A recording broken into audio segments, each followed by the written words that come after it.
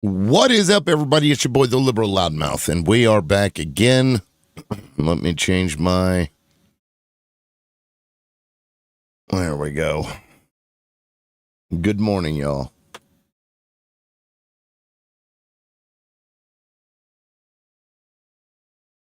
We're just getting started, so if you're just getting here, that's why nobody's here. I just started it. Oh, thank you for the hearts. I appreciate you liking it already. It's a good sign. It's a good sign.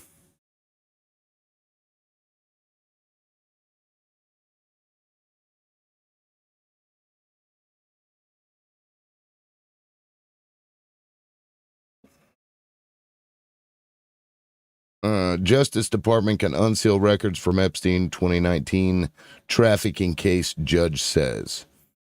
All right, then, biatches, get on it. District Judge Richard Berman reversed his earlier decision to keep the material under wraps, citing a new law that requires the government to open its files on Epstein, his longtime confidant. The judge previously cautioned that the 70 or so pages of grand jury materials slated for release are hardly revelatory. Revelatory, I guess. Bunny, what's up? Jesse, what's up? So the first part of this may be a little grass-growy type. I'm going to read a bill. And I'm going to do that because if you know what the bill actually says, you'll be able to understand it better, rather than just going based off of what somebody tells you it says. It's not that long, and we'll get to it once more people get in here. Good morning, Vietnam. Damn, that's an oldie. That's Robin Williams, man, back in the day. Good shit. I haven't seen that movie in a long time. That's fucking funny. I should probably apply for radio jobs, you know? Yeah, they'd probably get sick of me. Why do you always have to shit on Trump? You're just supposed to play the music. That's what they'd tell me. They'd fire me for bitching about Trump on air. And in other news, Donald Trump sucked Bubba off yet again. And then I would add, that's what I would do. God, that was fucking loud as shit in my ear. Jesus Christ. Jiminy Christmas. All right. I'm just waiting for people to show up. Guys, we're going to get started. So let's get to, let's get to like 7,500 likes and we'll get started. Keep tapping that screen. Let's go. Let's do this shit. Let's get the show on the road. What's up, Witchingly Witchy? It's good to see you. Good to see you. Oh, you want to talk? I love that you're here, Witchingly, for the record. I appreciate you. I love all witches. I don't like organized religion. Paganism is where it's at. And fuck everybody that says different.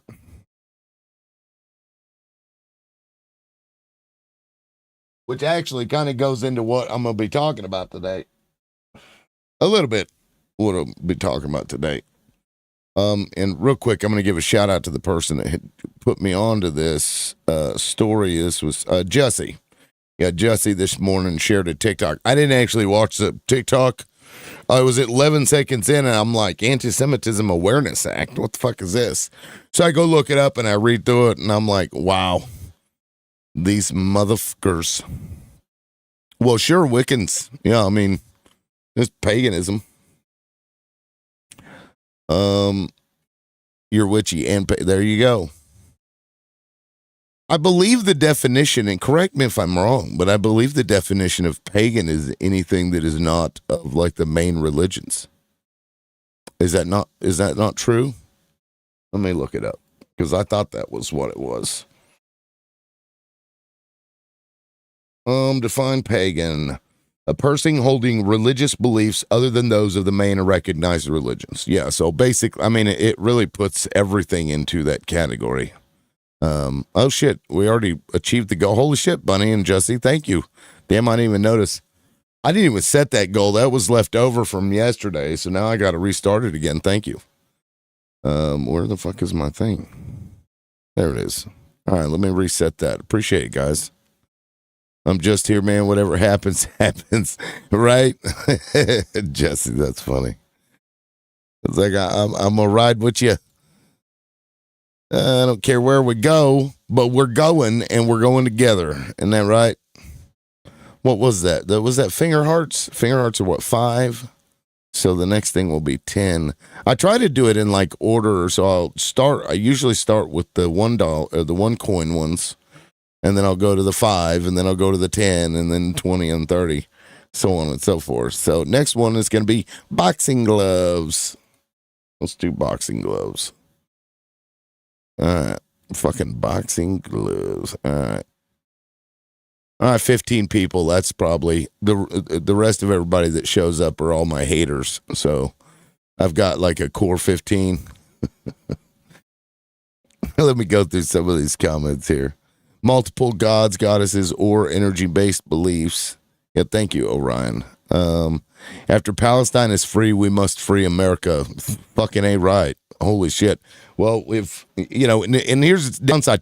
This bill that's put forward was a version of it was passed already in the House, but it unalived in the Senate because they went on like a break or whatever, and because of the rules it just unalived, like, because there's a certain time frame with which you have to, you know, pass something or it just unalives on its own. And so now the Senate is putting forward a bill, and it's going to pass because Democrats and Republicans, this is the only fucking thing that they can agree on, and they always agree on it. Oh, if we can suck the ass of Israel, we're going to do it because we love sucking Israeli ass. It's the best ass ever, okay? Let's see, what did Witching say? Come see my TikTok promote. You know what? I'm actually intrigued by your TikTok promote, so let me go here, and if it's worth it, I'll put that shit up there, just because I find you to be highly entertaining, Witchingly. How do I look at your promote? I'm on your page, but I don't see your promote. I don't know what that is. Let's see. I don't see it. Well, I'll figure it out. I'll look at it later. I bet I can see it on my phone. It probably doesn't let me see it on the PC. Yeah, the PC version, like on a browser, looks way different than the TikTok on your phone. That's probably why.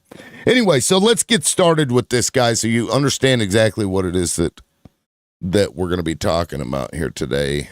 Oh, shit. Okay, here we go. All right, let me move my comments over. And it's real subtle, kind of what they're doing here, right? On its face, it sounds reasonable enough. Senator Tim Scott, you know, and it's, I mean, look at all these names. Democrats, Republicans, all of them. To provide for the consideration of a definition of anti-Semitism set forth by the International Holocaust Remembrance Alliance for the enforcement of federal anti-discrimination laws concerning education programs or activities and for other purposes. Be it enacted by the Senate and House of Representatives, blah, blah, blah, blah, blah. In the sense of Congress that Title VI of the Civil Rights Act of 1964 prohibits discrimination on the basis of race, color, and national origin in programs and activities receiving federal financial assistance. While such title doesn't cover discrimination based solely on religion, individuals who face discrimination based on actual or perceived shared ancestry or ethnic characteristics do not lose protection under such title for also being members of a group that share a common religion. You see what they're doing here? Like, whenever I show you what the fucking Holocaust remembrance shit says, you'll understand what the depths of which they're trying to fuck everybody. Discrimination against Jews may give rise to a violation of such title when the discrimination is based on race, color, or national origin, which can include discrimination based on actual or perceived shared ancestry or ethnic characteristics. Notice this: perceived shared ancestry. Perceived. Which is interesting because they don't like trans people, right? If somebody feels that they are, a female trapped in a man's body, it's probably a bad way to put it, but you know what I mean. They will shit all over that person. Oh my God, no, that's not right. That's what is wrong with you, groomer. Yet, perceived shared ancestry. Well, I think I might be Italian, but like it's bullshit.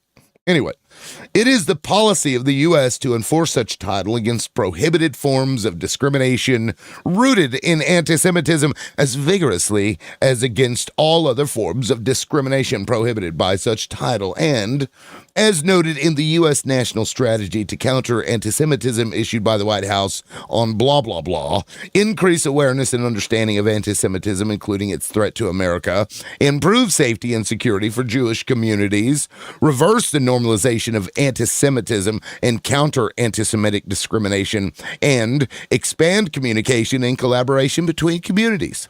Findings.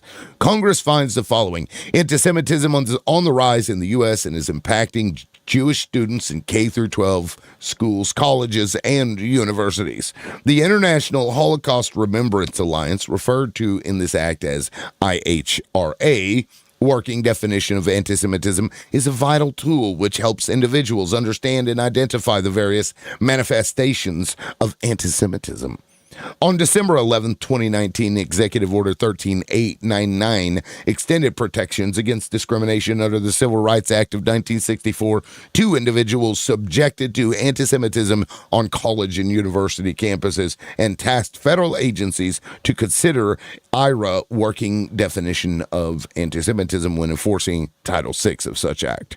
Since 2018, the Department of Education has used IRA working definition of anti-Semitism when investigating violations of that Title VI.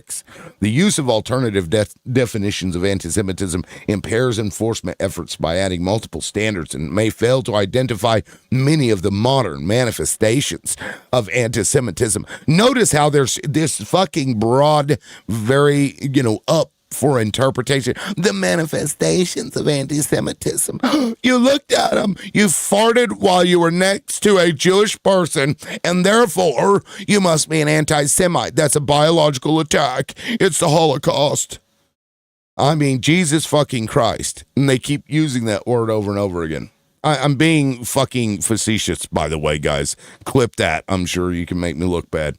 The White House released the first ever U.S. national strategy to counter anti-Semitism on May 25th, 2023, making clear that the fight against this hate is a national, bipartisan priority that must be successfully conducted through the whole of government and society approach. For the purposes of this act, the term definition of anti-Semitism means the definition adopted by blah, blah, blah. In reviewing, investigating, or deciding whether there's been a violation on the basis of race, color, or national origin, or perceived Jewish ancestry or Jewish ethnic characteristics, the Department of Education shall take into consideration the definition of anti-Semitism as part of the department's assessment of whether the practice was motivated by anti-Semitic intent. Right. Other rules of construction, blah, blah, bullshit. Now, let's look at this fucking IHRA definition, shall we? So this right here is, I'm just, so you know, right here, International Holocaust Remembrance Alliance. So we're going to scroll down here. We may go through the rest of them, but I want to point this out. Denying the Jewish people their right to self-determination, example given, by claiming that the existence of a state of Israel is a racist endeavor. So if you think that the state of Israel, proclaiming itself to be a Jewish state, if you believe that is racist, you are now an anti-Semite. based on this legislation here. And it will be enforced. And even up there, it doesn't even just put it to the Department of Education. It says all laws should be interpreted this way. They're going to redefine what it means. So basically, what this is saying is if you are anti-Zionist, you will be considered anti-Semitic by law. And you will be found guilty of hate crimes at some point for this. And they're going to indoctrinate your children into believing this fucking nonsense. Just like we had Hillary Clinton up there the other day at the fucking Doha shit talking about, oh my God, these young people, they're watching TikTok videos and they're walking away and they don't understand the context of the Holocaust. And the guy that's like talking to her, he's like, yeah, but they're actually seeing like what's happening right now. Yeah, but they don't understand what happened before to these people.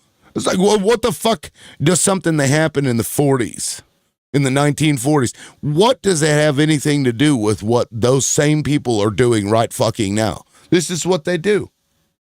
They're just, no, I'm a victim. No, you got to victimize me. Look what somebody did to me before. Look. And not even to me.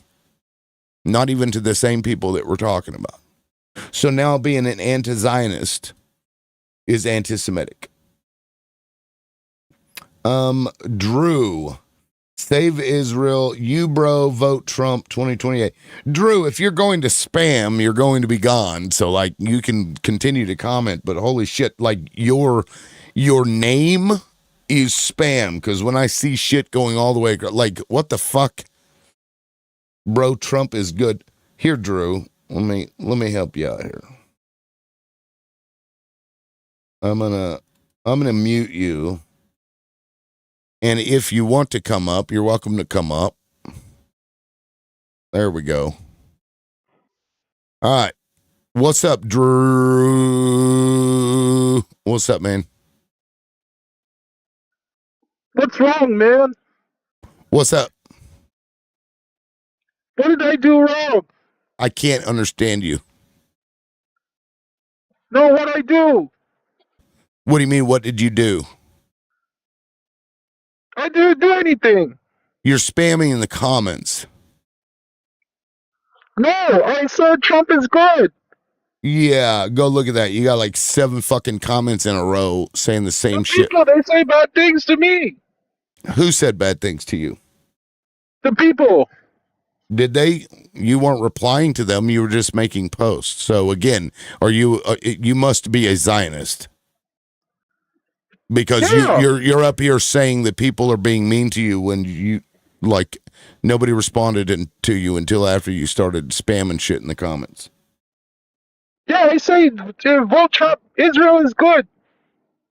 Okay, this guy's not serious. All right. I don't know what the fuck that was. I'm not going to put up with that shit today. Here, bro. Contributions to this live. You watched for less than 5 minutes. You aren't serious. Block. Goodbye. Fuck you. I'm just, I don't know. I didn't even think that person was like being serious. Anyway, hey, Misty, what's up? Let me get through some of these comments. Look up Article 3379. Somebody wants me to look up Article 3379. UN Article 3379. I mean, it'd be nice if you gave me a, what am I looking for here? Okay, this is like a massive, let's see, recalling its resolution of 2024, elimination of all forms of racial discrimination, particularly its affirmation that any doctrine. I mean, there's a lot of stuff here. What about Article 3379 do you want me to see?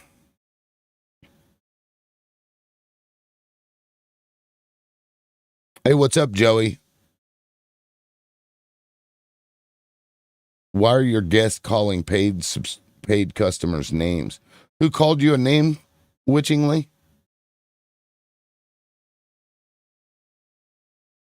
Anybody talking pro-Zio here are paid bots from Izzy. Yeah, probably apropos. Anyway, I'm waiting for that person to respond. Who was that? American U.S. patriot. Zionism was declared as a form of racism. That's the title of the article. Oh, I see. Yeah. Well, that's what the UN. This is related to the U.S. You know, and the UN can't come into the United States and like do something to an American citizen based on its laws. That's related to countries and how they whatever. But either way, they're going to indoctrinate. That's because like Hillary Clinton was up there bitching about TikTok and people watching these videos that are real. These videos, by the way, that were posted by the soldiers that were unaliving these babies, they were posting videos of themselves going through the homes of Palestinians after either they had executed them all or had run them out because they had boomed everything else. And these soldiers were going in there, putting on panties and shit, and making these videos, basically laughing at the struggle and despair of these people. And so when people on TikTok start seeing this, seeing just the complete depravity that exists within that country and their military, of course they start having issues. And Hillary Clinton wants to get up there and tell us that, oh, we're wrong. They just, the people of today, they don't understand the historical context. She even claims that in college they don't teach the right context of the Holocaust. This is a talking point that was put forward by Israel because Sarah Hurwitz, I believe was her name, fucking speechwriter for Hillary Clinton, basically said the same goddamn thing in another speech not a week or two before Hillary's shit. And you got like people like Mike Huckabee on the right saying the same goddamn thing. And that's why yesterday's show was talking about how it's fucking taking us over. They are the most dangerous thing to this country that exists right now. They're far more dangerous than Donald Trump. And now they're seeing that people are turning on them, and they know for a fact that they have to have the United States to survive and to continue being bullies. And so they're just going to go into our schools and start making sure that our kids are properly indoctrinated. And to rebut this, you not only have to get rid of these politicians. Thank God, fucking Hillary's ass is no longer going to be in politics, although she still has pull, I would say, with the world. You've got to get rid of these politicians that are sucking the ass of Israel. And then you also have to make sure that your children are aware of the truth about Israel and what they do. You have to indoctrinate your own child to counter the indoctrination that this fucking government is doing to these children. And simultaneous to that, they're bitching about indoctrination at public schools. That's why we got to get rid of the public schools because they're indoctrinating and grooming your children.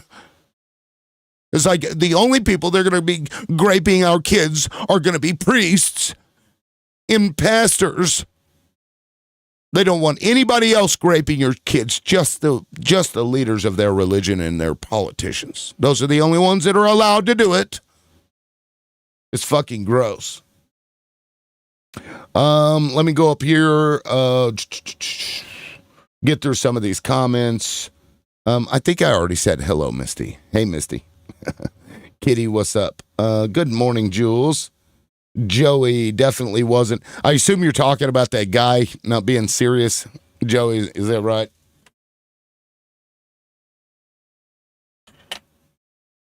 And Joey, I brought you up in yesterday's show, by the way. That pattern of behavior that you've shown over and over again. Zionism was declared a form of racism. True. Don't you remember? Let's see. Are you in another country? Are you American? This is why the U.S. is not a real democracy with only two parties, really easy for the likes of AIPAC. Oh, yeah, I mean, we still have democratic tendencies. We still have democratic functions, including direct democracy. That's why I always laugh when Republicans are like, it's not a democracy, it's a republic. Because a republic is technically a form of democracy, but, whatever. And we even have direct democracy where you vote literally on bills that they'll pass. It even bypasses the Congress and such. But, don't explain facts to people who don't care. So there's nothing going to stop it. Well, witchingly, if that's your attitude, of course nothing's going to stop it. Right. If your attitude is, you're not going to stop it. Of course you won't stop it. So how about we do what is right, which is inform people of the truth, and then we let the cards fall where they may. Either we get out of this shithole that we find ourselves in, or we don't. But if you don't try, then you were part of the problem to begin with. If you weren't part of the solution, you're part of the problem. Then stop it then. Good morning, Lonnie. How are you doing? Good morning, Allie. Good morning. We realize now that AIPAC is in control, but they've been working on it before JFK was pew-pewed. That's right. Joey is LOLing. Who's going to single-handedly stop it? Well, who the fuck said that you were going to single-handedly stop anything, Witchy? I never said that. I said we have to, collectively, as people, do these things to combat what they're doing. They're about to make these schools indoctrinate you, and they're going to interpret all hate crimes to include fucking Zionists. It is ridiculous to claim that if you believe it's racist to have a fucking state that is for a certain group of people, if you think that that's problematic, there's nothing wrong with that. It's like them bitching about, Arabs making their way to Europe. Oh, God, they're taking over. Yet you look around the globe, and in pretty much every country on earth, you'll find a fucking European that owns land there and has control in some way, shape, or form is controlling others. But, when the Muslims do it to the white people, oh, God. Let's see, that's funny because I have no pattern. Shouldn't label people. Yeah, you do have a pattern. Yeah, you do have a pattern, Joey. I watched it time and time again, man. Get out of here with that. Republicans can't tell the difference between political ideologies and political systems of government. Have I come on there and crash out? Sure, have, just like anybody else has. Not quite just like anybody else has. Good morning, Nana. Good to see you. Good luck getting the whole world together to agree with you to change it. I mean, look, yes, it's an uphill battle, witchingly. I don't disagree. But you got to try, don't you? I'm European, and we have to accepted. It's called ethnic blowback. I mean, that's a great point, actually, Depletion. Because when, historically speaking, back from the 1400s or so, maybe even a little more recent, but when they go to these countries and then cause all of these problems, Europeans, I'm referring to, and then now these countries that they've kind of gone into and either unalived half the population or taken over all the resources, when the population start having issues and they leave to save themselves and they end up going to the places that aren't having those problems because that's where the people, originated from that caused the problems, that's absolutely blowback. I'm all about it. I'm all about it. Just fucking take them all over, I say. Joey, you 100% have a pattern. Yep. Come on, overtalk constantly, crash out every single time. You unfairly labeling me, but go on, it's your show. Yeah, okay, Joey. Did you see the rant Dear Leader did on TV last night for Twitter?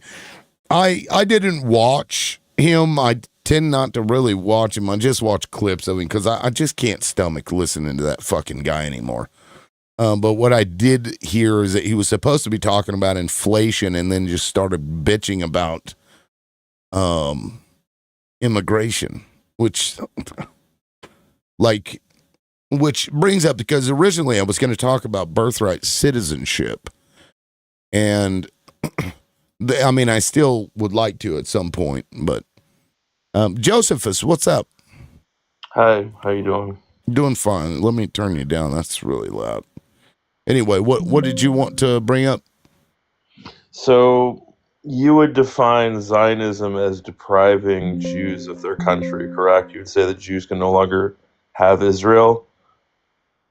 Okay, you said a lot of things. Let's do that again. Try to reword that, because Yeah, I'm so not you sure I would say understand you what would you're asking me. define anti-Zionists as saying that Jews can no longer have a sovereign country of Israel. Is that correct? That they have no right to have a country. Jews Correct. have no right to have a country?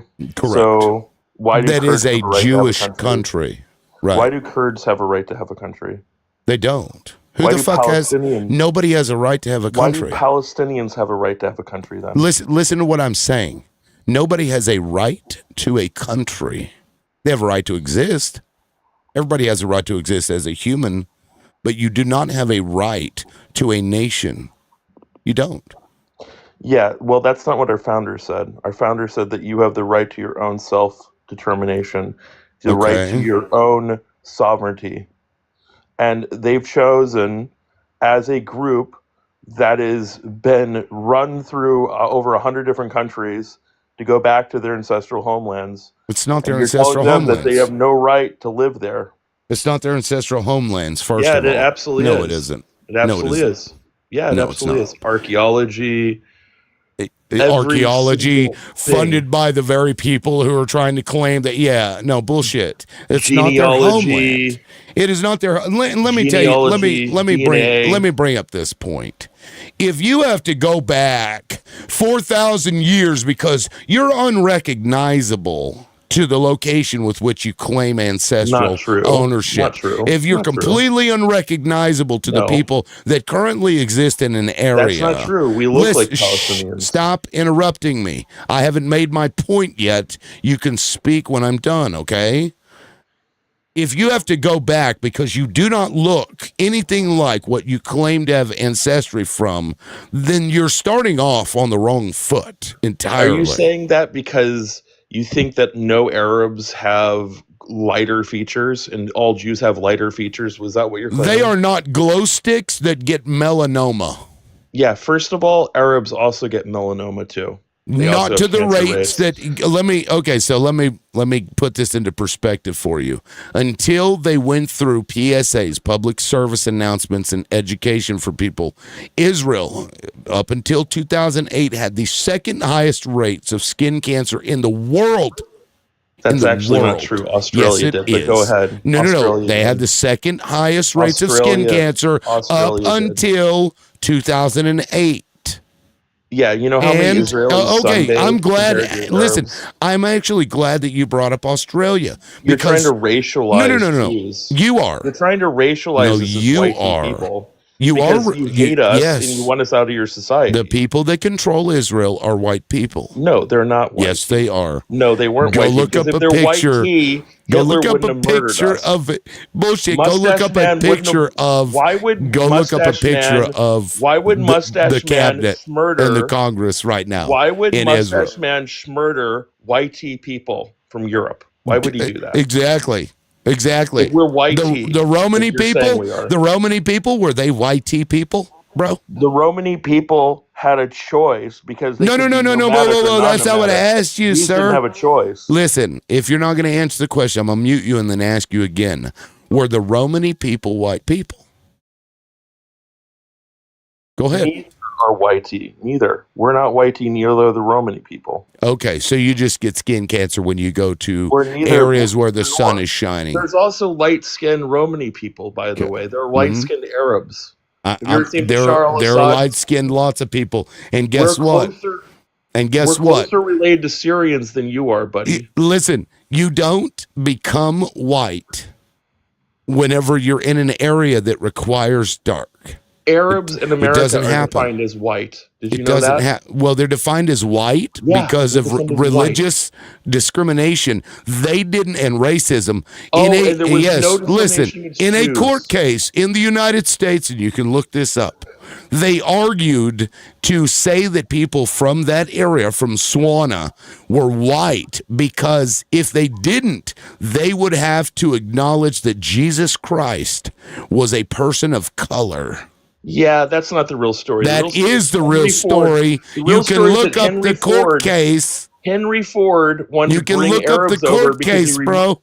And it was Henry before Ford, Henry Ford. racist Henry Ford wanted to bring over Arabs to work for him because he admired their work ethic and he saw them as white, just like The you court do. case I'm talking about So was prior to Henry You're Ford. trying to racialize Jews. No, I'm not who have suffered trying. discrimination for centuries. So you're saying Europeans, Jews, because they're white, they suffer discrimination? Okay, You make hold no on. sense, sir. Okay, so do you guys see in the comments, see what they do? Whenever they realize they're losing, they just keep talking and then they get louder. And that's what they do. They're disrespectful. They believe everybody else around them is stupid. This man wants me to believe that Jewish people are not white, and some of them aren't. The ones that had remained in that area for the entire time that the diaspora had taken place, they are dark-skinned people. And guess what? Guess what? The people here, I'm gonna mute you again. And guess what? The Jewish people that exist in Israel who are of European descent treat those people of color like absolute garbage, like hot garbage. For example, the Ethiopian Jews. They didn't want them to reproduce because they want Jewish people to exist, but not if you have skin color. Because, again, white supremacists hijacked a religion and then tried to claim that it was somehow racist against them, these white people who had colonized 90% of the world. It was racist to say anything bad about those. No. You can't do that because I may be white and I may have skin cancer because I go and the sun burns me. But I'm Jewish, so you can't do that. Yeah, Israel brought Joseph. the Ethiopians to Israel because there was starvation going on because of communists. Communists were hunting down Jews, so they brought them, they plane lifted them over to Israel to save their lives. Most of the Ethiopians, by the way, voted for Bibi Netanyahu. I hate Bibi Netanyahu, but most of them voted for Bibi because it was the Likud party that saved them. So you're wrong on everything. Everything you say is a lie, okay? Everything you say... Coming from a Zionist, that is ironic. Saying lies. A Zionist telling me that I'm wrong. Okay, hold on. A Zionist telling me that I'm wrong and that I don't know what I'm talking about means that I am right and I do know what I'm talking about. Because, again, these people, they lie. They use children. They use children to be raped by other people so that they can gain compromise on them. This is how they operate. They don't do it in face-to-face because they're pieces of shit. They have no courage whatsoever. They're not strong people. They have to slink around like cockroaches in the shadows in order to effectuate their shit by, creating fake organizations to sell pagers to people that will blow up whenever Israel decides they want them to go boom boom. And who cares about the kids and the innocent civilians that surround them? That doesn't matter because we are who we are, and our Bible tells us that we will be the ruler of all nations. Doesn't it, Josephus? No, you're thinking of the Quran, sorry. That says no, here, let me read it for you. Rule all nations. You know what? It's funny because I have it bookmarked. You don't know anything that you're talking about. First of all, I actually have it. Those people were terrorists. I have it bookmarked from yesterday because I read it right here on this show. I'm going to let you finish the lie that you're about to tell, but give me a second. I'm going to pull up your religious text and I'm going to read it to your fucking face and then watch you pivot and but Arabs. Oh my God. Yeah, but look at those Muslims. Holy shit, their skin color. Oh my God. Why don't they get skin cancer like we do? You idiot. Go ahead. I have the same skin color as most Arabs, dude. You have the same. Why do I have to get skin cancer? God, will you please smite me with some SPF 10,000? Hit me with the SPF 10,000, please, God. Yeah, there Please, are Arabs God. who look like me. I have Arab friends who look exactly like me. Do I look Okay? Arab? You could be an Arab. Yeah, absolutely. Okay, then I don't believe what you just fucking said. If you Yes, you said could be that an I could Arab. be an Arab, Arabs come in all skin tones, he's dude. like, yes, you could be an Arab, even Yes, you though I could don't be. look You anything could like be. an Arab You could be an person. Arab, Again, yes. this is a white person. Arabs come in all shades. They literally And what do. the fuck? Black, You could white. be an Arab You could be too. an Arab. Yes, you could be an Arab. We could all be Arabs. You And you know know, what? I tell a you what, big- Josephus, I'm black too. Did you know that? actually, Because, no, listen, my ancestors, 300,000 years ago, they were from Africa, okay? And they came from Africa and they went all across the world in a diaspora. And you can go look, the archaeology proves it. So I'm African, so I'm going to Africa, I'm going to get my land, and then I'm going to tell the whole world that you can't be racist against me because I'm African. so you realize the concept of race is a new construct? And first of all, Arabs do I'm look like... African. There are Arabs who look like you. There's Arabs who look like me. Arabs who look Are there black. Africans that look like me? There are Arabs who look like you. Absolutely, 100%. Alhamdulillah. Absolutely. Are there Africans that look? Do I look African? Would you say I'm African? Because I am. You're part African American? Okay. I'm African. Absolutely. Okay. Listen to this so guy. you're white passing. Sure. Okay. Sure. Yeah, we can go No, with that. but you maybe have 300,000 years African ago, ancestry in you're telling me that your people DNA. came from No, but Africa? That's okay. You may be white passing, but you might have large amounts of African DNA there. Yeah, Some of your so what relatives if may it have was come to from American colonization? You're welcome there. Just make sure you put on your Because you're SPF 10,000. presenting as one race doesn't mean that you're that of that race. There's something called white passing. The glory of Zion. Oh, shall we read through it together? You're going to take this totally out of context. No, I'm going to read it. I'm going to read you're gonna it. take it out of context, like all you don't holy want me text. to, do you? Sure, take it all out of context. Do you? I'm going to read it exactly as it's written. That's what's crazy about this. Take it out of context. There's no context. There is always a context. Even though we have smited you in the past and I was angry with you and I made you suffer, now foreigners will rebuild your walls and their kings will serve you. Though in anger I struck you, in favor I will show you compassion. Your gates will always stand open. They will never be shut day or night, so that people may bring you the wealth of nations. Their kings led in triumphal procession, for the nation or kingdom that will not serve you will perish. It would be utterly ruined. What's the context there? Yeah, probably the Josephus. Assyrian invasion. Probably. Or something like that. Yeah. Probably. They teach this to their children as if this is true. No, we don't. No, yes. we don't. Are you Jewish? No, we teach it Are you of the Jewish religion? Yeah, I'm a Jew. Then they do teach this. And we don't teach things literally. Yes, okay? they do. Oh, then No, what did that mean? No, we're just the chosen people. We're the chosen people. You're going to refer to us. Are you the chosen person? Even if I deny it, you'll affirm. Are you the chosen person? Like I said, even if I deny it and say that I'm not. Tell me if I'm taking this section out of context. I am reading it verbatim. Okay, I'll start with the prior passage here. As a bridegroom rejoices over his bride, so will your God rejoice over you. I have posted watchmen on your walls, except on October 7th, when I instructed them to leave. Is that out of context? So there's a reason why God created Adam. Because is that out of context? Is related to all human beings. Except for on October 7th, when I instruct your military, the watchmen, to remove themselves. Yeah, that's not in the Torah. I'm sorry. Well, it's not in the Torah. I'm not reading from the Torah. You aren't a very good Jewish person if you don't what are you reading know from? where these things... This is the Tanakh. Yeah, it's not in the Tanakh either. Yes, it is. No, it's not.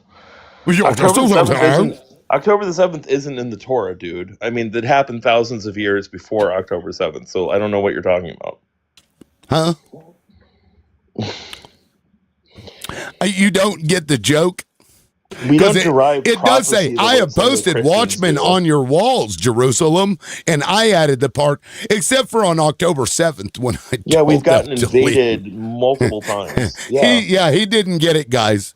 He's like, what is It's this not man literally in the talking about? Torah, but okay. You I wanna don't know say it's what prophecy? I don't know what the Mossad's talking points was sent down. You better teacup and go You ask your really handler. believe that the Mossad reads the Torah as their like PR talking points? My shit, I don't know. Call them whatever you want.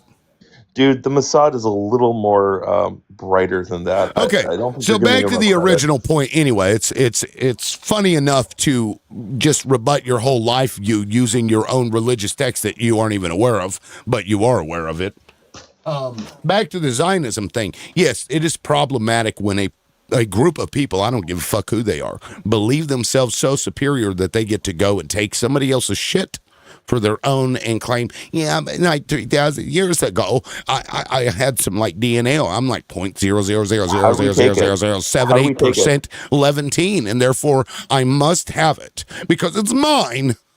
So if you buy the land, you stole it, right? If you're a Jew. If you were given the land by the British, They bought you all the stole it, land, right? did they? They But the bought it British. all. How did you get your land, by the way? Did the British not give you your land? Actually, that you my land colonized? was taken from me. Oh, sir. yeah, really? By Mhm. who? By the Union Army? The same types of people that went into Palestine and took their land. When you were losing the Civil European War? colonizers. You have a lot in common with the Confederates, by the European way. colonizers. You're defending a lost cause. You're This a Confederate. country is the example of what Israel will turn into, and the Palestinians are comparable to our indigenous who are still stuck on reservations where they're treated like shit, treated like second-class citizens, just like you treat Palestinians. You sound like a Confederate for Palestine.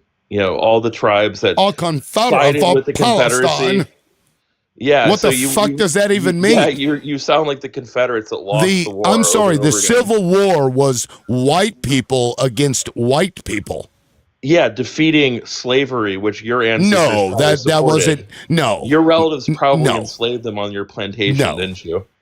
Yeah, let's talk about your relatives for a second. Actually, who owned you see, plantations, whenever I'm sure. the indigenous population had slaves, they actually treated them a lot differently. Yeah, you probably think you well, are here's the thing. Let me point this you're out real Scotch quick. Irish or something. Let me point this out.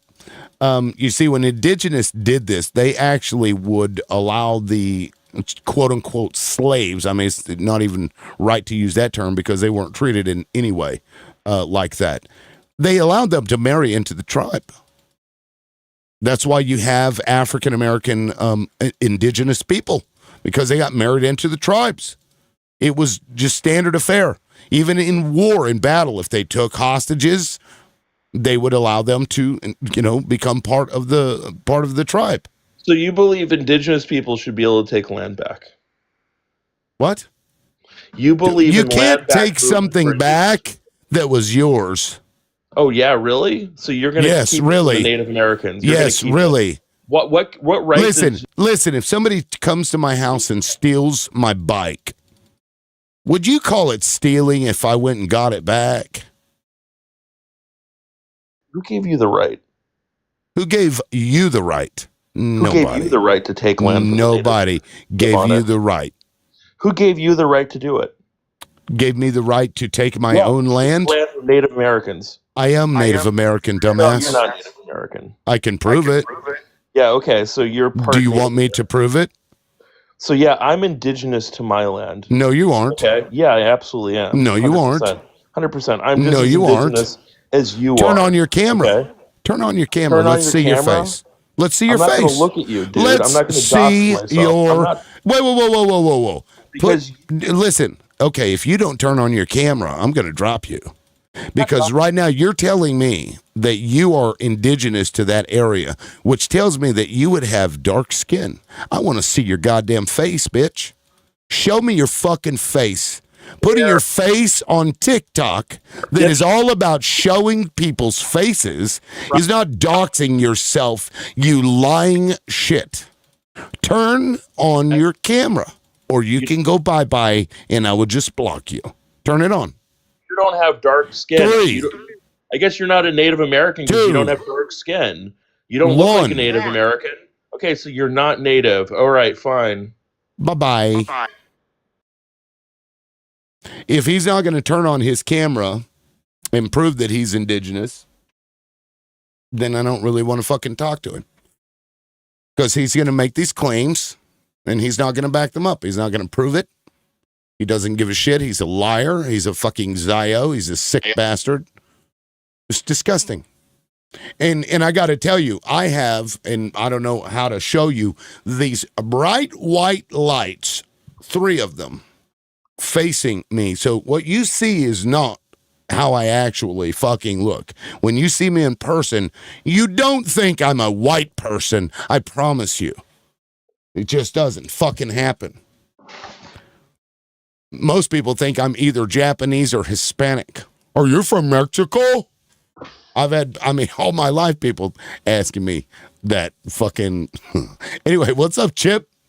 Hey man, I've bumped into that person many times before on TikTok. He is a rather unpleasant gentleman, but again, it's all part of the same ideology. The belief system kind of goes like this, and a lot of them won't admit this, but this is the cultural ethos in which they are raised, and it goes like this: we're special.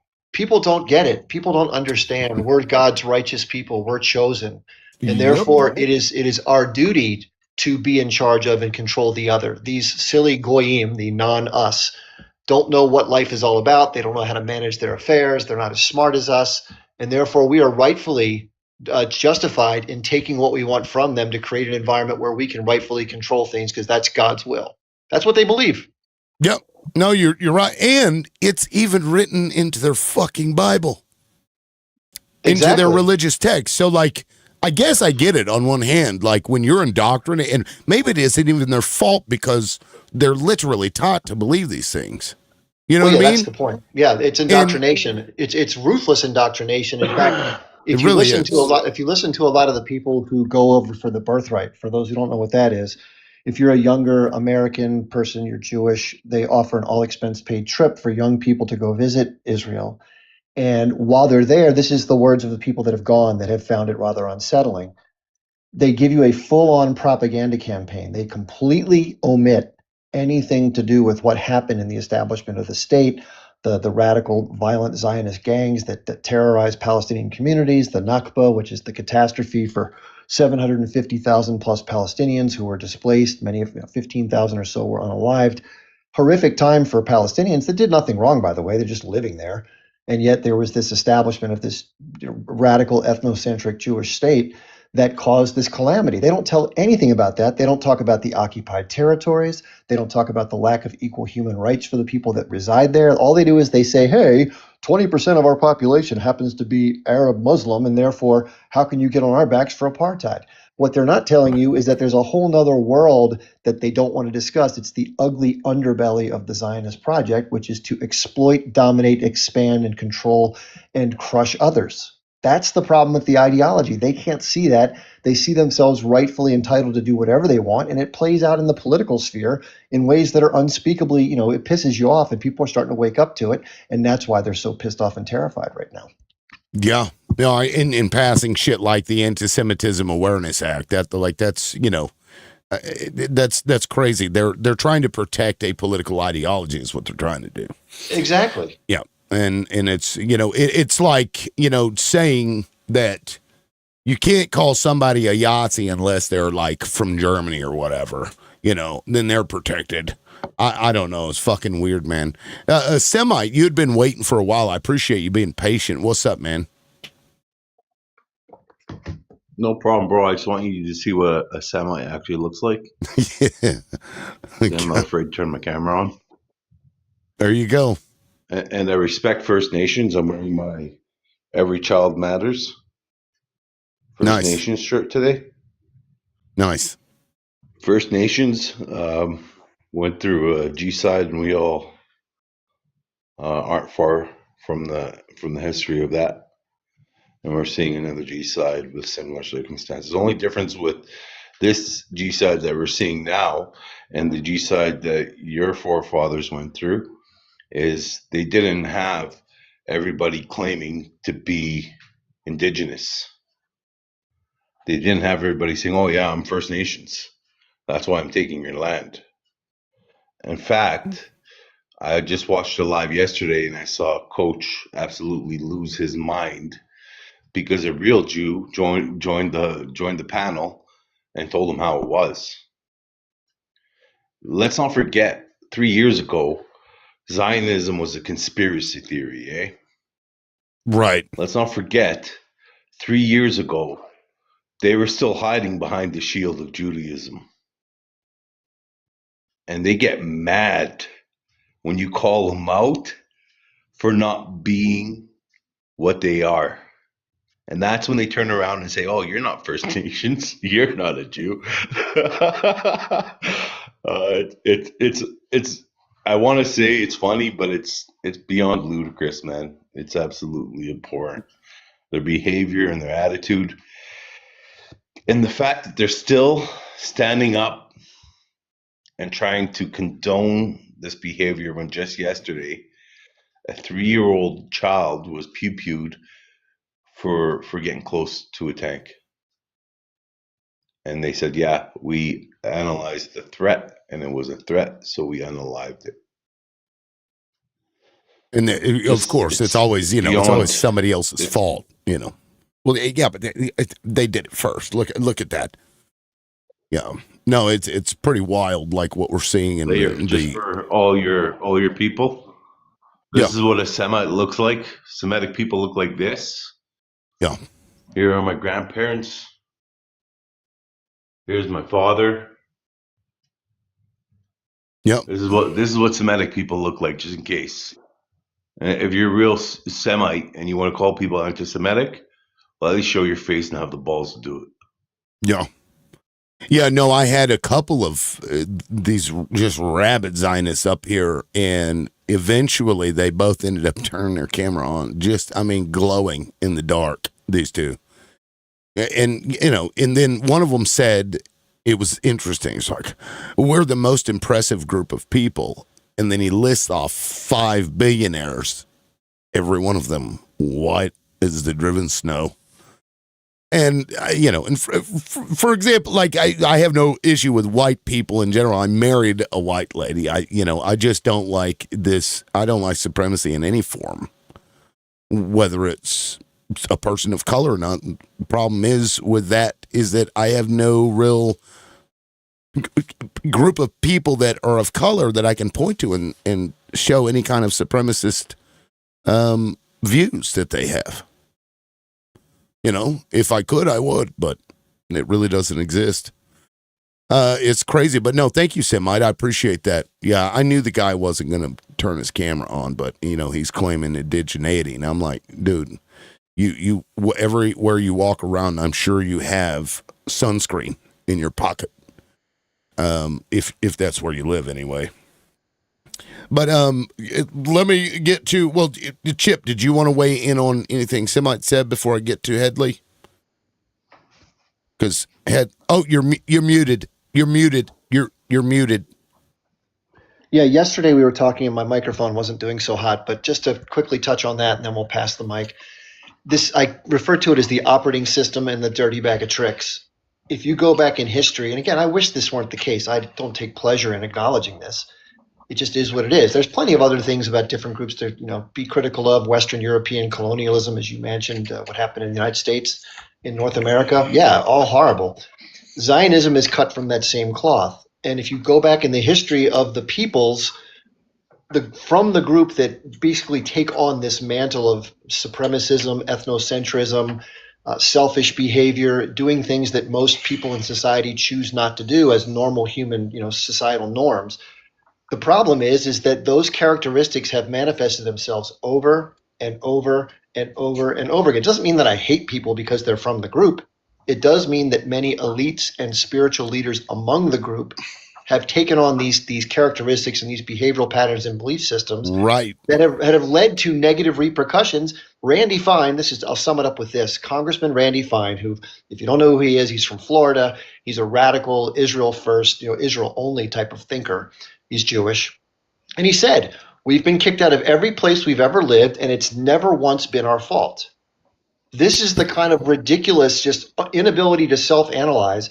And every time there's been an expulsion, there's been a specific reason given historically for what happened. A lot of times it was coin clipping, it was usury, it was sacrificing children, or whatever it may have been in that instance that got people rounded up and booted.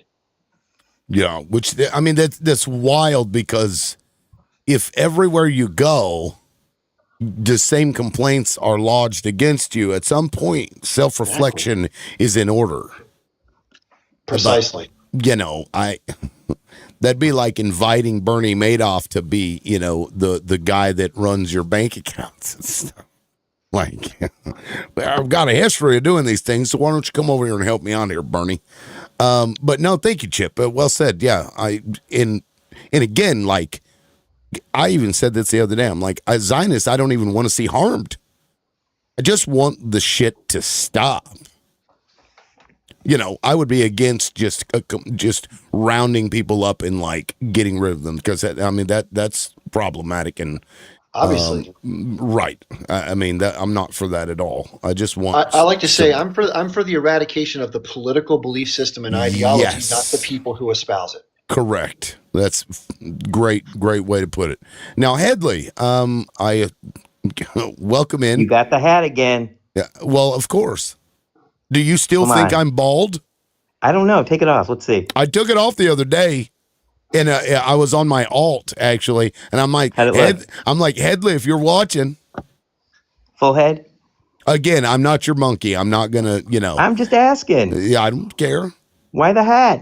Are you inside? No. I just think it's weird that you're Yeah. so concerned with my hair under my head, Or lack under thereof. my hat, or lack thereof. I guess you'll never know. I need to know. You can go to my profile, and there are pictures of me without my hat on. There are Yes. modeling professional There are pictures? videos of me. If you find me that attractive, I appreciate it. I am flattered, but I am not gay. And you married a white girl? I did. Nice. Yeah. How's she look? Better than you, I can assure you. I bet she does. Yeah. And this, like, are you Jewish, Headley, or just Zionist? Hang on, let me check my bank account. Yeah, I'm Jewish. You said that's pretty funny. You said that last time you were up here. I only ask because, like, you're acting very weird and you're sexualizing everything, and that which I find a little telling. I woke up quite horny, Given that- to be honest.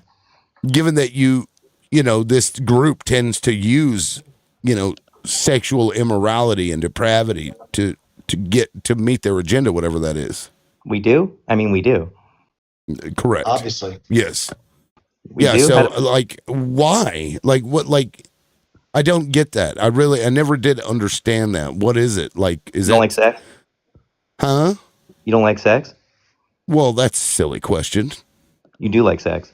Well, I mean, am I breathing? Do you Am love I it or do you am like I a guy? No. You There are love it or people you that like don't. it? There are people that don't like it. They're There are, called like asexual. Fuentes. They're called Right. asexual. Right. Do you know anybody like that? Well, apparently you. This is a weird conversation, think and I'm I'm not asexual? sure. Yeah. You think I'm asexual? Look, if you want to make a political point, that's fine. This isn't Rabbi Shmuley's sex shop, okay? You don't like Rabbi Shmuley? Well, I mean, is only if he continues to sell kosher dildos will I continue to support that. Well, Does the he sell moment he those? sells one that isn't kosher, then I'm gonna have a problem with it. Does he sell those? Yeah, go look at his shop He does, really? with his daughter. Really? Go look it up, man. All right, It's I gotta crazy. look that up. Yeah, I don't even because know what a kosher I dildo didn't is. even. I was blessed or something. I don't fucking know, man. Damn. I know. Like with kosher though, because I was always confused about that. I looked it up once, and I think it has to do with the people that pick the things that they make in terms of food have Mm-hmm. to be like. Isn't it? They have to be blessed in some way, or it's only certain people that can touch the food. Isn't that how that works?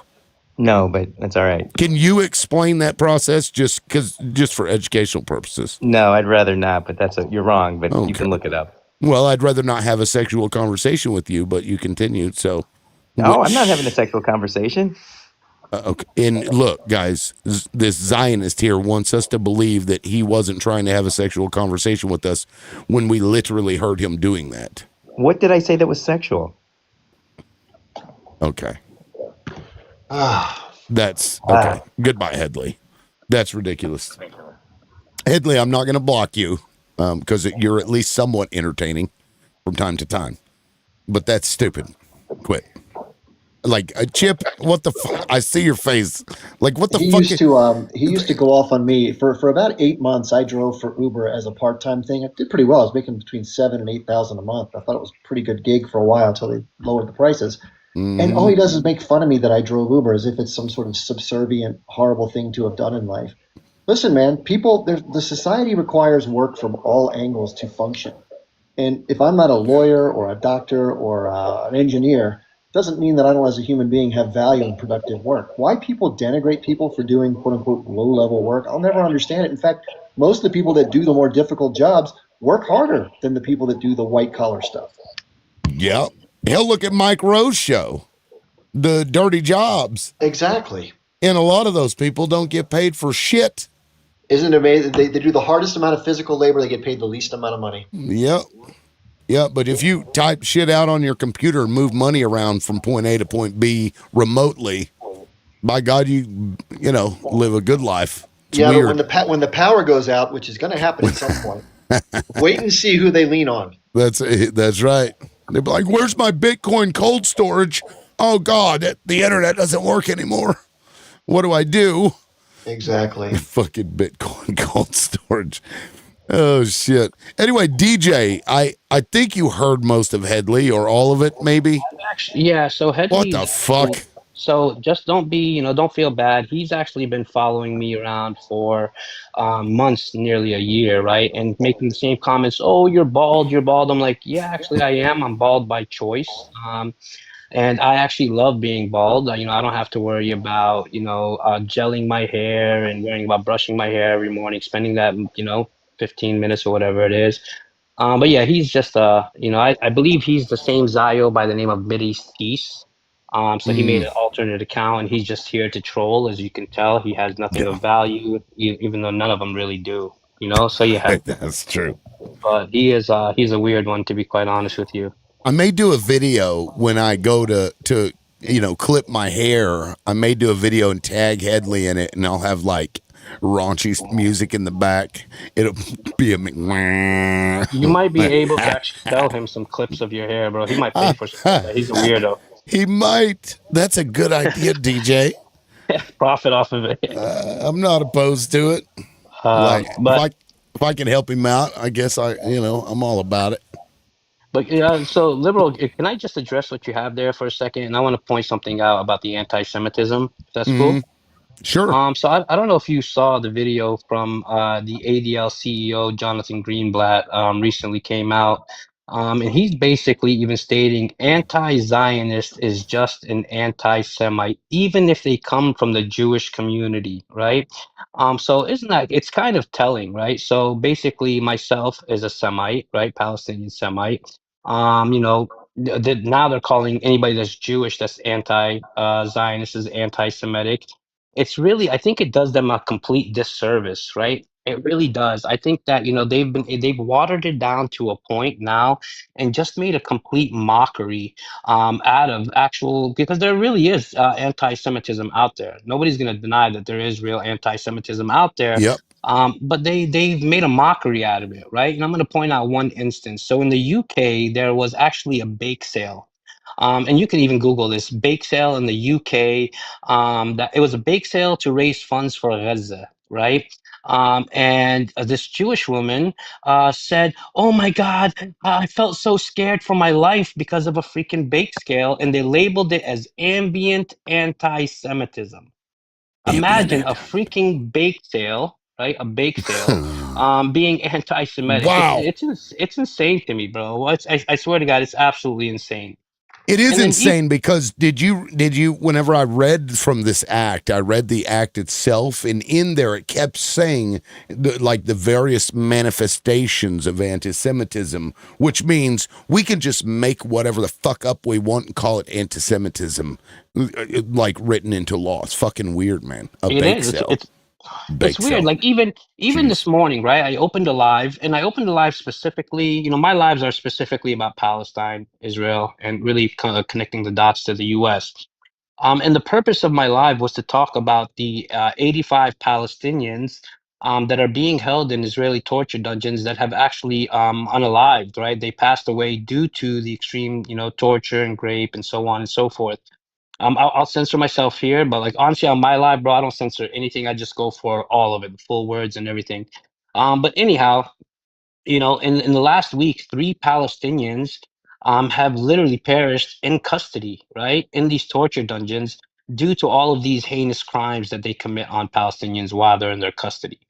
So since October of 2023, 85 Palestinians have perished in their custody, right? But meanwhile, me talking about this is considered to be anti-Semitic. Like I don't get Nuts. it. It's Yeah, nuts. it is nuts. It's crazy. And then I bring up this other thing that I was reading today about from Ynet, right? Ynet is an Israeli publication, and in this Ynet article, it's the title of it is ex-IDF hostage czar, Israel fire unalived most captives in Jabalia due to intel gaps, right? So this ex-hostage czar, his name is Nitzan Alon. He came out in this Ynet article literally confirming exactly what we knew, right? That they actually unalived their POWs that were being held in Gaza. And there was some internal, there was internal conflict among them because some were saying that we need to be careful and others were saying, you know what, just do it, right? And they named at least 15 captives that they knew that they unalived inside of Gaza. So by me even stating this is considered to be inside. Like I don't understand. Like Right. at what point do we say, like, this shit doesn't mean anything anymore? It's so It it's doesn't. horrible to say, It but really it doesn't doesn't. mean, man. And Like that's why they're trying to pass this law, because it doesn't mean anything, and they're trying to make it mean something. They're trying to, even broaden it, legally broaden it. Now, Christina, did you get here before DJK? Because I could have swore he you did. came in after. Yeah, I You did. were, oh, well, my apologies. I It's thought you okay. came I in after, but mute go you. ahead. That's why I muted. So I did because I was yelling at my cat. So I didn't want you guys to like hear me yelling. Man, fuck those cats. Fucking cats. No, go ahead. My apologies. So actually, I go on to I am a 1000% liberal. I will never ever not be. My parents are 83 years old. I was adopted, and they told me, they were like, do yourself a favor, don't ever vote for like a Republican or whatever. But anyways, I just want to say I live in an area where anti-Semitism is not. Well, I didn't ever realize that it was how big of a thing it truly was because I never been around it. So, like when I hear people say the stuff that they say to these, like, I'm 25, I go to school, like I had when I went to school in the city and I live in the mountains now, I was like, oh my gosh, do people actually say the stuff that they that come out of their mouth? And like I said, my parents are older, but when I was growing up, I was like just amazed that people actually say this and think that the stuff that they are doing or saying is okay. In my town, Can you give me an example of what you mean? so Like, in my town recently, every single stop sign was tagged with the I don't know if we're allowed to say this. I don't go on these too often. Swastikas everywhere. Every single stop somebody sign. drew the okay. Swastikas Yeah. all over stop signs in We'll our. call it the German call sign. Yeah, the German call sign all over the stop signs in towns. And like I obviously like my stepdad was a history major, and my mom is my mom. They're older, so like and then I was very fortunate that in school I was able to learn like what that stuff is. But I was just like shocked that I came home from town and these are all over stop signs, like, and um it was these two teenage boys that they ended up, because I live in like a small town. There's maybe about 3,000 people in my town. if that. And they found that there was 2 teenage boys that were doing this, and I was like, there's like, Just I being love assholes, basically. Yeah. They're like, this has been This funny. is Look so funny. at yeah, Yeah, well, jackass. Yep. they were 17. They got tried as adults for it. First off. Oh wow. Yeah, and I was like, For wait, for putting a German call sign, they got thrown in. It was it just for for vandalism. For Okay. vandalism, yeah, but they still were like, well, you're 17, you're almost 18, you got to pay for it, like, and you got to like pay for your consequences. They like, I forget how much it was. Well, they should. Yeah, they should have to go through the fucking town and clean every fucking stop sign and sign in the damn city. It was like on like there's a law firm right next to my parents' house. Right there, big huge Nazi sign. Anything like my parents, like I said, they're 80. What state is this? Pennsylvania. Pennsylvania. That's crazy. Is there like a? Yeah, I mean that's gross. Like, yeah, it does exist. I've never personally ever seen it. I never personally seen it until I went into town one day, and I live in the mountain portion. I don't live with my parents anymore. So my parents live in like not really a city because it's still the mountains, but like they live an hour from Pittsburgh, if that gives like an idea. It's not quite a city, but it's a city in the mountains. It's like a town. It's like like a little town. I love the Pennsylvania towns. I used to roll through there. I used to drive a truck, and they'd have just a town on the side of a fucking mountain, and it was generally pretty small because where do you go? Dig into the mountain. I grew up in. Yeah. I live up in the mountains, like away from people, pretty much. But anyway, but like my state's also a swing state, but like the county I live in is a blue county, which makes no sense. But yeah, yeah, and that shit isn't acceptable, right? And nor has it ever been. Like, I remember I went to an all-white school, and I remember the first time we got a black kid, and I heard this white kids say the N-word. My parents didn't, even though they were older, you would think, oh, these people's parents are older. She's the type of person to like think that those words are okay, because like my parents grew up at a time where the black people weren't allowed to walk on the same street as white people or whatever. But no, my parents didn't raise me that way. My parents were like, everyone is equal no matter what. You don't judge someone based off of a religion. You don't judge someone based off of a race. And you don't like. When the one kid in my school opened up as trans, my mom said, okay, invite them over for dinner, accept them for who they are. And it's just like so like sickening. Like I get so sick. I'm a keyboard warrior, to be honest with you. Sometimes out in public, I'm not going to say anything to someone's face.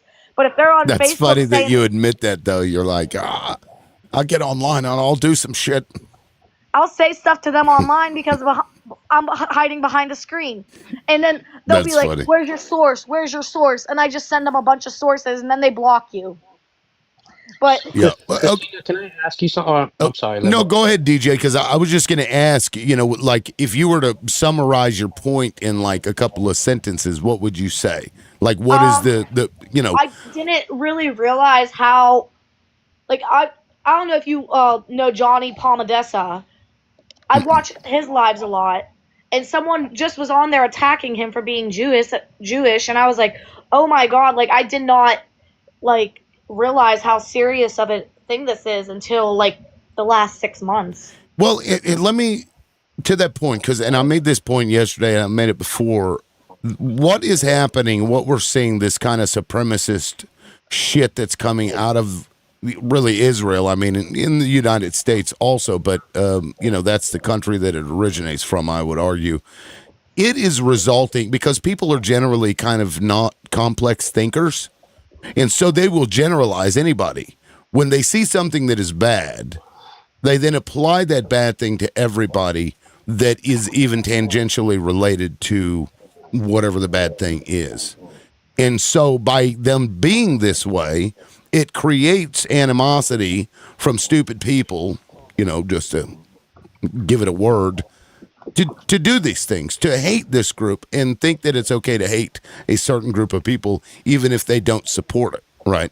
Now, if they support it, fuck them. If they support what's happening in Gaza, fuck them. This is the thing. It is. I agree with you. It is gross. But there's context to this, and it's one of the reasons they need to stop, because it's one of the worst things that has happened to the Jewish population in the world. What they're doing. And Christina, I think this is one thing also, right? I think it would be great if we would see more Jewish people, around the world, in the U.S., wherever the case may be, actually stand up against the genocide and HCOS that's being committed in Palestine, right? All in the name of the Jewish state, the Jewish army. So obviously, you're going to see an increase of hate of those people when all we're seeing is a wall of carnage, unalived babies, decapitated babies, and so on and so forth. And the reason I've always said this, right? So what's fueling anti-Semitism is really the Jewish state in itself, right? Because without anti-Semitism, Zionism dies. The Jewish state in itself dies as well. And in regards to, like I stated earlier, of course, anti-Semitism does exist, right? No doubt about it. But we have to also call it out for what it is. There are dozens and dozens of supposed anti-Semitic attacks that have actually turned out to be Jews themselves that have committed these acts. Staged. We will see them literally going up to like a synagogue, up to a temple, going and putting this Yahtzee symbol. I've even seen some cases where they've actually attacked each other, right? And said, oh, it was a Muslim, right? It was a Muslim that did it. And it turned out to be that it was actually another Jew that attacked them, all in the name of anti-Semitism to gain sympathy. So this in Right. itself does not help anti-Semitism as well, because now people are starting to say, okay, well, is this real or is this not real? Because we have seen so many cases of, staged anti-Semitic attacks. So many. But the Right. Jewish state can't continue to go around, unaliving people, starving a population, stating that international law does not apply to the Jews. They cannot continue to go around doing all this, triple tapping hospitals and thinking that the Right. world is going to love them. Yeah. Absolutely not. And to that Absolutely not. point, I want to say, when this anti-Semitic stuff that people are going to do, sadly going to do, it feels worse. I think because of the history and what we've learned in this country throughout the course of our lives about, like the HCOS, for example. But one thing that is true in my life, my entire life, is the fucking hatred of people of the Muslim faith. And nobody says a fucking word about it, basically. If you shit on somebody, oh my God, Sharia law's coming. Those Arabs are booming people again. They're terrorists. They're this or that. I've heard this my entire adult life, especially after 9/11. And so we don't have this same, what the fuck is wrong with people when they say these things, because it's so commonplace. But then the moment you see somebody doing that, it feels worse, even though it's the same kind of hate that's also being lodged at Muslim people, right? I just feel like it's with everyone. It is, and it's a problem, and it don't matter certainly if you're needs white, to be. you're black, you're Mexican, Yes, you're Jewish, Muslim. that's true. It don't matter. I just Yes. don't like. But Christina, nobody else is getting acts and bills and laws, put out That's there right. for their behalf. Where's the anti-Muslim? Exactly. Where's the Anti-Muslim Awareness Act? So like, you even look all over this app, you see people constantly pushing out this anti-Islam rhetoric, right? Constantly. And they are able to stay on this app, no violations, nothing. But if you put the juice box, just the juice box in somebody's comments, it's a violation. So this is the thing. If you want to hold the standard, fantastic. Hold that standard, but hold it for all. Like, do not continue that's a to fair push point. this. It is, brother, because it's like, the more they continue to segregate this and say, no, you can't attack them, then it's going to create more hate towards that group. Yeah. Now, real quick, guys, I just checked my Crash app, and I see Justina, thank you for the $25. Lonnie, thank you for the $2. Christine, thank you for the $30. I hadn't even asked. I really, really appreciate that. Hell, we're already halfway to my live goal. So if you guys could please keep tapping, we're not to 50K yet. Let's get to 50K as quickly as we can. If you enjoyed the conversation, please just tap the screen. You can get it started with one finger and then start working two. I'd appreciate it. I do have a gifting goal up here of the perfumes. I have 23 out of 50. If you want to support the live, you can do that. If you also want to engage with the Crash App and my Vimo, you can send it to $LibLoudMouth or at LibLoudMouth, respectively. Now, DJ, I appreciate it, but we got Semite and Dina and Chip haven't spoken for a minute. Before I get to Dina, Semite or Chip, did you guys want to weigh in on any of this? I'll just real quickly. I keep a running library of staged antiseptic videos. There's people from France that have done it, people in the United States. I have like 40 or 50 different incidents. Wow. Where they was all over the news, like, oh my gosh, how could somebody do this, like was being said by Christina. And fair enough, when some young kid does some idiotic stuff, they should be called out. But if people are doing it to purposely garner sympathy and outrage for their cause, that's despicable. Yeah. No, that is crazy. And I don't know of any other, well, I guess with Jesse Smollett, maybe that was the only other instance I've ever seen of that, like, stage shit to garner sympathy for a specific thing. That pretty nutty. Semi, did you want to weigh in before I get to Dina?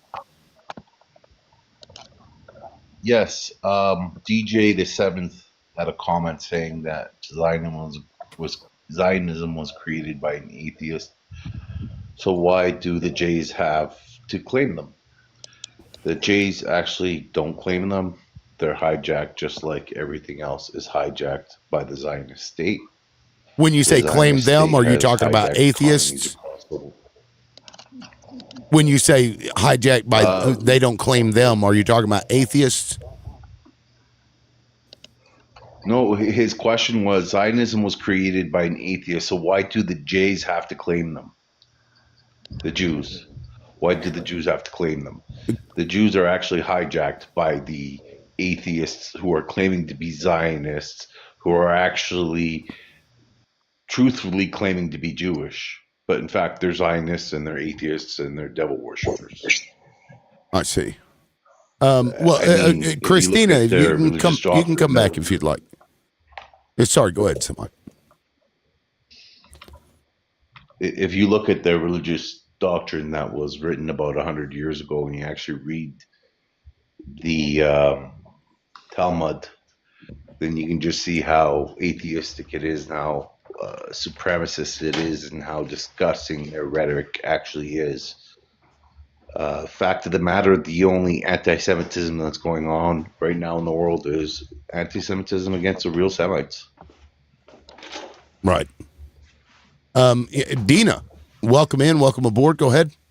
Holy cow, thank you for having me up. This is kind of important. DJ, I'm glad you're here. Really got a lot out of yesterday's live.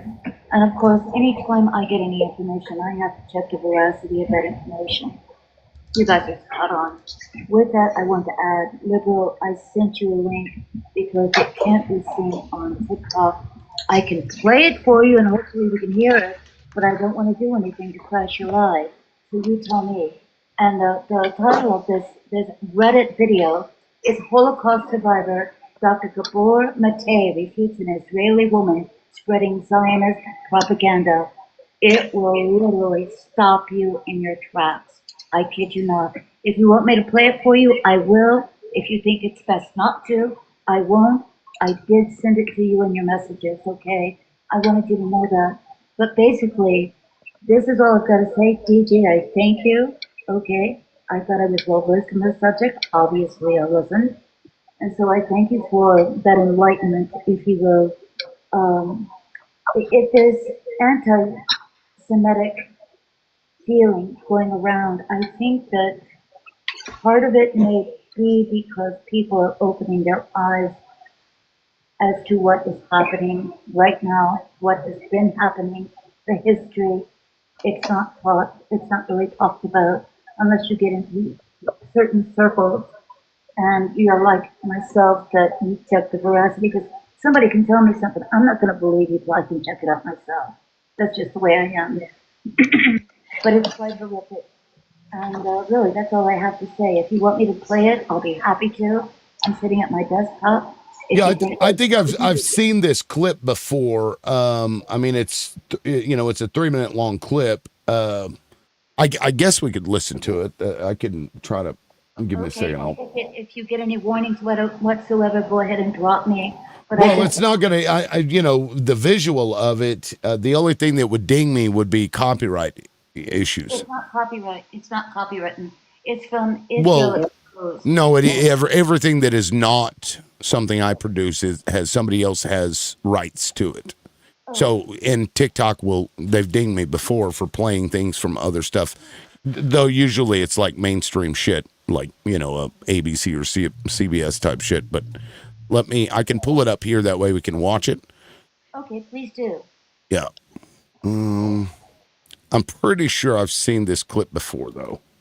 Everybody needs to watch this clip. Yeah, it's the atrocity propaganda from October 7th that they've spread and people believe. Yeah. All right. Give me a second. This way it just makes it easier. We can all. There you go. You got it. All right. Let me make sure it's not muted. All right. We're good. Approaching October 7th. Yeah. We are approaching October 7th. Yeah. When the horrible massacre happened in Israel. Yeah. Where young children were murdered, burned, babies in ovens. That didn't happen. There were no babies in ovens. Oh yes, they were. No, there weren't. That's been refuted even by the Israelis. Let's agree on what we do agree on, okay? A horrible massacre happened. People were killed in their homes. Civilians were killed, were raped. There's been no evidence of mass deliberate rapes. I'll let you finish your question. How Go do ahead. I find compassion for these people? Which people? The animals that did See, that. this is what The animals Zionists that did that. How do we have compassion for these animals? I've been to Palestine. 2.5 years ago, I went there to work with Palestinian women who've been tortured in Israeli jails, which has been documented by Israeli Physicians for Human Rights, by B'Tselem, the Israeli human rights organization, by United Nations and others. Nobody ever talks about the thousands of Palestinians. Did you know that 2 Palestinian doctors were tortured to death recently by Israel? Doctors tortured to death. History did not begin on October the 7th. In Canada, 4 years ago, there was a poll. Now, thousands of children died in those schools. People were tortured, raped, all kinds of stuff. 70% of Canadians knew nothing or little about the residential schools. To what happened to indigenous people. If you do a poll in the United States, until very few years ago and even now, most people will know nothing about what happened to the indigenous people here. Nothing. The genocide, the torture, the rape, the starvation. They know nothing about it. And in some states in the United States, it's illegal to even to teach it in the schools. Do you think the average Jew knows anything about the indigenous people of Palestine? These animals that you talk about, the first massacre of Palestinians in Gaza didn't happen last year. Didn't even happen 4 or 5 years ago when they killed hundreds of children with their bombs. It happened in 1956. In 1956, they massacred 200 civilians. Do you know about it? You've never heard of it. Of course you haven't heard of it. That's why you can call them animals. Otherwise, you'd see them like human beings like the rest of us. That place where we call other people animals, if you want to live there, that's your choice. I don't want to live there. I want to understand people. I want to understand what happened to them. I want to know why they behaved the way they behaved. I'm not into justifying taking civilian hostages. I said that was unjustifiable. Why you didn't hear me, I don't know. I said there were massacres that shouldn't have happened. Why you didn't hear me, I don't know. You know why you didn't hear me? Because you live in a bubble, that's why. I had to share that with you. Thank you so much for playing it. I've seen that full. Hold on, Dina, before you go. I'm sorry, Liberal. No, go ahead. Yeah, so Dina, I would also thank you, first of all, for actually going and looking to the information that I shared with you yesterday. I appreciate that time didn't go wasted. But I also would implore you, just in the meantime, to look up this. Here, let me pull it back up. So this is from Ynet, right? Ynet is an Israeli publication. And basically, it talks about Moran Gaz, right, which is an Israeli prosecutor, right, that was looking into October 7th. And she states, again, this is an Israeli prosecutor, Moran Gaz, the former head of Security Cases Division in the Southern District Prosecutor's Office in Israel, and the member of Team 710, responsible for the cases involved, right, on October 7th. So she says, we don't have any complainants. Israeli prosecutor says department failed to gather any evidence on October 7th, and there's no evidence of mass rape, right? And in the same article, she goes to talk about that even at the UN, women from the women's organization, right, said that there was no evidence whatsoever of any rapes happening. So look it up, please, Dina. Look into that Moran Gaz. I'll type her name in the chat. And it's definitely worth a read, so that way you can kind of get an idea of the amount of propaganda they tried to push out, and even their own prosecutor debunked their propaganda. Absolutely, I will. Thank you so much. And No problem. Liberal, thank you for having me up once again. Yeah, thanks, Dina. Okay, go ahead and drop. And quickly, I've got to give a shout out to Chip. Your cat is awesome. I'm actually a cat person over dogs. I prefer cats to dogs. So whenever I said F cats earlier, I was just kidding. So don't get your his name is get your Frasier. claws out. Frasier. Oh, I love that show. Yeah. Great show. Very clever. They don't make them like they used to, do they? Let me get around to who was next. Oh, TikTok sucks. What's up, man? Hey, sorry for crashing out the other day. I don't even remember. I don't hold grudges, so you're good. Unless you're an old mod, then I hold grudges. I mean, you can mod me anytime. I'm benevolent. But hey, on the background, so I think, first of all, it's good to see that this issue kind of unites people left and right. We need to absolutely stand against any kind of laws like this where they're trying to conflate criticism of Israel with whatever they want to deem as, hate speech or whatever the fuck. And then the thing about it is it's already happening. Like they're pushing these things through before you even know it. And like places like Texas are already having digital ID stuff put in place. So you're gonna have to do face scans and stuff just to get on the internet. But yeah, these people are conflating genuine criticism with, hatred, which just it's simply not true. But luckily, people like Tucker and a lot more people are talking about this on the main stage, and I think a lot of people do get it. And no matter what they do, people see through the stuff they're trying to do, and it simply isn't hate. That's just that's what I'll say. This isn't hate. Nobody's saying what they're doing in Gaza hates every person that's here that happens to share a religion or whatever. And I'd also say that it's kind of weird that people are so anti-religion, but then they give them the benefit of doubt as though a group of religious zealots are allowed to just make a new country, and now we have to kneel to them constantly. Yeah, it's pretty wild. Were you here when I read through that act? It's actually not very long. I didn't hear it. I'm not really interested in reading it, but just the fact that they're trying to do that, and I would also say that anyone that's involved in that should be investigated, because this is a foreign country we're talking about. So they're trying to limit the rights of American citizens on behalf of a foreign nation, and groups like the ADL, they should have to register with FARA and all of that stuff. Absolutely, yeah, no, and it's very subtle. So like if you read it, you could probably walk away thinking, well, that makes sense. I mean, people shouldn't hate other people, right?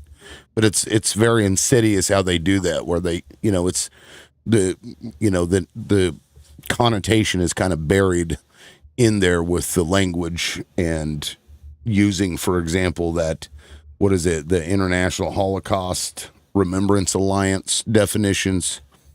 If you didn't go look it up, you wouldn't know what that entails. So when you go look it up, it's like everything. But yeah, no, thank you, TikTok, and glad you're back. Let me see who was next? I think Poetivity, or I don't remember. Let me just go to Poetivity since you're a long supporter of the show. Welcome in, Poetivity. Go ahead. This whole thing is very confusing to me. Like how people can rationalize letting another country dictate our laws and dictate our speech, and how they can threaten us if we speak out against them, or how we're supposed to be justifying what they're doing over there when we know that, like Jared Kushner just admitted the other day that he'd been planning it for 2 years to clear the beachfront property and take that property. And so we know it's like billionaires, Jared Kushner and other billionaires, who just want, that land because they can build their resorts and have beaches and vacation spot and make more money. And it's like, we really have to get back in touch with true virtue. Fucking A. Yeah, no, it is gross. And it's like, like dancing on the graves of the indigenous that were there before. It's like, it's like spitting in your face after dropping a boom boom in your backyard. Crazy. Those sandy beaches are saturated with blood. Like, I won't be taking a vacation there ever, no matter what they do to it. Yeah, I remember seeing videos of, and maybe Chip or somebody else will know the thing I'm talking about, where the IDF, I believe, was in the ocean and they were firing onto the beach at these journalists. They were there for some conference or whatever. You guys know what I'm talking about? There's a video of it. Yep, I know exactly what you're talking about. There's many videos of it. Yeah, and that shit, like, and like Gabor Mate was talking about, like, people don't know that they're doing this shit. Because it's, even though that's so gross, they were just basically firing at whatever they could hit. I don't think they ended up getting anybody, but they're literally pew-pewing at you from a fucking boat. Do you remember that Bible metaphor, when you build your house on the sand and the rains come and the house gets washed away? It feels like that's what the Republican Party and the conservatives in the world are doing right now. Like they're building their house on the sand of lie after lie after lie after lie after lie, thinking that it's going to lead to a good place for them. And it's not going to last. It can't, because none of it is true, and none of it is moral, and none of it is okay. Like, these are human beings, and what goes around comes around. And it's like, they should know from their own history how terrible these things can be, and they shouldn't be doing it to other people. Poetivity, and I know this might be an unfavorable opinion on this live, but I want to point out that it is not just a conservative issue, Republican issue. This is a bipartisan issue. Both parties continue to lie on behalf of Israel. Let's not forget the amount of lies that the Biden administration put out in order to justify this G-side and H-cost and allow it to happen. When we actually and seen the sale Biden of TikTok. Yep, exactly. But when we seen Biden come out, and he was one of the first people to come out and perpetrate this lie about the 40-headed babies, right? And everybody, till today, people are still talking about it, even though it's been debunked. And they continue to state, even you look at Matthew, was it Matt Miller or whatever the hell his name is, just he actually came out and stated the same thing, that that Israel has been the one that was standing in the way of any ceasefire deal, but the Biden administration continued to hide it, to continue to perpetrate. Oh, I think we lost you, people don't know DJ. they lost troops there. I'm sorry. I was gonna. Go ahead, bro. Go ahead, TTC. I was going to say that people, a lot of people don't recognize that the Biden administration, they lost troops after the 10-7 thing. They had, first of all, it seems like reflexively, like instantly when they saw their shit was going down and Israel might face attacks, they instantly moved naval resources to defend them. And then they lost, I think it was 4 or 5 servicemen that they lost. They were out there, like wherever Yemen is. They were off the coast of Yemen, right, protecting Israel. So we're over there sacrificing our people to keep these neighbors from retaliating against them for the genocide, and that's crazy. And that's guys like Blinken And Blinken, his stepfather, by the way, was Hmm. at The Robert attorney. Maxwell's funeral, and he He read was the a. attorney of Robert Maxwell, by the way. Oh, Just is that interrupt what you. it was? Yeah, and when he was buried in Israel at Mount Olive with honors, Blinken's stepfather read a Jewish religious text at his funeral, just to kind of tie in a fun, Epstein fact there. Wow. And then to Yeah. add to that, Well, I do well, have other people that have been been on the panel. I'll be I'm super gonna quick. need to I get just to. want to add to his point. Can I get 30 seconds? I'm sorry. I don't want to forget this point Well, because it go goes ahead. right to his. Let's not forget also during the Biden administration when the U.S. created that so-called humanitarian pier, right, or that port, where they were supposed to bring in humanitarian aid to Gaza, right, and instead they actually used it to commit war crimes. Americans, soldiers, were there committing war crimes. They unalived over 200 people in an effort to get 4 of the captives. And during that, 4 others, actually U.S. soldiers, died in that same during building that port, that pier. So I just wanted to add that. TikTok sucks. Crazy. Yeah, Paulinho, I think you'd be next. Go ahead. Hi.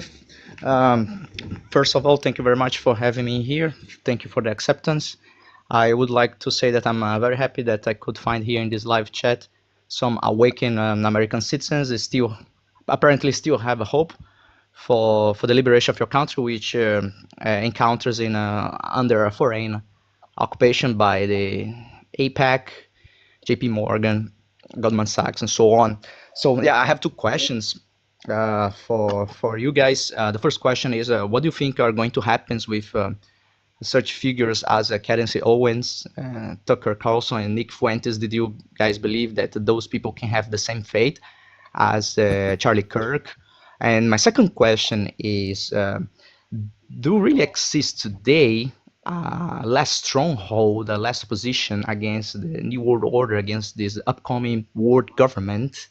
Exists today an opposition country against the Zionism? We could say that Russian Federation and Iran, they are fighting against those globalist elites from the Western world.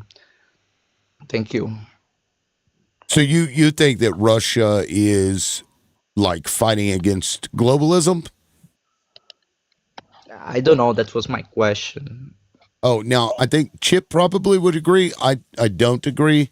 But I mean, so there you go. I don't know that anybody can say for sure. You can have an opinion about it, but I don't know if, because nobody can really know what Putin, Well, again, really thinks. You know what I mean? Like that'd be. I want to say that any world order, if we're ever to have a world order that is justified and truthful and good, needs to be built on truth. And we know that Putin is not truthful to his people and honest. He is, he the first thing he did when he got into power was he called in all the rich people in his country and said, I know that you guys have been buying our politicians, and if you're gonna, let's just skip the politicians and you can work directly with me, the same as Donald Trump is doing. And he destroyed the rise towards democracy in Russia by doing that. And then those oligarchs, if they weren't completely loyal to him and would do whatever he told them to do, he would actually have that, they'd fall out of a second story window, or they'd end up with poisoned dinner. And he would give their companies and their wealth over to the people that would do all of those things for him.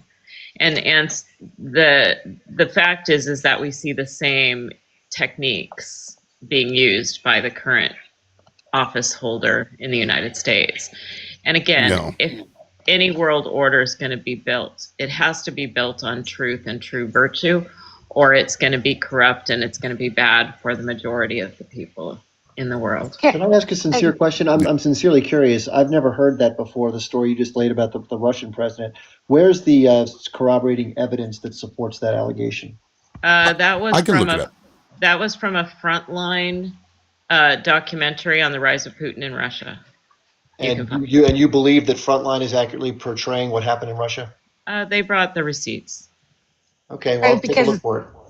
because I think that's not accurate, by the way, just so you know. I'll look it up because I'm I haven't heard that either. But well, DJ, you're in here. You technically would be by a Jewish cowboy, but since you are a long supporter of the show, you go ahead and No, go ahead. Cowboy. I can get to you after. Well, no, you were ready to jump in there, and he Okay. hasn't said anything. So go ahead. Okay, well, I was just going to say that there's proof that the Zionist or the IDF, no, not IDF, Mossad agents, once they retire, they get hired into the news agencies. So literally everything you've been taught, you've been told, no matter how recent, it's like you fucking need to dig and dig and dig to find out if it's true. Because the Holocaust, like, who knows? You can't even question it, right? Like, you get attacked. I've seen interviews on TV, and people just ask a simple question and they get attacked. It's like all this stuff, since my eyes have been open, it's like, what the fuck? Why can't they ask a question? But before my eyes were open, I would have been like, yeah, fucker. You know what I mean? Like, you Right. are a fucking, right? It's like you're And fucking I'm like, anti-Semite. yeah, Yeah. like instantly. And then now I question everything. It's like, what the fuck? Like, for real. Like, Well, Stalin. one thing that's Stalin, interesting. We were with Stalin too. Like, oh my God. Oh, Yeah. sorry. One thing that's interesting about it is we know that the number that we all know, we know it's an estimate. Right. But you can't talk about the fact that it's an estimate. It's like, yes, lots of people were alive. Absolutely. Certainly in the millions. But like, we know that it's an estimate based off of an educated guess. And we know it was all people, right? It wasn't just Jews. It was not just Jews. Right. It was all people. They have the pogroms that they talk about in Russia. They weren't for the Jews. They were for people that lived in the Pale of Settlement or whatever. And that was all people that weren't the rich and the wealthy. It's like, oh my God, they make everything about them. Yeah. Everything. You know what's A interesting? dime drops. You're stealing my money. What the fuck? I'm broke. I'm poor. I can't eat now. Oh my God, that's funny. Dime drops. I've never heard that one before. So it's interesting you brought up pogroms because, and tell me if this is crazy, but I was thinking about this, been thinking about it for a while. I'm like, they acknowledge that usury was not, the Catholics or whatever was not allowed, and so what they acknowledge is that they did get into money lending, right? Right. And so when the pogroms happened. How much of that where, if somebody went into a Jewish neighborhood, for example, and attacked them, how much of that was the result of, like, say, for example, the bank taking your shit? Or, like something that had been actually done. Right. And then that whoever did it gets attacked. And so they use this as some like grander, thing about them as people versus an action that was taken. And I'm not saying that I agree. I was just thinking about this, and I'm like, I wonder if that's true, at least partly. I'm sure it is. Also, the Crusades, how the Muslims have always been against them or whatever. But when you read history, Muslims have put Jewish people closer to them in walled areas, right? Closer to them, and people of higher ups keep the people that are special to them closer to. They used to keep them safe next to them because if they didn't want them safe, they would have put them way far away from them, right? So it's like, oh, God, everything is just flipped upside down. Well, Everything. yeah, it is. It is really flipped upside down. It's crazy. I'll be right back. You guys go. Well, actually, I tell you what, DJ, are you done, or did you want to say a little bit more? No, I mean, I'm done. Okay. Cowboy, please go ahead, and I can still hear you, but I'm going to step away for just a second. So go ahead, Cowboy. Welcome up. I appreciate your patience.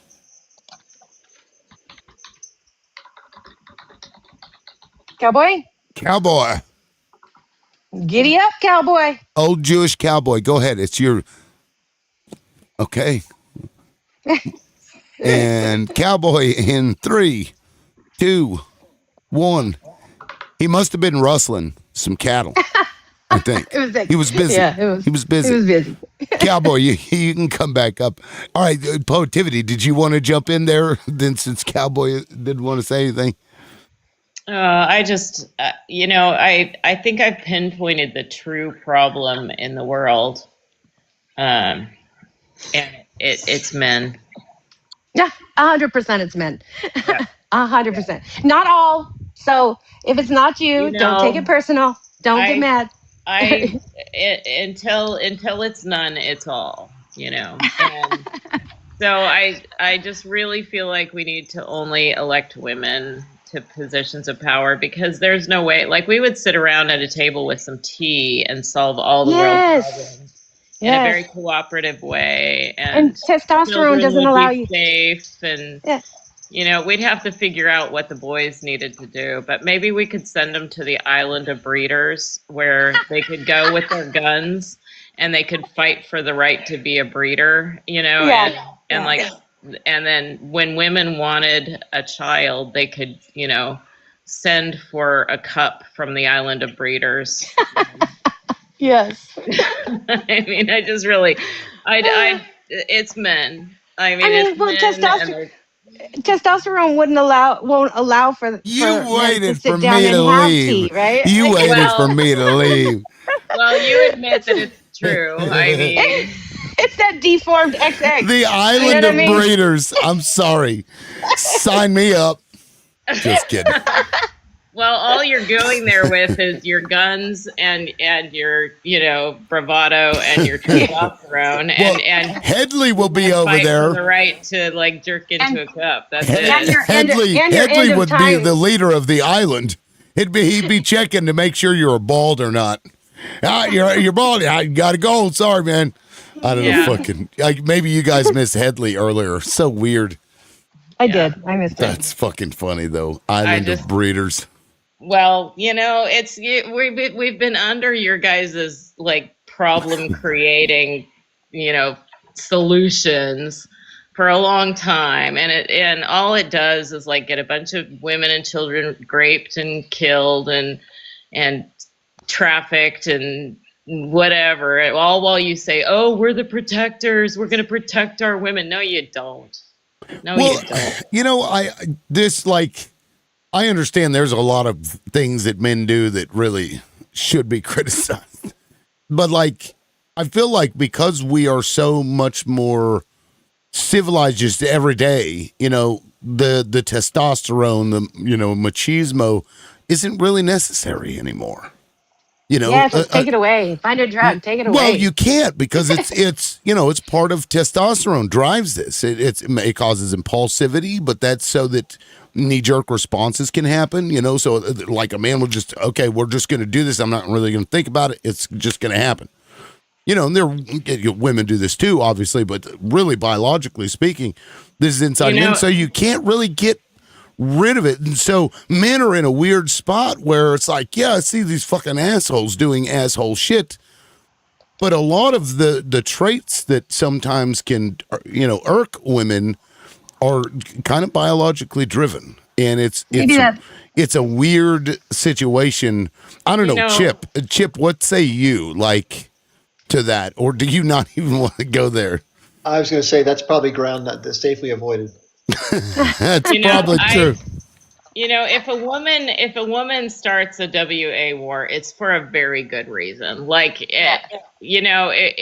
There's no way that we would send an army. The toilet seat not being put up. I know what you mean. No, if there's not an armed war. There's no way we would send an army of our sons, or even wouldn't even send drones over any place that had women and children and innocent people, unless it was absolutely 100% necessary. Golda Meir, Margaret Thatcher, I could go on.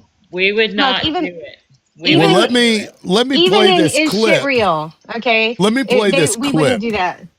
Because people are some people are just bad, right? Let me play this clip here. So, I mean, that is the land. Even Hillary Clinton. Yes, we came, we saw, Hillary. he died. And she's referring to Gaddafi here, right? And Gaddafi was unalived via bayonet in the anus. They raped this man with a bayonet, and that's how he was unalived. And they videoed it. Well, she's laughing about it. Laughing about it. Well, wow. It's Wait, no, so, okay, so Hillary's a shit. Yeah, I agree. And, but the point is that Hillary puts on any persona she needs to grab more power. Like, she is a narcissist. She's also with the Zionism. She's with them. So the point that I'm making here is that women can dehumanize and or remove their any kind of emotion or thought towards something to do dastardly and shitty, terrible things. They can. It's certainly possible. I mean, and she, as Secretary of State, did it also. So I don't know what Gaddafi did. Like, I don't know. Nothing. He was for the Middle East. He wanted the Middle East. Yeah, he was trying to get out from under the thumb of us, essentially. Of Zions too, basically, yeah. Yep. And they, in the propaganda, he also though, want that to you sell oil in his own outside currency. of U.S. He didn't want to dollars, sell- correct? Yes. Yep. And so, of course, when you're the U.S., the big bad U.S., and somebody's saying, I think I don't want to deal with you anymore, the U.S. makes you. And she was part of that. So, not to say that women are bad. I'm just saying that women can engage in these same fucking terrible things regardless. We just wouldn't vote for those women. Yeah, well, we don't want to vote for those men either, but I voted for them. Hillary. Even though I didn't know, right? So now that I know, fuck no, I would never vote for that bitch. Biden can fucking suck a dick too. Biden was in power. Too. Okay, he can suck Biden was in power, and Harris were both in power when Hind Rajab got fucking brutally murdered. Like, fuck them. They can eat dicks. Major. Who is that person? Like, I don't know. Hind Rajab. She's a 5-year-old. Oh. She was a 5-year-old. Her and her cousin, her family were leaving because the Israel, told them they had to leave. DJ's live content contains themes that some may find uncomfortable. I've got it. Fucking hell. My visibility is restricted for 10 minutes. That's that movie that's newly released. That's the conversation with the little girl in the car. Is that what it is? I am not sure. That's exactly who it is. But thank you, Chip. Yeah, DJ, I'm sorry. I didn't realize when I clicked that button it was going to drop you, but it was going to make me drop you anyway. I would have said bye first, but thank you for being up. So 10 minutes, we're probably going to get down to 2 people in the watching because that's what they do. Yeah, well, I liked what Biden did in that when the conflict, I want to call it what it is, but I can't, broke out, he demanded that our ally in that region abide by the rules of war, the appropriate rules of war, and they just basically refused. And so then he sent an agreement to all of our other allies saying that if a conflict breaks out, even though we're allied with you, we will not honor that allyship unless you do this. And this is part of the treaty. We're adding an addendum to the treaty because we will not participate in unruly war, basically is what it said. And if they didn't sign it and return it, then that allyship was notified that they were not guaranteed our allyship. Well, so like if a parent tells a child, don't do this, but the parent never gets onto the child and never actually does anything to punish for not listening, like it's one thing, like you're just saying it, but if you don't do anything in response to the bad thing being done, then what's the point? He tried to withhold funds and weapons, and the Congress said that they would impeach him if he did not honor their allocation of those funds and weapons. And so he went to his lawyers and said, "Can I do this? Because I disagree with this." And when they said, "Nope, you can be impeached for this, that this is the way it's supposed to work," then he then released the things that they had allocated. But he tried to do what was within his power in the way that government is set up currently, and he couldn't. So, Yes, I tried. I mean, but I don't know that Biden ever would have. I don't think he ever would have stopped, because he could have. He could have done No, it. he Didn't do couldn't. it. Yes, he could have. No, he couldn't. Sure, He could have. tried. He tried to withhold it, and when he did, Mike Johnson and the Republican Congress said, "You have to release those funds. We have appropriated those funds. It's our job to appropriate funds. You have to release those funds." And Biden went to his lawyers and said, "Can they impeach me if I do not release these funds?" And they said yes. And so and look at Trump.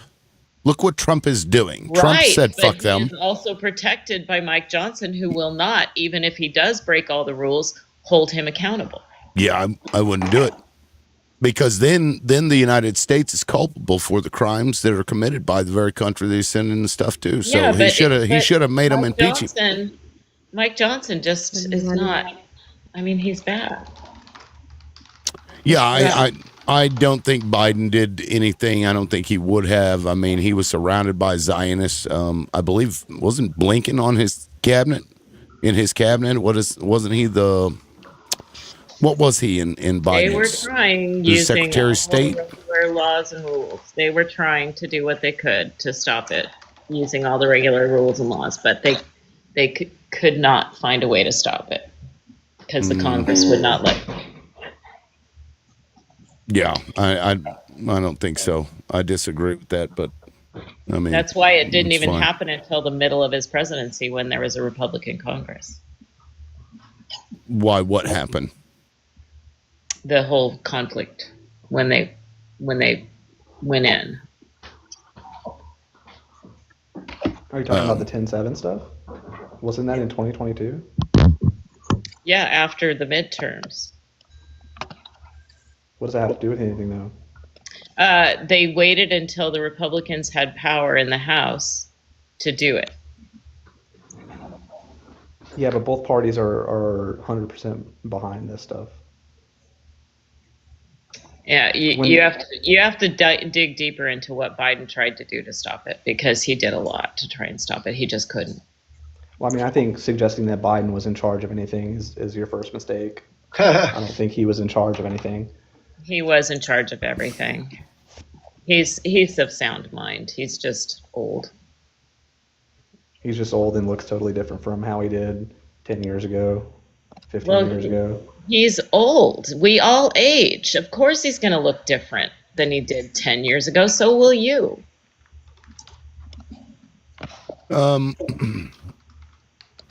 Let's see.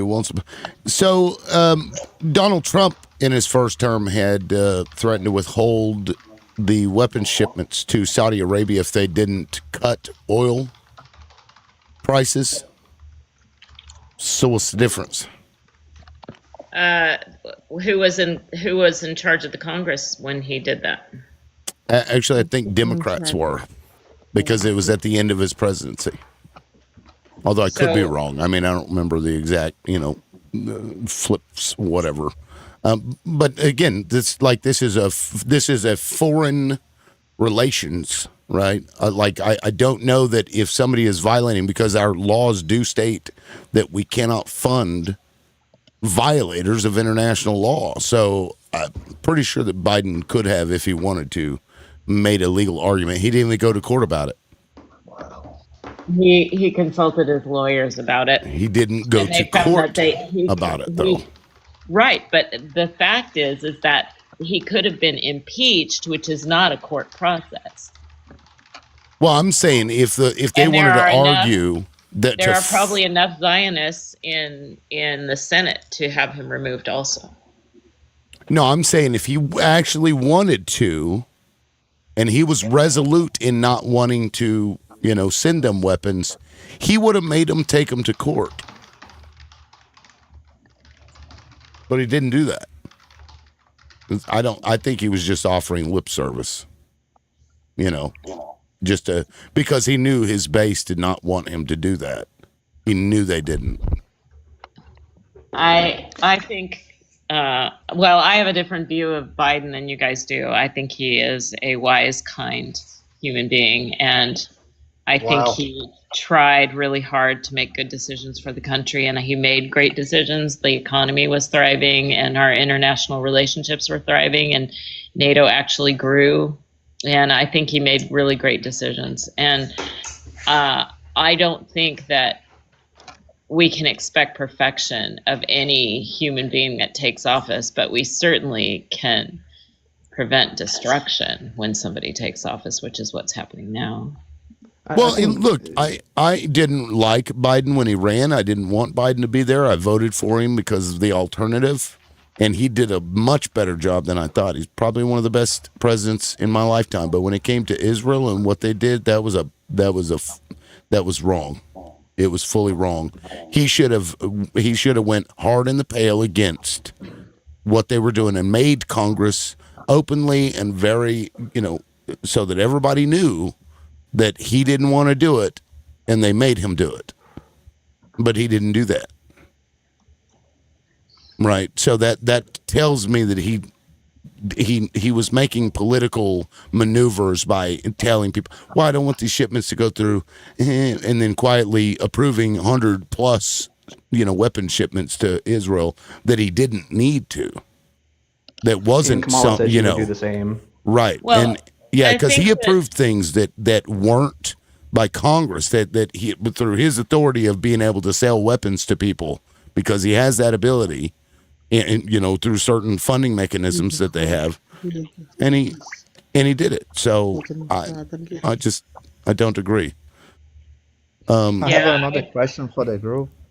Yeah. Sure, would like to know your opinion in particular. Do you guys believe that Venezuela are going to be the next regime change orchestrated by the CIA? Well, they've been trying to do that for years. Trump tried in his first term. Do you guys know that, right? He sent in the CIA to.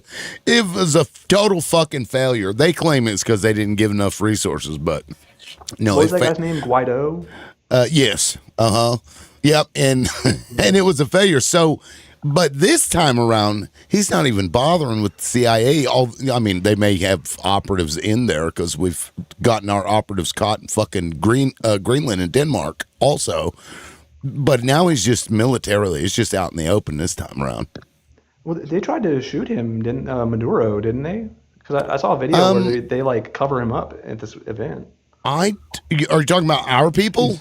Well, I don't know who did it. I think it was from, I don't know what year it was from either. I think it was from like last year, but it was people, the context I saw it in was people were comparing the Trump attempt, and they were showing how these people acted to shield Maduro as somebody was firing at him, I think. Yeah, I don't know details though. I think I know what you mean, but I don't think that was related to like the CIA. But yeah, when bad people want bad people in office, good people end up getting pew-pewed at. I hear. Oh, Carlos, you got Days of Our Lives. You got Days of Our Lives playing in the background. Are they all trans? Are who all trans? Yeah, already. Trans Siberia. Yeah. What's up, Carlos? Welcome in. Yeah. Hey, what's up, man? I want to jump in on that Venezuela, that situation. Yeah. The Maduro lost his only leverage, and that it was the American citizens, detainees, prisoners. So thanks to Bukele, which is jump in and do the trade, and send them the Venezuelan citizen, in exchange for the U.S. citizen. So that was a great maneuver there, just to get the American citizen back, thanks to Bukele from El Salvador. And then, the whole reason they said it's the oil, but I don't think it's the oil. It's more about the corporation, going after the rare minerals. I think it's the That's what I think. I think it's the beachfront property. I think tourism. that Jared Kushner is going after all the really nice beachfront property in the world. Yeah, tourism, big money. Yes, and they get to put their name on everything that's the other too. thing. Anyway, Carlos, now I didn't understand your point about the maneuver with getting Americans back by paying El Salvador. Can you elaborate on that? What were you meaning? Oh yeah, no, that was Maduro. That was the American prisoner. That was his only leverage, to contain no more, conflict. But now he lost that leverage, thanks to the they got the American citizen back. So that's why I think just more escalating where they want to get rid of them. Yeah, and I mean, they recently had a conversation. Maduro tried to, work out a deal that he would leave the country in exchange for some money. At least that's what was reported. I mean, they could have been fucking lying, but so I'm sick of this country though, regime changing. I'm so sick of it. When I was in my 20s, I had to deal with this and talk about it and listen to it and fucking, and it's been this way my entire adult life. I'm done with that shit. Yeah. Does anybody disagree? I mean, well, we had first world privileges for precious minerals in Africa, and when Trump pulled the humanitarian aid, China slipped in where we were. So now he's desperate because if we're gonna still continue to be the top economy in the world, we need some of those precious minerals, and China has bought up all the ports around the world and is blocking our access to a bunch of things, and is really pretty effectively through the Silk Road Initiative kind of Belt and Silk Road Initiative kind of destroying our ability to be the world's superior economy. And he was dumb enough to listen to Russia probably on that, or somebody, I don't know who he was listening to on that, but he made some really stupid decisions, and now he's desperately searching for other access to things that we need. He's going to crash our economy the way he crashes every business. He doesn't know that. And had we not been using bully tactics to get what we needed, because we don't produce everything that we need here, and we can't because it doesn't exist here. And so you have to trade with people. And historically speaking, America has been a big fucking bully. It's like, well, we want it, so we're going to get it. And if you don't get on board, we're going to take your people out, and then we're going to put our people in there, and our businesses are going to come in and mine the shit, or, what have you. But now that's not working so well because China is in the position to be able to do what we should have been doing, which is working through trade, building people's infrastructure, offering aid, offering loans. And so we are kind of fucked because what we're going to do is try to bully more and actually go to war. A lot of work to do in that they have. I mean, in the United States, our culture is all about money. That's the reason that Trump's even in office, is because we don't have morals, we don't have anything. We just have this idea about ourselves being very moral and right and righteous, but it's all about money, and it has always been all about money in this country. And so people buy a bunch of things, and we own a bunch of things in our house, and we live more comfortably than any place in the world, and our houses are bigger than any place in the world, and our toilets flush better than any place in the world. And China, in order to create consumers around the rest of the world, in order to burgeon their economy the way that American consumerism has, they have a lot of work because they've got to change the moral values of countries that are truly moral. Like they food clothing and shelter themselves. They don't cell phone, car, plastic toy themselves. And so Right. so they have to both misinform the culture that consumerism is great and this is how you live like Americans. Buy our shit. Yeah, and also build the infrastructure so that those people have money for more than food, shelter, and clothing. You know, So that's a great point. I never really thought about it like that, because eventually, you know, you reach all the consumers that you have, and when you need more, like, and because recently Donald Trump released that fucking national strategy where he's basically like, we're going to take over the Western Hemisphere, and you're going to buy our shit, is what it basically said in there. But you're right, China would have to generally do the same thing. But is it, you know, because you do get comfort with some of these things, you know, you don't have to buy every fucking toy that you see on TV, obviously, but there is some comfort that they can be brought to people who may not have it currently. Is that wrong?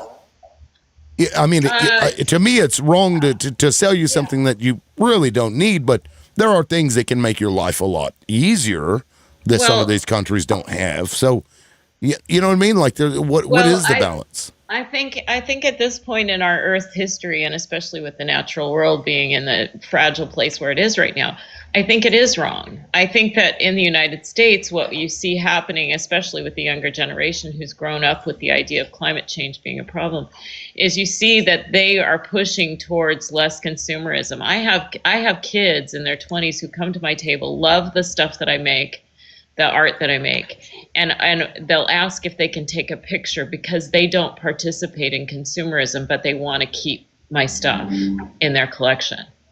And so they have a collection of digital pictures of stuff that's cool. Collected. Yeah. And so you see the culture changing where that's good. Yeah, you see the younger generations, they're buying toys for their kids made of biodegradable materials. They're buying things where they can make, their kids can take cardboard and make temporary toys that they can later put out in the garden for soil amendments. Like they're not participating in consumerism the same way as like the 1960s to 1980s, 90s kids are. And so when you have a cultural shift like that in our society towards more sanity, frankly, and less adhere to money, yeah, the whole system is going to change. But the way Trump wants to do it is he wants to keep that consumerism, that rabid attachment to money going, because that's what's important to him. Yeah, well, does anybody else want to weigh in on that? Because that's an interesting thought. Like, when China is spreading, and we are trying to do this too, we're also kind of competing with them on this, where we need to push consumerism into other places. Like, what is the balance? You know, is it wrong to offer products to them that could make their life easier? Maybe it doesn't need to. Oh, thank you. That looks, I didn't know I made my eyes. Yeah, I'd like to, liberal. Oh, yeah, Johnny, welcome in, man. Go ahead. Hey, liberal. Yeah, and I don't mean to crash the party or anything. And this is that very shit. Related to. Crash. Yeah, well, it's very related to what Poetivity's talking about in the minimalistic sense. But as far as like economic strategy and foreign policy and the Belts and Roads Initiative, I really wanted to get Chip's take on this if he's listening, because I know he's a trader. And not AIT, right? ADE, trader. Yeah, with the D, not the T. No, he's well versed in the markets. I've listened to him many times. Yeah. But you know, I've yet to get a good analysis on this. I feel like there's something very diabolical going on right now with J.P. Morgan and Chase and Jamie Dimon moving the gold desk from 50 operators from New York to Singapore. And also related to that, and I don't know if this is related or unrelated, Chip, but there's a lot of talk of the stable coin and kind of a parallel economic system where maybe I feel like Trump is trying to set his family up as sort of a decentralized banking dynasty. So could you give your take on that, Chip? Well, yeah, I wasn't even familiar with that story about JP Morgan moving their trade desk to Singapore until you mentioned it. So thank you for telling me about it. I want to do a little reading on that before I answer that. But in a broader sense, this is a big signal for everybody to be aware of, just in a very macroeconomic sense. Precious metals have never been acquired at this rate by central banks in the history of the world. And over the last 8 or 9 months, I'm sure you all have seen the prices of things like gold and silver. Silver, most notably, is up, at least it was yesterday, close to $62 an ounce. That's up from, in the 20s going back a couple of years ago. So it's at an all-time high. It's both a manufacturing metal as well as a precious metal store of value, and it is being bought up at record rates. If you don't know much about the metals business, inflation is the way that governments manage their spending. They're able to put more money into circulation through lending and through currency issuance to deflate away the debt versus having to actually cut costs or bring in more revenue. Nobody wants to pay more taxes. Nobody wants their benefits cut, right? So therefore, they just do it that way. Right. What's been happening is the rest of the world has been trying to decouple from that, because when you buy a bond, the U.S. government bond, let's say it's a 10-year bond or 20-year bond, you have to wait to get your money back. You're getting a coupon, but that money's worth less and less as you hold through that inflationary period. So there's less demand for the bonds, and therefore when they do an auction, which normally brings in a lot of money for the government to spend, that money's not coming in anymore. In fact, those people that have been holding bonds, Japan being the largest foreign holder, but China being a large one, they don't even want to hold the bonds anymore. But there's this weird symbiotic relationship, like a bad marriage, where we buy a lot of China's goods, and their economy depends on our consumer base, so they can't just tell us to go F off. So they're caught in this bad dance where we get to print money and buy physical goods. Everyone else has to kind of take it. And then we weaponize our monetary system. If people don't stay within it, we try to punish them. That's why Gaddafi had to go. That's why Saddam went. It's all about monetary control and goods and power. So with the metals are sending a sign that that game is over. The central banks have made the decision that they're no longer going to let the U.S. basically hold the world hostage. They're accumulating metals that they can then use to base a basket of currencies against, which is in the form of, you've heard of BRICS. But this tide is changing tectonically. And that's one of the reasons why the United States wants to invade and occupy Venezuela, because the oil reserves that they have is a resource that the United States desperately needs to control. It's the largest known reserves on the planet. And because of this disintegration of the financial system and the resource-based economy versus the financialization, that is one of the reasons why the United States, in terms of, it's, by the way, when I say the United States, it's not the United States, it's the oligarchy that runs the international finance system that is running the United States government that's then making these decisions on behalf of those wealthy investors. There is no national allegiance among these people. They're transnational capitalists. Right. And it was interconnected on purpose so that when one falls, it fucks everybody up. So they all have to adhere to it to make sure they're not the reason, right? And, I mean, going back to the history of when basically perpetual loans were started to be given. It was on purpose, right? For that very reason, what you're talking about. The other thing is that the trade desks, the central banks and the trade desks have very close relationships. In fact, some of the largest shareholders in the Federal Reserve, which is our private central bank, have prominent positions or large stakes in these large banks like JP Morgan Chase and Citigroup, Wells Fargo, Bank of America, et cetera. So they're all part of the same clique. If you've been creating artificial inflation for decades, you want to use tools to keep it as hidden as possible. So when I don't know if you know much about the futures markets, but that's what he was talking about. JP Morgan has a large control over the oil. It's the Chicago Mercantile Exchange, which has offices all over the country, but they run, and the COMEX in New York, that's the metals desk. They control the paper contracts around the future costs of metals, including copper, gold, silver, palladium, platinum, et cetera. If you can control the flow of those paper contracts, you can artificially manipulate the actual market price of the commodity. And for decades, they've been flooding the market with fake sales of these contracts to depress the spot price of gold and silver. People are now requesting physical delivery of the silver's futures, not just rolling them forward for profits or loss or to hedge other assets. So now that they have to physically deliver, their bluff has been called and they don't have the metals to back the contracts. So for every contract they've sold short, they have 100 people that want delivery and they only have enough gold or silver to supply it to maybe one or two. So they're scrambling to rob Peter and pay Paul. And meanwhile, central governments, seeing this happen, are looking at the United States, which basically is the epicenter of the financial system, that in London, and they're basically tightening the noose by further buying up more resources to make their losses and difficulties exacerbate. And that's the cycle they're in right now, and that's why they're so desperate for something to get them out from under this. You add in the yen carry trade, which is borrowing money at zero or minimal interest and then reinvesting that in something with arbitrage. And those are the two major forces right now that are turning the markets inside out behind the scenes. That's crazy. So they were creating. Now, was this recent? Because I feel like I've heard this in like maybe 10 years within the last. This has been 10 going years. on for the last 2-3 decades. Okay, so they're creating fake sales to make it look like, you know, either there's a They're high gold demand or certificates. whatever. It's just paper. And even if they, what the hell was that? There was a SpongeBob on the. Did you see that? That was weird. Did somebody just? It was a little bitty. It was SpongeBob and Patrick. Oh, I see. Okay, Lonnie. Yeah, you're sending those, and I think it's supposed to be headphones, but it ended up over there, and I could barely see it. Anyway, so, like, what the fuck? That's crazy. And that makes actually sense why Donald Trump was so worried about Fort Knox and whether the gold was actually there or not. Yes. Well, and revaluating it or giving it a new valuation. But yeah, I mean, to me, it seems like they're using Mondami as an excuse. You know how they said, oh, all the investors, all the money's going to leave New York City.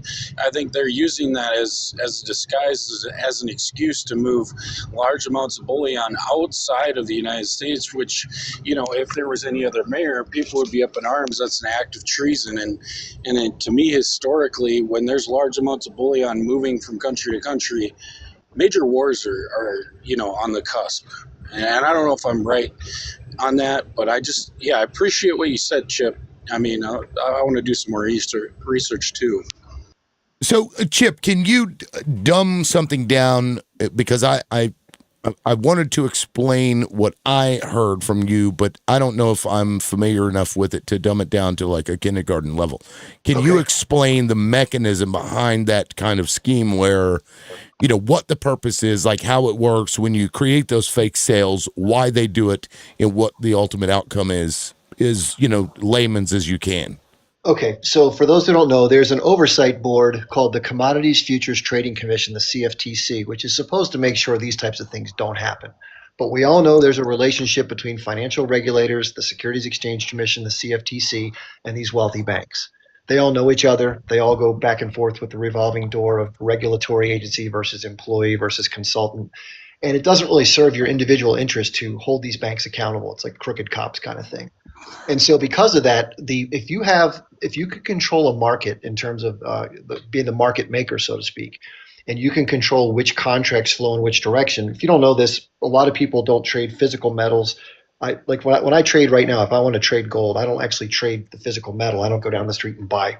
Well, I can do that, but it's not efficient. People trade electronic futures contracts. So if I think gold's going to go up $1 today, I can buy a gold futures contract, and that'll bring in $1,000. It goes up $100 for every dollar of underlying. It's a 1,000-ounce contract. It's a way of leveraging trading activity for speculation. Or if you have a large holdings and you're worried the price will Chip, it's a 100-ounce contract, not 1,000. I'm sorry, the silver is 1,000, but the gold. Oh, is you said the gold. Okay. Yeah, sorry, I mixed those up. So the bottom line is, especially in the silver market, J.P. Morgan paid a $15 billion fine 3 years ago for being basically someone finally had to say, hey, these guys, it's out of control what you guys are doing here. So they did pay a fine, but they agreed to no wrongdoing. Nobody went to jail typically. That's typical of this stuff. But the bottom line is, it's the same thing that happened in banks back in the day. Let's just use this example. How did paper currency come into existence? Well, in the old days, people used gold and silver coinage for money.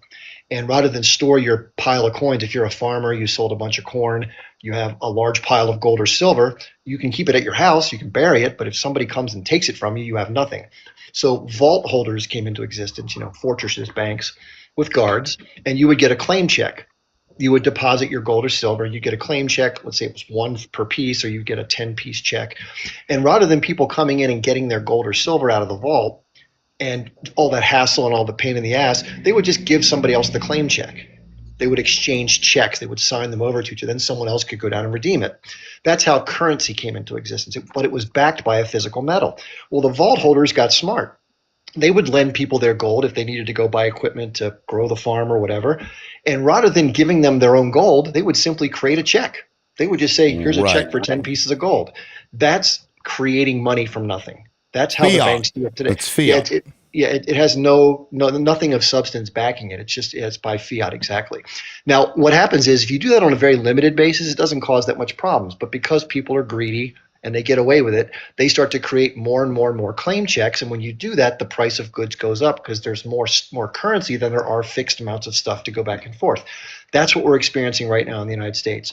Post-COVID, by the way, most money is lent into existence in this country. Banks have the ability, with only reserving 5 or 10% of capital, to issue loans and just create money. So when you borrow money for your mortgage, you're not borrowing money from the bank or other depositors. They are legally allowed to fractionally reserve lend to you. Right. So when they loan you $1 million for your nice house, they only have to have $100,000 on reserve or $50,000 in order to make that loan. And other loans are considered assets from which to lend again.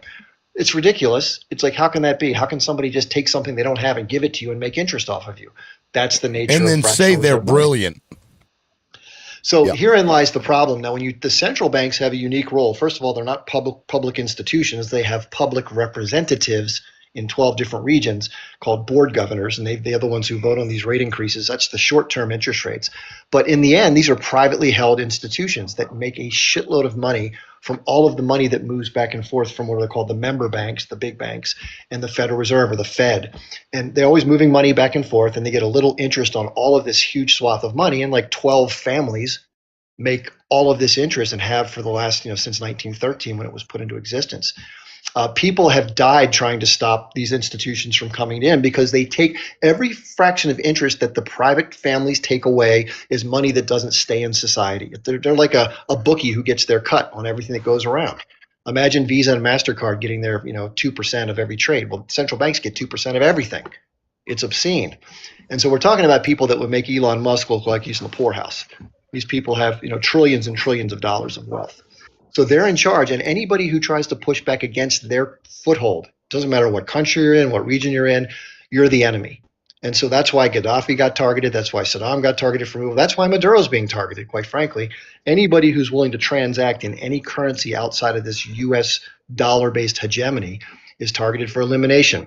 The flooding of silver futures contracts on the sell side artificially depresses the price. If there's 50 buyers right now, and no one else wants to sell their silver, well, the person who doesn't have the silver to give people doesn't want it to go up in value. Then they have to go buy more silver to give to people. So they will create fake silver futures and sell them into the market to balance the book and keep the price from going up. Wow. Only recently has that become, they got caught on the wrong side. People are no longer allowing them to trade paper. They want physical delivery. Since they can't make delivery, it just bids the price up as they have to go try to find silver to buy, to give to people because they have nothing backing their short silver contracts. Now they're digging through all the old computers.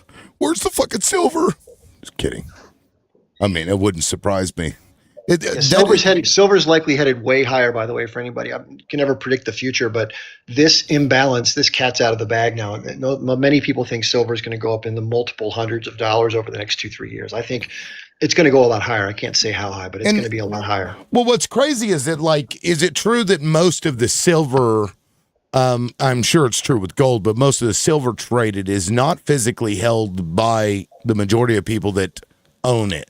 Right? I mean, they have somebody that holds this pot, but it's like a promissory silver, right? So you trade silver, you don't get silver, right? Generally speaking, isn't that the way the majority of that works? Well, there are different types of vehicles you can use to trade, commodities. There's what are called exchange traded funds or exchange traded notes.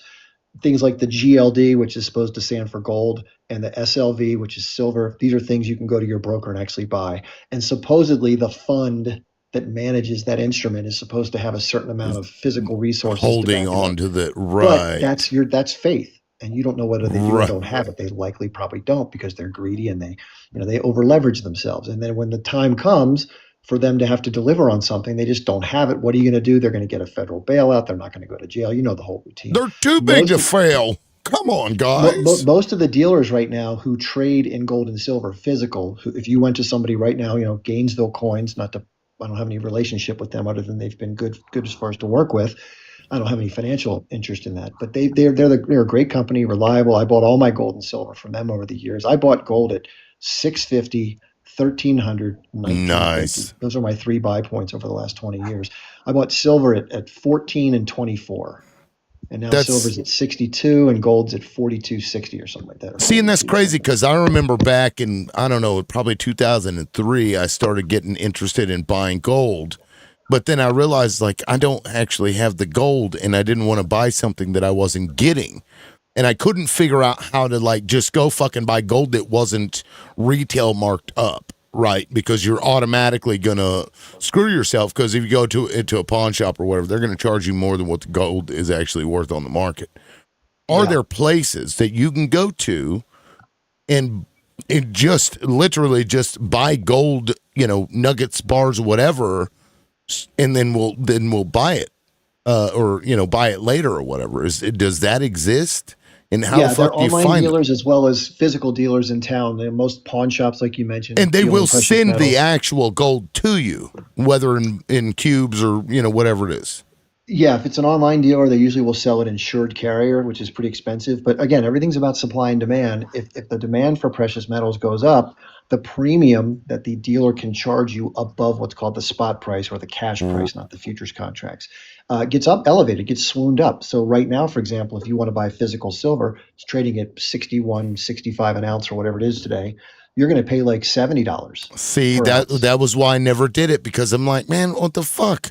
Why is it saying it's worth this and I've got to go and pay way, way more? But I guess it makes sense. It's probably true for stock trades as well. You're going to end up paying some kind of brokerage fee or whatever. But It's not nearly as large. The percentages now that are being charged for physical metal purchases is the highest I've ever seen it. When I was buying it, when it's going down in value, most people, there's not a lot of interest because it's not to the moon.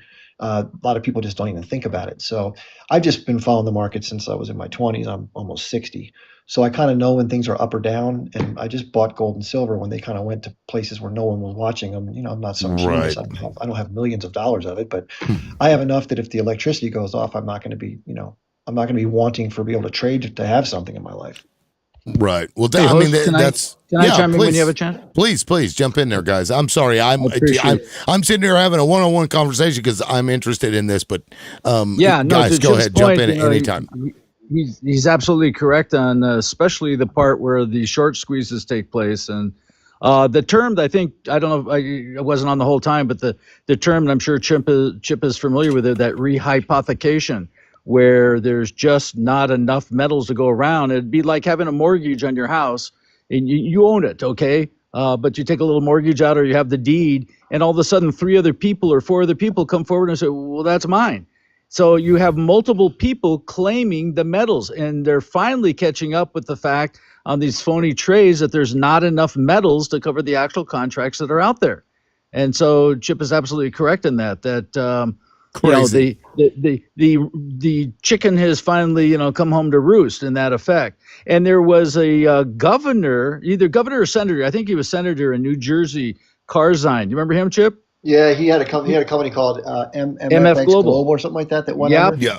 Yep. Hamid And it was Karzine? $1.5 billion for the same thing, where there was too many people holding the metals because they lend this stuff out. I think the CFTC finally put rules on it. There's about 140% is the most that you can charge. I was just reading about that. I had no idea that there was even a limit on that. But it's scary because paper metals have ruled the roost ever since I've been involved with metals. And by the way, I bought my first metals when gold was $67 an ounce, which was Wow. 1973. Good for And the you. reason that made Wow. sense back then is because Nixon took us off the gold standard in August of And you 1971. knew. It was so obvious. The government Right. had no ability to check itself. Governments want to print money so they can buy things for voters. And so in 1971, it didn't happen immediately, but it sure happened. The 70s had the worst inflation we've ever had, even worse than now. And it's because people were waking up and going, my gosh, the government's just out of control printing. So That's anyways, nuts. that's not why I wanted to come up, though. I digress just a little here if I could. You're I want to go welcome back to. and talk Yes. about Maduro if I could. Sure. I think Chip thinks that we're going to Venezuela for the oil. I'm not trying to put words in his mouth, but I kind of had that feeling.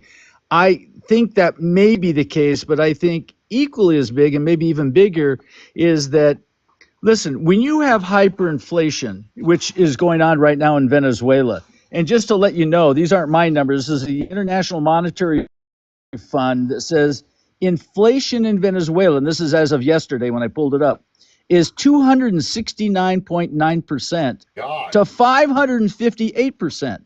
Statistica has numbers about the same. The World Bank has numbers very, very close to that. Most of them agree it's over 350 to 400%. And again, some as high as 548%. What Trump is worried about is when you have a country that with hyperinflation, people don't stick around. They're going to leave, either that or overthrow a government. You can't work. It's almost like Weimar Germany, where people are getting paid twice a day so they could go ahead and have value of their paycheck. So these people are going to leave. Where are they going to go? They're going to come to America. And they've been coming to America because this has been going on now for years. I told my wife this back in 8 years ago. You can see the problems in Venezuela. And I said, eventually that problem is going to come to our shore. And it's happening now. And Maduro is not taking back these people, nor does he want them. And we're going to find a wave, a tidal wave of immigrants coming to America, even more than we've had now. Regardless of what ICE does, they're going to get into this country.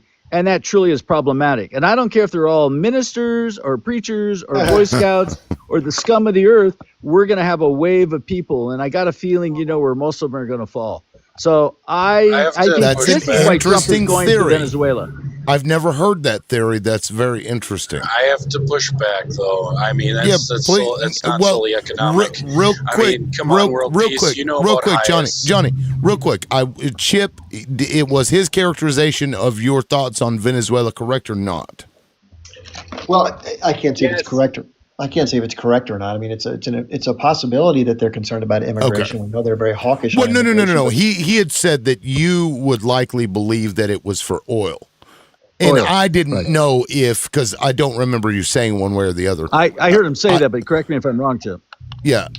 I think that's the primary motivator because of our predicament that we're in, but I think that could also play a role. I didn't think of it, but that makes sense. Yeah, I didn't. I just didn't want that to stay in the air, and because you had said a lot after that, and I remembered it and wanted to hear what Chip actually thought. But thank you.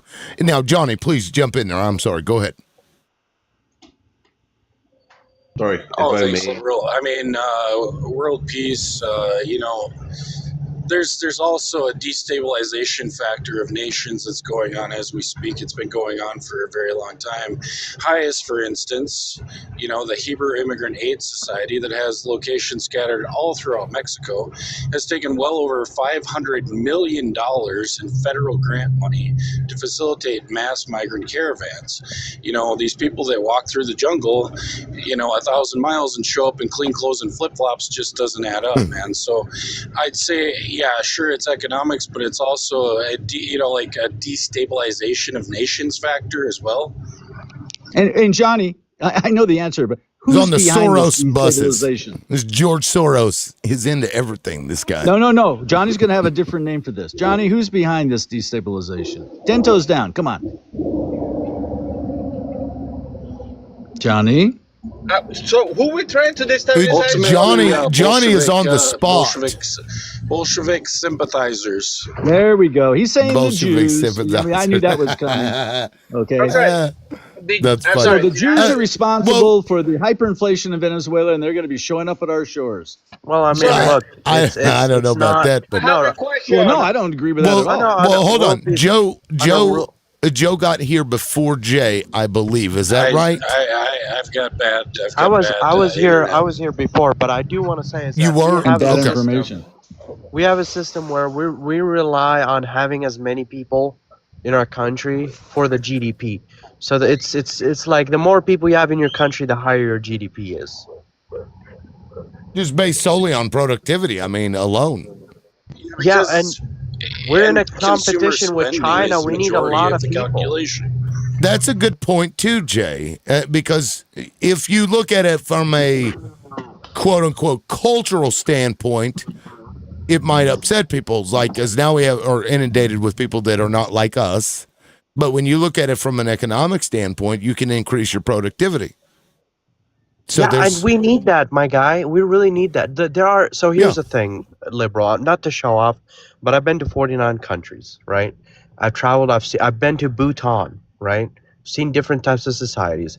I've seen societies where they're kind of tribal and they follow like I'm not sure Johnny one-man. wants to say more or not, or you said he was having an internet. Yeah, problem. he's got bars. When he gets a bar, it fucking it's the worst thing ever. So we'll let Johnny, when you don't have bars anymore, you can jump in there. But go ahead, Jay.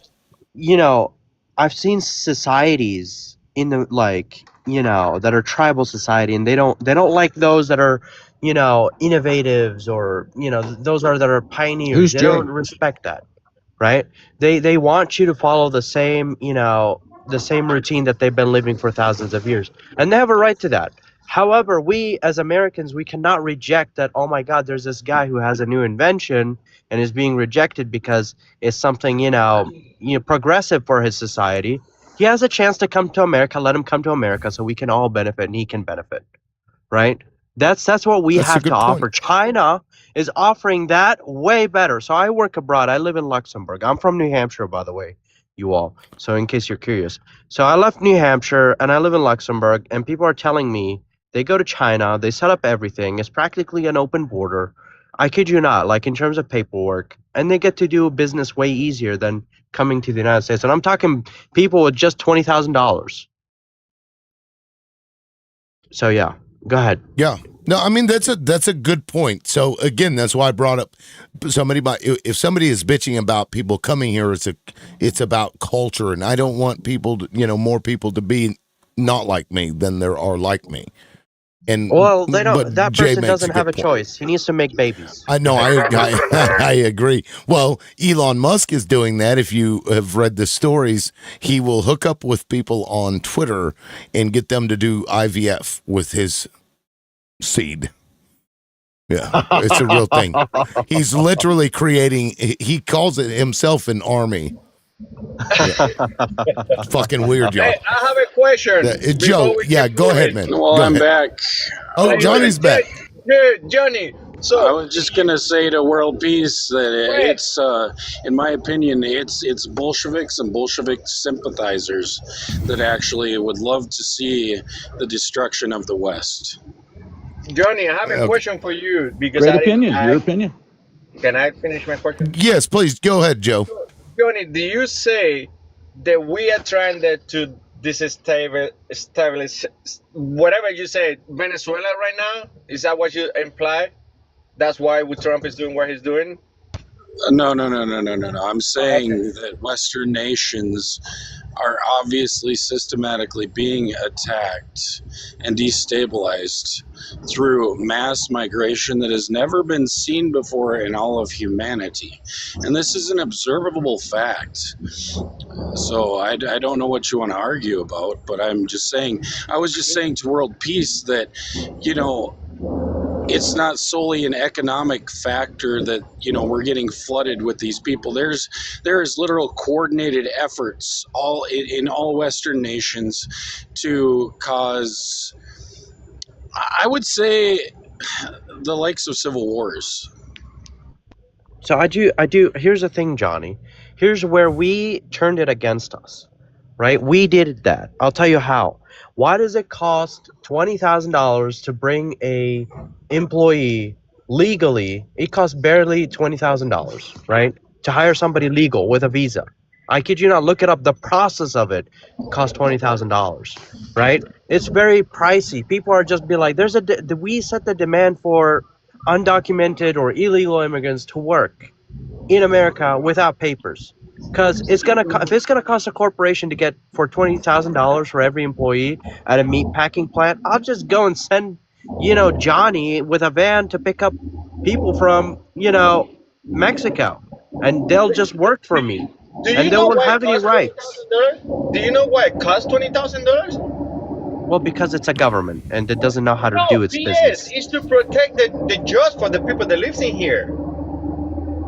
So it's not like everybody just come in here and take everybody's job. This is where the jobs are being. So in that process, when you hire somebody, you have to prove that A, you're not paying them less than an American, and that you're not replacing a job that an American can do.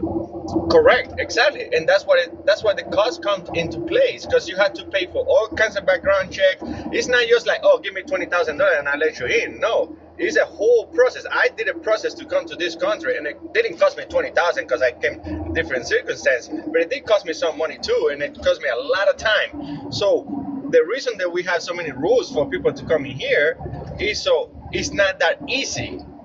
So, because otherwise the whole world will live in here. Who doesn't want to live in the United States of America? 99% wants to. Okay, what I get tired of is people worshiping the almighty GDP. It's like watching, toys with my children where, the little aliens in the claw machine are looking at the claw when they get picked up and scooped out to go to the, to the garbage dump, saying, the claw, the GDP. I mean, if all you care about is your GDP, you don't care about your own people. I mean, do we have to be, does everybody have to be rich? Does everybody have to have, fresh fruit from the farms that, regardless of the amount of, quote unquote, immigrants that work those fields, yet those prices never seem to go down. They never seem to fluctuate in market price. So please don't give me this economical BS about GDP. Hold on. Now, right now, prices are down understand. substantially. Chip will back me up on this. On the commodity side, orange juice as of yesterday was down 72% for the year. Rice, wheat, corn, are either unchanged or down 10, 15%. A lot of commodities are down. The exception are the metals, obviously, going up. But I think you're eventually going to see here, and I mean in the next many months, not going all the way where, it's going to really reflect where it should be, but you're going to see prices going down. Now, whether we're going into recession or that's just a natural erosion of prices or a lot of short sellers, one or the other, a lot of commodity prices and the majority of commodity prices are going down. Chip, you agree or disagree? Yeah, I mean, I'm a libertarian real quick. Johnny, here's the thing. We have a bad economic system, my guy. I'm sorry, going off the gold standard, it created this artificial growth, like this GDP thing, dude. I mean, look, we're dependent on it, not because it's a good thing or it's a real thing, but it's our lifeline now, my guy. We used to have, real growth, like we would see it in the market. Right? But now it's all artificial. It's all dependent on printing cash. There's no physical proof of it.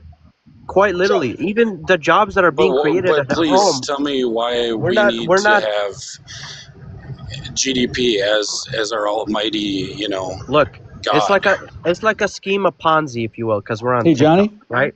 It's like a Ponzi scheme, my guy. Johnny, I don't know if you can hear me, but I fuel it. apologize. But for the last 60 seconds, I couldn't hear a thing. Yes. Uh-oh. Would you mind repeating the highlights? I would like to point out that prices collapse when the economy collapses. Like when nobody can buy anything, the price is going to go down.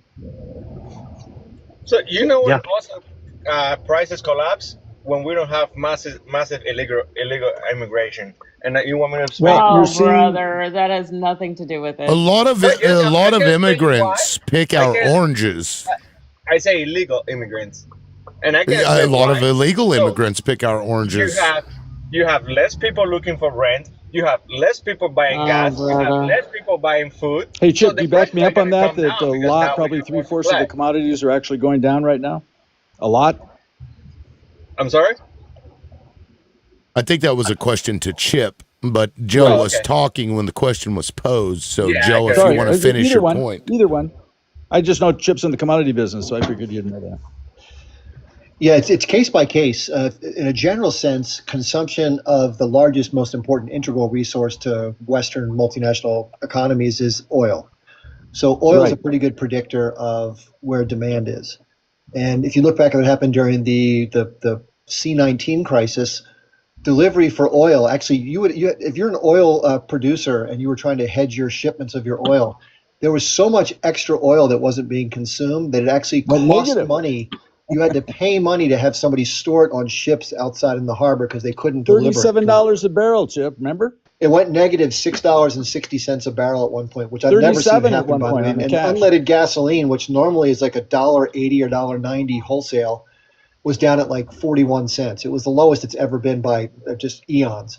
So, but that's obviously the most dramatic shift in economic consumption in our lifetimes. We'll probably never get back to that unless the whole world goes to hell. But in slowdowns, you do start to see the oil price start to creep down. And we're seeing that now. Oil is not exploding. So that's one commodity. Things like coffee and some of these tariff issues have been really, really instrumental in driving the some of those exceptions. commodity costs up. Copper, because of the infrastructure built out with the AI trade, and a lot of the energy resources like uranium, which has been used to fund uranium plants and other power plants, and coal to some extent. Coal companies like Peabody Energy. This is all in huge high demand right now. But so it's a mixed bag. But remember this way, most people don't want to change their lifestyle.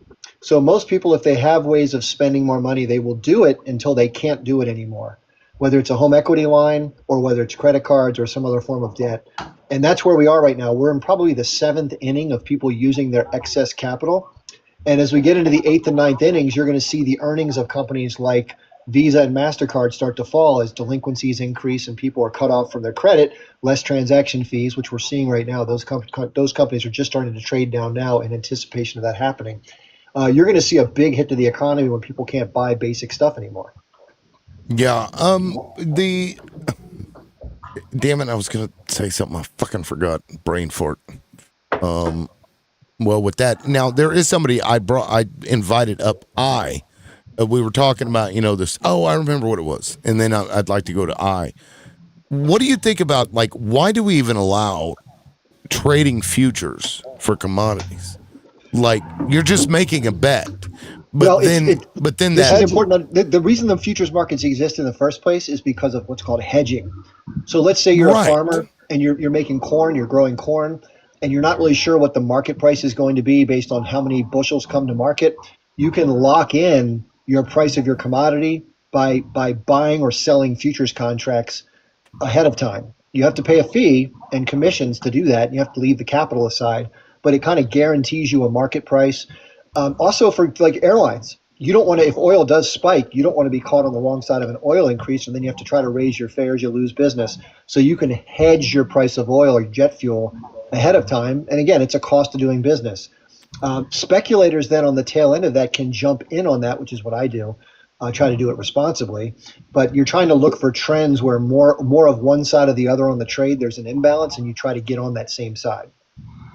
Yeah, but I mean, look, if you maybe are a farmer, that might make sense to allow you to do something like that.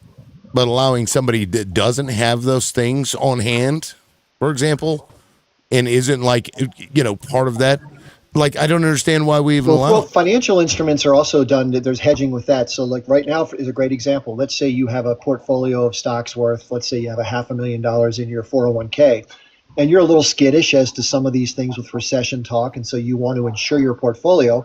You can go out and sell an S&P futures contract, E-mini, which covers, I think, it covers a lot of money. And if the market goes down, yeah, your shares will drop, but your futures contract that you're short will appreciate in value accordingly. So you're not making money either way. You're kind of drawing a line saying, okay, I'm okay at this price. I'm going to hedge my position going forward, at least until things look better. Same thing go for bonds. Same thing go for stocks. All assets have these contracts associated with hedging. That's their primary purpose. It's only speculation is permitted. The primary purpose is to make money. Well, the reason they exist in the first place was because of the desire to hedge.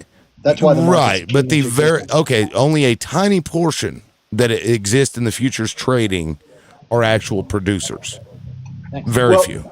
Just a fraction of a percentage of the people. Liberal, you're The starting to sound like a majority, nationalist. the majority of well, I don't see why we allow it. Because it causes this volatility in these markets, like you were talking about eliminates earlier. volatility. No, it doesn't. It increases volatility. volatility because it can give a false impression of something, and it could be done with illegally. And so, I don't see the purpose. It's one thing if you're a farmer and you're doing it that to kind of offset or whatever, but allowing just any Tom, Dick, and Harry to do it just doesn't make any sense to me. But maybe I don't understand it enough, and that's true. It truly is to take away the volatility. It's supposed to round out the rough edges. Yeah, Hey, by the balance way, is the market. host on something else, and it's kind of interesting. Go ahead, Chip. Okay, real quick, just to explain one other difference. The biggest problem in the financial markets is not the regulated commodities and futures markets. It is the unregulated portion. So, for example, what happened in 2008, I, as an individual retail trader like you and I, we weren't able to participate in this market. This was an interbank market of what were called collateralized debt obligations, CDOs. And basically, those were swaps done on a private market, private book, public, non-public participation. What that means is one bank is saying, hey, I'll sell you an insurance policy that if your asset portfolio doesn't perform to a certain level or craters, I will come in and give you insurance. So pay me $50 today for this one contract, and I'll pay you whatever your losses are should things go bad. Well, AIG sold a lot of those contracts, that insurance company. The problem is they were never betting on the market going down or the real estate market imploding. But when real estate and mortgages started to implode, they didn't have sufficient funds to cover those deals. So that's what we stepped in and covered. We basically covered someone else's risk taking where they made a lot of money on the front end, but couldn't deliver the insurance they promised on the back end. That's called a derivative. It's a derivation of an underlying asset. So the mortgage is the asset. It's a collateralized asset with a home, but all the other trading around that is not derived from the asset. It's a derivative of the financial instrument. And that is going on it's like $600 trillion of global collective derivatives. The unwinding of that when those books get out of balance and people can't meet their obligations is what does cause excessive volatility. Trading is all about balance versus imbalance. And when you have an equal market, it tends to stay in equilibrium. When you have too many things on one side or the other of a market and there's no hedging to protect it, that's when things go sideways. Yeah, volatility would exist without the derivatives market. We can look through history and I'm speaking. Do you want me to stop speaking so that you can speak to me while I'm talking? Nope. I didn't know you were jumping in. Go ahead when you're done. You didn't know that I was speaking. I apologize.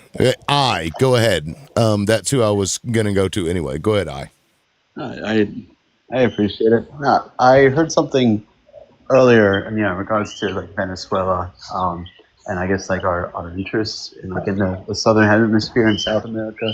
I think it's just we're using the power of the tariff and the military as almost like a bully pulpit to deprive the Chinese of resources and just state to use that as a negotiating tactic. I don't agree with it.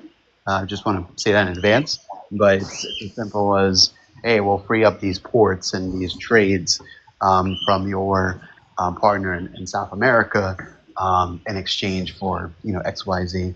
So, and then the other thing I wanted to quickly touch upon it is silver, gold. I think this administration is purposely getting in a position where it's devaluing our currency and destroying its monetary value for purposes of paying off, debt. Now that's consequential to the consumer at the end of the day, but I think they're doing this willingly. So I can definitely understand the increased investments of the banks in these precious metals because they anticipate that I think the end goal of this administration is to massively print, money. And I think to take quantitative easing to a level we haven't seen it before by pumping more and more money to pay off this debt at the expense of the U.S. dollar. So it's purchasing power. So that's all I wanted to say to that. But I agree with a lot that was said. Yeah, no, I appreciate that. You've talked about that here before. That's an interesting theory, Chip. You're probably more, well versed in this than I am about it. Do you have any thoughts on that theory? He was probably feeding the cat. Okay. I'll just say I don't think they ever want the debt to be paid. I'm convinced of that now.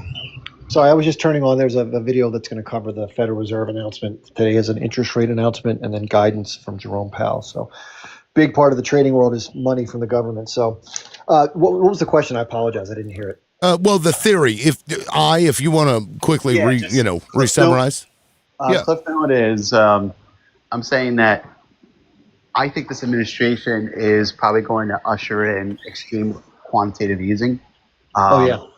And I think the theory behind that is that they want to tackle the debt, so they will destroy the U.S. dollar to tackle this debt. And you said that it explains why a lot of these banks are investing more in precious metals, because they anticipate that that's the end goal. And banks are smart, right? And banks are pretty aligned with this administration too. I think they know what the strategy and the end goal is, because I think that the Treasury Secretary, is keeps them informed.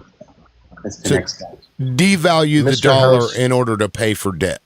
Yes, Basically, yes. because if you think of it this way, if you reduce the value, so if my house goes from 500K to 400K, so now you have less of a value, right? So now the person that you owe, let's just say you took out a mortgage or you owe the house to, now they only have $400 of a house instead of 500,000. So when you devalue the U.S. dollar, that's what happens. The amount that the U.S. owes is less, but it comes at a cost to the consumer.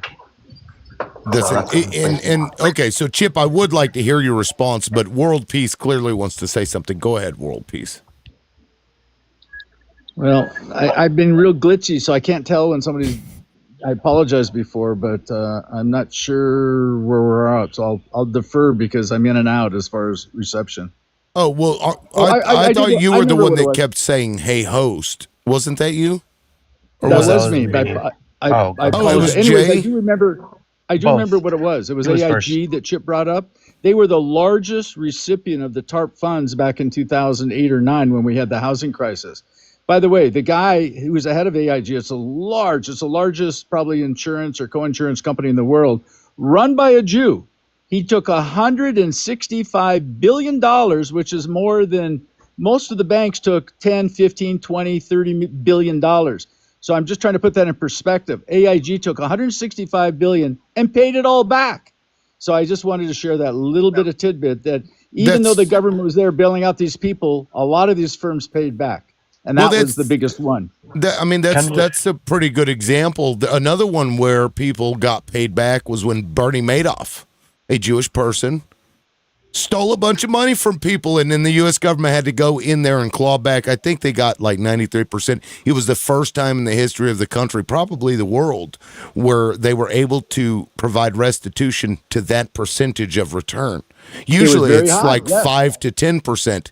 But when it was The a bunch of government didn't hold on. When it was a bunch of Jewish people that were taken advantage of by another Jewish person, all of a sudden the government is capable and more than willing to find a way to bring back 93% of those people's money.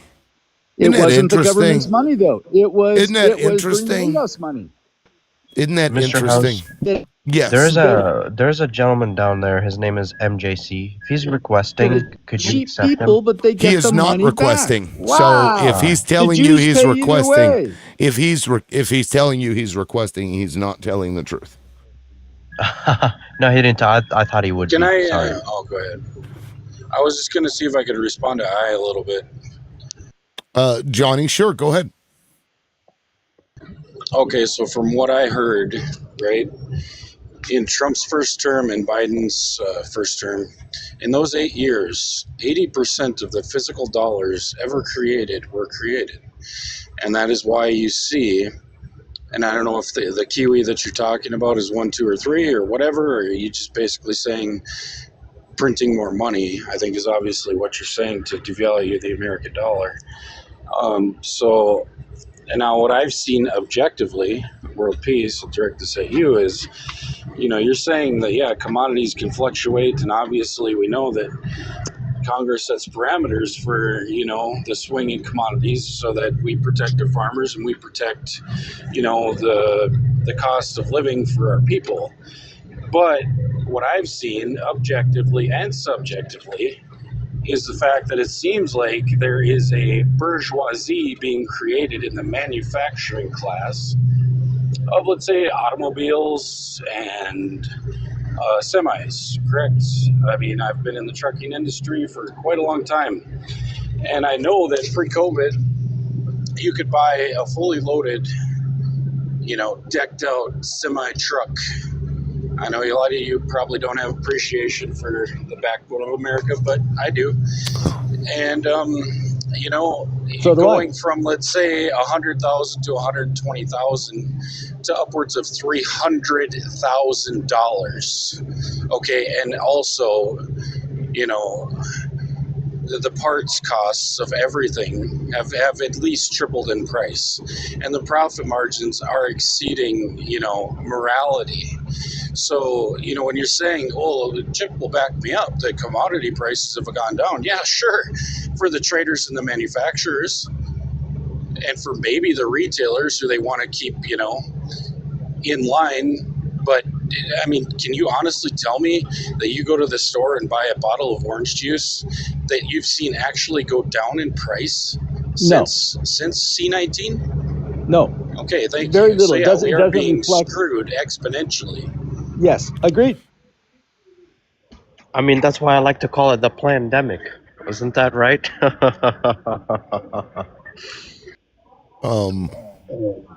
Okay. Is there somebody that hasn't spoken yet? Yes. Warrior. Unless Chip, you wanted to weigh in on the theory. I don't think he ever did, but I mean, that's up to you. I'll be quick. Yeah, he was 100% correct about inflating away the debt. I mean, imagine yourself at home if you owe somebody 50 grand and you just don't have the money to pay them. And obviously, you don't want to go your lifestyle. You don't want to cut your life expenses back to zero to pay someone back. Well, the only other choice, you have to either make more money, go out and find a new job, which is hard. Or if you had a way of creating little monopoly money out of your drawer and just giving it to somebody, you probably would choose that because that'd be the easier way out. That's exactly what they're doing. Right. Okay. By the way, to that point, when prices go up, like in the 1970s, price of sugar went down to 3 cents a pound, 3 cents. And then it went up to 66 cents a pound. Think of that percentage. All right. What happened is when the price of sugar went back down, I mean, candy bars started off at a nickel. I'm old enough to remember that. They went up to a quarter. When the price of sugar collapsed and went back down, didn't collapse, but it went back down. It took years for that to happen. Guess what? They never lowered the price of candy bars back to a nickel. They just stayed at a quarter, and then as inflation took place, they started going up. I go to a store now, most candy bars seem to be about $1.50, and yet the price of sugar is, nowhere near that to reflect it. But you've got transportation from you've got inflation, you have the devaluing of the dollar, you have all these factors. So for Trump to come in and say, he's going to roll back prices, listen, I believe I'm a MAGA guy, and I believe about 10% of what Trump says. You're a fool if you believe, everything that he says or even close to it. These are political bullet points, okay, when you're running for an election. So prices going back down to me means that if we can get back to where they were a year ago and stay stable, unless we have an absolute, crash and worse than a recession, but a total depression, I don't think we're going to see prices going down, pre-COVID. I just don't believe that's going to happen. So why It's have a impossible. question. There's too much money in circulation. By the way, most of that money is not in this country. 58% of it is out of the country. And so that's where the stability comes for a lot of these countries that are using our currency. I do have a question. Like, it's a little off topic, but thing is, I see we're stuck in a left and right paradigm. Why don't we vote for just for candidates that actually like I wrote in Joe Jorgensen, right? I don't think it's hard. Now, But that why? matters if he doesn't have a movement, sir. You have to have a movement independent of the establishment, right? You can't believe that these people, especially when their behavior is predictable, say one thing and really care about another when the majority of the country, again, only cares about money, right? So the independent candidate is not a part of the two-party system. The candidates that are being ushered in are being paid top down, right? It's obviously for an agenda. So we have to have a movement, and until there's a movement for the working class, until there's a movement for the indigenous, the religious people, all of the good people with good hearts, I believe none of this is going to get better. It's only going to get worse. I mean, Yeah. I don't know, my guy. There's a thing for it. There's a famous saying for women, right? If he's good for your whole, doesn't mean he's good for your soul, right? So I've never that's heard the that. saying. Well, ultimately, what I'm saying is, right, it all Hey, proceeds host. back. I don't know if I it's learned that last I night, don't know so if it's that's why just I me, had to but I use can it. hear you, but I can't hear any of your hosts. Maybe that's just me. I'm having You can't problems all hear. this morning. Does anybody else? Is it now? This happens sometimes. TikTok does this, but you can't hear me, right? I can hear you, but I haven't Can heard your host for 10 minutes.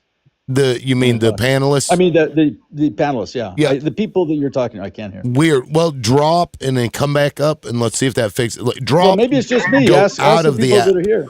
Well, See yeah, if you have nobody a has said update. anything. Yeah, Okay. there may be an update because Yeah. I've seen nobody in the comments say anything that they couldn't hear you, and Then I it's haven't probably heard just any me. of the panelists haven't said that they. Then I apologize. I think I'm going to drop off, and I'd love being up here, and I appreciate the time, but I'm having some real glitchy problems today, so I apologize. Yeah. And apologize again for interrupting, and I really enjoyed this. No, you're Thank good, man. I appreciate it. Yeah, yeah. Take it Host, easy. can you hear me? Bye, Yeah, Chip. we'll see you. Can I hear who? Me. Who's Yeah. me? Goyam? Goyam. Yeah, I can hear you. Okay. Yeah. No, I came on your live before and spoke Yeah. about the movement that is independent of the establishment. And you asked me to elaborate into a deeper sequence, which Chip Barnes knows about Dr. Shiva and the movement that is independent of the establishment. So, Chip, if you wanted to, I just felt that this was the right time to come in and speak about the movement that Dr. Shiva is actually has. So, if you want to just touch basis on what Dr. Shiva stands for. Obviously, we need something to happen. Well, okay, so maybe we can get to that point, but Warrior has not spoken yet. She actually got here before you did, so we can do that. But let's let Warrior speak on whatever Warrior wants to, and then we can move to that topic. Go ahead, Warrior. Assalamu alaikum, host. Hello, welcome back. Good to see you. I'm just listening. The thing I just want to add on is we keep saying how this government or that government, we need somebody in Congress, somebody in the White House that actually gives a F about the average person, about that person who's a single parent, who's trying to make means, about the adult who's living with their parents, trying to take care of their parents, about those who can't afford lunch and they're on free lunch, we need to give the ones of us that really care about this country, who say, oh, I'm American and I believe in liberty, then let's all put our actions into where we're taking care of each other as an American and not worrying about, okay, you're Jewish, you're Christian, you're atheist. I don't care. Like, for example, my neighbors, I don't care what they are. We have a neighbor that's a widow who lost her husband 2 years ago. We send her food every time we have big invitations, and we do have big invitations twice a month. We take her trash to the sidewalk and bring it back. We do nice things, and in return, the only thing I can say is that she told one of our new neighbors that moved in that was very, very, very, very pro-Israel. She was like, "Oh my God, you guys live near Muslims," and she goes, "Leave them alone." She was like, "These are some of the kindest people." She's like, "You got to stop generalizing people. If we take care of each other, everything else slowly will. If it's like really, really sincere and you take care of your neighbors, like you really want the best for them. Like we have a neighborhood watch where everybody watches out for each other's property. They really do. We had somebody try to take someone's car. It was like a group of thugs, little teenagers whose parents were busy. We caught them. They were trying to break into cars, like 3, 4 cars, and we caught them because someone watched out for someone else's car. I mean, it's like it starts at to me, it starts at a family level, then neighborhood, then community. And like now, ever since the issue in Palestine, I always ask my neighbors, do you need anything? When my car was messed up, they were like, do you need a ride to work? Can I get you a ride? Do you want to go to the grocery store? Like, there are kind people out there.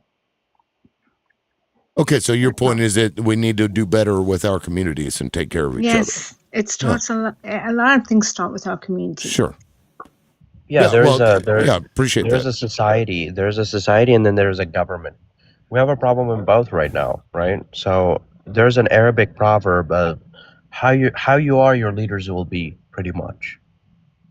Yeah. Well, and like TikTok, if you look at this in any way, like it becomes so fucking toxic. Sometimes these people, act in ways I don't think they would act otherwise. I think maybe a lot of our issues are different than before, but are coming from the internet and stuff. So maybe we need to address that, or I don't know, a lot of fucking problems. But now, Yeah. Goyam, you wanted to talk about Dr. Shiva. We've talked about Dr. Shiva before on here. I think maybe it was with you. It may have been somebody else. This is the person that claimed that there was, I can't say that word, during an election, I believe, ran for Senate or something. 2020, he ran for Senate in Yeah. Massachusetts. Right. And what he did expose was a backdoor censorship portal from the government to Twitter, exposing him being censored on his campaign cycle, which if you go to winbackfreedom.com, the court case is there. However, we have to build community on a local level. And what he is doing that no one else is doing is teaching us the physics behind creating that movement. And the revolution does not have to be burn it down to build it up. Is because we don't have the money to build it back up. Which this is what they want, and I believe that this is what they want to reset the currency as we know it. So again, he has a movement that is in all 50 states and in 102 countries around the world, which is actually a global movement. But what it's doing, independent of the establishment, is exposing Zionism. And it's exposing the establishments that no longer care about the American people. They only care about their interests and whatever interest that is, whether it's funding WARSs, whether it's our tax money that's going to things that we don't need versus the domestic issues that we have right in our backyard. So, and again, none of it is transparent if we don't have a movement of everyday working class citizens, and he possesses the infrastructure for that movement. Yeah. What I full read name? from Shiva. His name is Dr. Shiva Yeah. Ayyadurai. Okay. From what I read of the guy, he's like Trump, but is anti, Zionism. Yeah, but he's not he's like a MAGA. That's my read of the guy. But I'm really disturbed by the fact that we have a president who would pay to grape my grandchild. I'm really disturbed by that. right. But I'm sorry, but Chip, can you just elaborate a little bit more specific? Real quickly, we have what's called a Make-A-Wish government right now. So like Kash Patel, when he wants something, it's based off of what I want, right? Well, we know the world that doesn't work like that, because I want to go hunting with Clint Eastwood and it never happened, right? So it's based off of what they want, what I want. That's literally what it is. We don't have any policy makers anymore like we used to.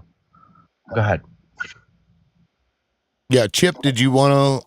I don't know if you're, familiar with Shiva. Well, in general, I mean, he has a version and approach to a movement outside of the two-party system, which I think everyone's hungry for. Whether his particular approach is the approach or a approach is for people to determine. But I think he's onto something. We're given this choice every time we go to the polls of, you get bad or worse, or however you want to phrase it. And you can certainly point across the aisle. There's faults on both sides about either party. They have strengths and weaknesses. But in the end, I think most people have the same moral compass. They want to have people have a chance for a better life. They don't want to see all the resources go to a small fraction of the population. They really don't want to have us fighting wars all the time. They want cost of living to be manageable. They want their kids to get an education. They don't want to have to pay an arm and a leg for healthcare. These are universal principles that every other country seems to have at least figured out to some degree. And yet here we find ourselves on the other end of an oligarchy that is doing quite well with the current situation. And we're left trying to struggle for the crumbs on the side. So that's why we have to build a movement. Economically, whether you disagree with Trump, and I'm not a Trump supporter, I'm not a Biden supporter. I'm not an anybody supporter. I think the whole system's bad. But I think we're going to have to find a way to work together, put aside the differences, which we have plenty, but you can fight with anybody. That's the easy way. The hard part is putting aside differences and thinking, what do you and I have in common? And if I would have laid out what I just laid out to 1,000 people, probably 998 of them would say, yeah, that sounds fair. And that's what we need to focus on. We can adjudicate the other matters after we've solved that problem. Our real enemy isn't to our left or right. Look up. The people that are sitting on these mountains of gold and silver are the people that are exploiting us, and they're getting away with it. And this Palantir digital, dystopian nightmare that's being built around us is coming. And then we're not going to have the flexibility to come together because they're going to be able to control our every thought, movement, purchase through digital surveillance and AI. We don't have much time. So we have the luxury right now of being able to do something. We can choose to pay or not pay for something, which is probably our biggest power. And nobody wants to have their credit score killed. But the question is, do you want your kids to have whatever someone else is going to grant them to have in perpetuity? Or do you want to have a say in what actually happens in the future? Most people love their kids. I think they do. The question is, are their actions in alignment with that love? And I think that's the biggest criticism Americans have to take, is that we're getting the government we deserve through inaction. Sure. I mean, when it comes to like the two-party system, to get out of that, like ranked choice voting, I think is a must, because then it allows those third-party people to, kind of get it. That way people won't be worried about, well, my vote's not going to count, because it will. Can you explain ranked choice voting a little better, Liberal? I've tried to understand it. I really don't get it, actually. Well, have you ever been asked to like list the things that you want in order of your priority? Have you ever been asked that? Like rank if you had to choose between 5 things, which one do you want first? Which one do you want second, third, fourth, fifth, right? So that you get to choose. Your first pick is this independent or this Green Party, right? And your second choice is, Republican. Third choice being, this other person, whatever. And then they tally it, based on that. And Can I explain it? Okay.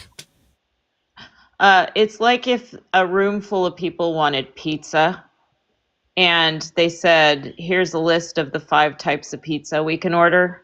And everybody checked their top 3. And then the one that got the most votes is the kind of pizza they ordered. Yeah. I mean, basically. Yeah, because if your top one was pepperoni and your second one was sausage, you didn't get pepperoni, but your vote did count for sausage. Yeah. So, but say like they're, in a room of 100 people, sausage got 60 votes because 60 people in the room really thought sausage is an okay pizza and they're happy with it, even if it's not their top choice. But that's how ranked choice voting works, is that whichever candidate gets the most, I find this candidate acceptable votes, that's the candidate that wins. Yeah. But there's no actual preference put upon the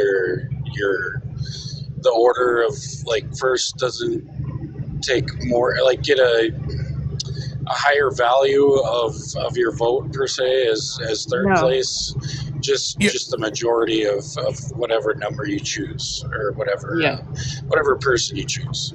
Yeah, it's 100 people in a room choosing 3 different types of pizza as the pizza they wouldn't mind eating, and the pizza that gets the most votes is the pizza that ends up being what they order if they can only order one kind of pizza. So that's basically what it is. And essentially, like, you would run through, it'd be weighted like if you've got 4 candidates and the person with the least percentage, they drop off. So you take those ballots and whoever their top candidate would then, would get that, would go to the ones where the top candidate was, as long as they weren't already eliminated. And it would then transfer that vote to the next highest one as the others get eliminated. Does that make sense? Yeah. So until somebody gets 50% or more of the vote, and then once that happens, then that's the winner. Yeah. So what happened? What ends up happening in ranked choice voting, and the reason it is the solution to our problems right now, is because in the primaries, the people that show up to vote in the primaries are the most radical people. Like the solid Trump supporters are going to turn out absolutely because they absolutely want Trump. And maybe the other voters are like, oh, I'll just vote for whoever's on the ticket, right? And so with ranked choice voting, you don't have to worry about, oh, the Trump voters are going to bump me off and it's going to be Trump anyway. And so I'm just going to vote Republican because that's what I am. You know, you actually get a choice again.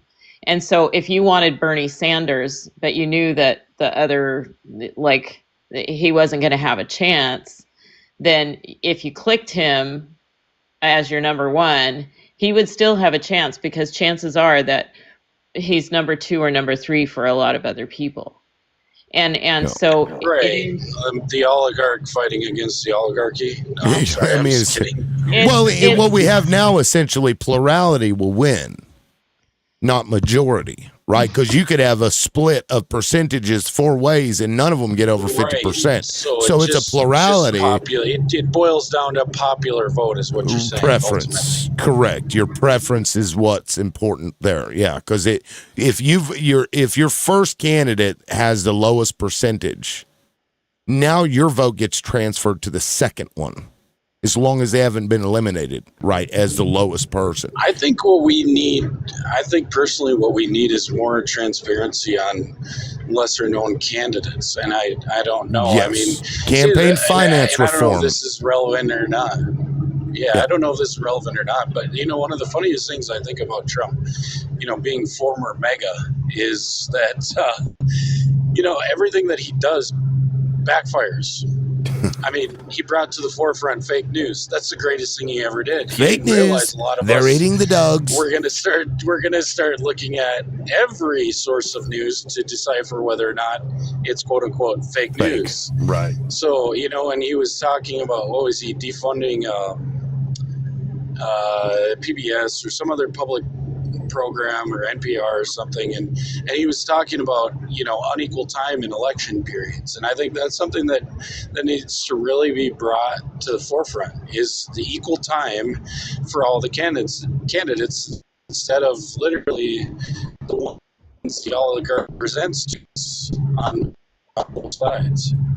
Right, because essentially it's whoever spends the most money on marketing and, you know, manipulating your social media feed, it wins. You know, it's like whoever has the most yard signs in a local election usually is the one that wins, which is nuts. But Mr. House, I really do think we messed up as a country when we started picking people that can't keep wives, right? Like we had Jimmy Carter, Gerald Ford. They were loyal. They weren't playing around with a Magic Johnson. They weren't preoccupied with that in office. But there, we had to deal with the playboys. I'm sorry, I had to say it. But it says a lot about a person's character. I'm sorry. What makes you think a lustful person is not going to sleep with his sister? Well, let's ask Headley, because he apparently is very lustful. Headley, I'm pretty sure you're still in the comments.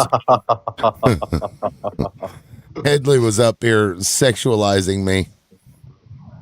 I felt violated. Do that to you too? I felt violated. All the time. He's the troll of TikTok.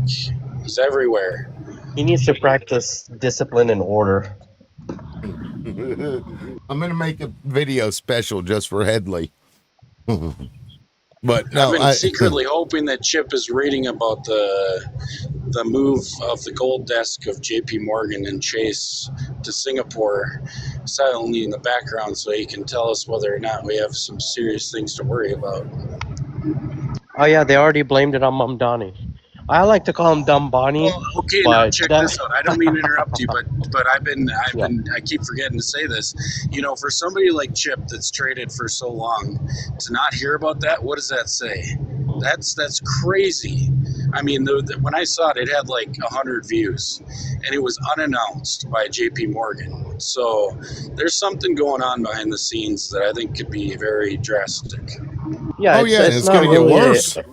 It's not a Mamdani thing. It's not a Mamdani thing. They do that. There's something that they're doing. So it happens whether it's Mamdani or Silva or whoever wins. Yeah, it's fucking. I don't know about because I know I'm pretty sure J.P. Morgan Chase has been in Singapore for a while. in terms of like doing business. I imagine it's very Chip, is that right? Like they've dealt in Singapore for some time. I'm gonna say I'm it, actually my guy. listening to someone's commentary about it right now. I'll get back when I finish. Mr. Host, in all honesty, Mr. like I live Host. abroad. I like posh etiquettes. But look, I live abroad for a good reason, right? Think about it like this: work culture in America is already getting bad, so it's already becoming miserable to do business in America. Like you can go to other countries and practically pay nothing in fees, right? And in taxes. So I don't know, my guy. Do you want them to, just stay in America for nothing? Do I want them to stay in America? Was that directed toward me or anybody? Like just a general, okay. Well, you said Mr. Host, and then you said you, so I just assumed you were talking. I'm like, what did I say? That other part was, but yeah, it's the environment in America is just not becoming friendly for businesses. You know what I mean? Well, look, when you take assets, when gold moves historically, okay, that affects everything about your economy, and it's crazy. But you could have 10 billion in bullion in a French vault, and if they move that to America, it drastically changes both economies. So it seems like a minuscule thing, and I've heard, and what I heard about it was that Singapore has very friendly taxes and import regulations that would ultimately just, to me, it's literally stealing the wealth of our nation and moving it to another country to avoid another financial catastrophe that is ultimately going to be very, very bad. So in my opinion, if you built your wealth off of the American economy, if you gained your education in the American system, everything about your life came from the benefits of being an American. If you try to leave with your money, I'm sorry, it needs to be confiscated and you should be jailed. That's treasonous. That's not a bad point, actually, Johnny, because you obtain your wealth through our systems, our highway systems, our education systems, our whatever systems we have that are decent. I think that's a good point, Johnny. What say you, Jay? I mean, some of like for example, my parents have their own business. Some of their operations are overseas, right? It's international. Now, here's the thing. Well, again, if you don't create the favorable conditions, what am I supposed to do? Like just starve? Well, what favorable conditions are you specifically wanting? Like, give me an example of something that causes issues just here. The taxes. Just the taxes. You think right? that U.S. taxes, corporate taxes, are too high? Well, there are other countries that are offering nothing, and then at the same time, look at the quality of life. Things pile up real quickly. Quality of life. I got an idea for you, Jay. How about you take your family's wealth, you go out into the middle of the jungle somewhere and see how long you can defend it without the might of the U.S. military. So, thank you. That's my point. I mean, we do have it. We do have international trust and everything, so it's not in my name, right? Now, again, like the taxes they pile up for example, seriously, like you have employees, you have to pay taxes on them, right? It's not like you have to be in a place where it's just like even the quality of employees is not like how it was before. Now everything in the job market, which affects the operation side of the business. Well, is your family's consumer base here in the U.S.? Or did you? Yeah, I mean. So did they put because you said some of their operations are in other countries. Is this like where you built your manufacturing somewhere else and then sell to the consumers you were selling to before? Is that what happened? Or are you So okay. So you just want everything. One every. No. You So want to pay nothing into a system to build it up, and then you want to complain about quality of life. Well, I'm not. You I mean, cheap look. labor and Yeah, low you want cheap taxes. labor, no taxes. Me. Is what I'm hearing. Well, and But then Donald why? Trump increased Yeah. everybody's taxes by about That's $3,000 a year. exploitative Yeah, but mindset, Jay. Like it's not just okay. Well, why am I being penalized to pay for freaking Israel, dude? Like God's chosen people, that's they a need separate. $4 billion every year. No, don't tie those two issues together because you're not talking about Israel. Like if you have an issue with Israel, then that's one thing. But we spend what, 300 billion over the course of since 1948, something like that. Well, I mean, the mismanagement is also not very convincing. Okay, to pay into that system. then Johnny- use the money that you have to advocate and lobby because the fucking Citizens United decision allowed you to spend your money. So if you want to advocate for people that are going to not do that, please take your money and put anti-Israel fucking commercials out there. God, please. I would love to see that. The Federal Reserve Act that was signed by, I forgot which treacherous president it was. May he rest in peace. He won't be missed. Right? The Federal Reserve Act. Right? He admitted that he deindustrialized America. We don't need to shit on presidents, even if they made bad choices, like Woodrow Wilson, who on his deathbed he said on his deathbed that he unwittingly destroyed his country. Okay, so please don't shit on the U.S. Please. No, it was that president, not on America. I wasn't shitting on the U.S. The fact is that the minute that you have a society where everybody's only going after their own self-interest, you no longer have a society. Your Exactly. That's why I contribution. hate people worshiping the GDP positivity. I got one. You should pack your bags and leave the fuck out of here. That's one way to put it. So, Johnny, I wasn't shitting on America. I was shitting on that president. I even forgot his name, right? So, again, he created the Woodrow FDR. Wilson, and may someone say to you someday, may you rest in piss. You're right. I was wrong. I really was. I'll take accountability. Now, I do want to say that in all seriousness, there's supposed to be a loophole where it's only officers of the corporations. So I heard this a long time ago, but apparently it's not going to work. Why is it where, the taxes, again, it's a mismanagement system. Like, I don't have any control. Like, for example, in New Hampshire, I love New Hampshire. I don't mind paying taxes, state taxes, but it's the federal taxes that I have a issue with. So it's not just not me wanting to pay tax, but I don't want to pay it into a broken system. I don't want to contribute to that. That's what I'm saying. Now, I don't hate America. I love America. I don't mean to be disrespectful, but you have a slight tinge of a foreign accent. Am I right? My family is mixed. Yes, I'm Chilean of Syrian heritage. Okay, but were you born here or did you immigrate here? No, I was born American. Okay, all right. So, that won't be true for long if the Supreme Court rules a certain way. Well, I just wanted to make the point, if your family immigrated here and you built your wealth and you got your international business relations based off our system and you want to leave if you have to pay a little more tax, that's the most un-American thing I think I could ever possibly hear. And believe me, I agree with you about not giving money to shit real, okay? Okay, you do. Okay, at least you're being principled. You are well principled. I'm not gonna lie. So we were in exile originally, so some of our business was built overseas.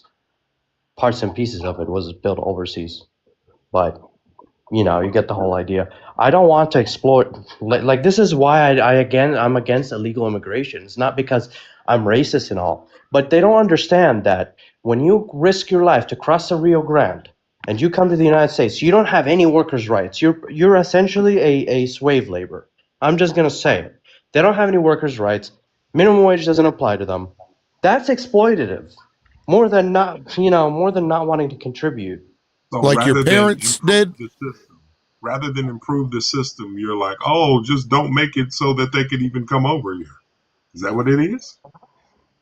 No, I wanted to do both actually. I want to have new visa categories where people can come for work and that's it. So to That's all, exploit man. them, because if you have a visa that allows somebody just to come over and work, that means you basically own them. And the moment they don't do what you say, you can revoke their fucking visa, which is currently the problem I have with H-1B visas. No, Because so it's just servitude at the pleasure of that corporation, whatever that corporation is.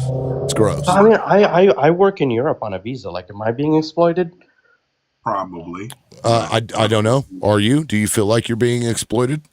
I don't feel like it. I have Do an you apartment, live a nice life. do you believe that if you disobey something, you know, your employer asks you to do something that goes against your whatever, do you have a choice? Do you think that they'll revoke your visa and make you leave?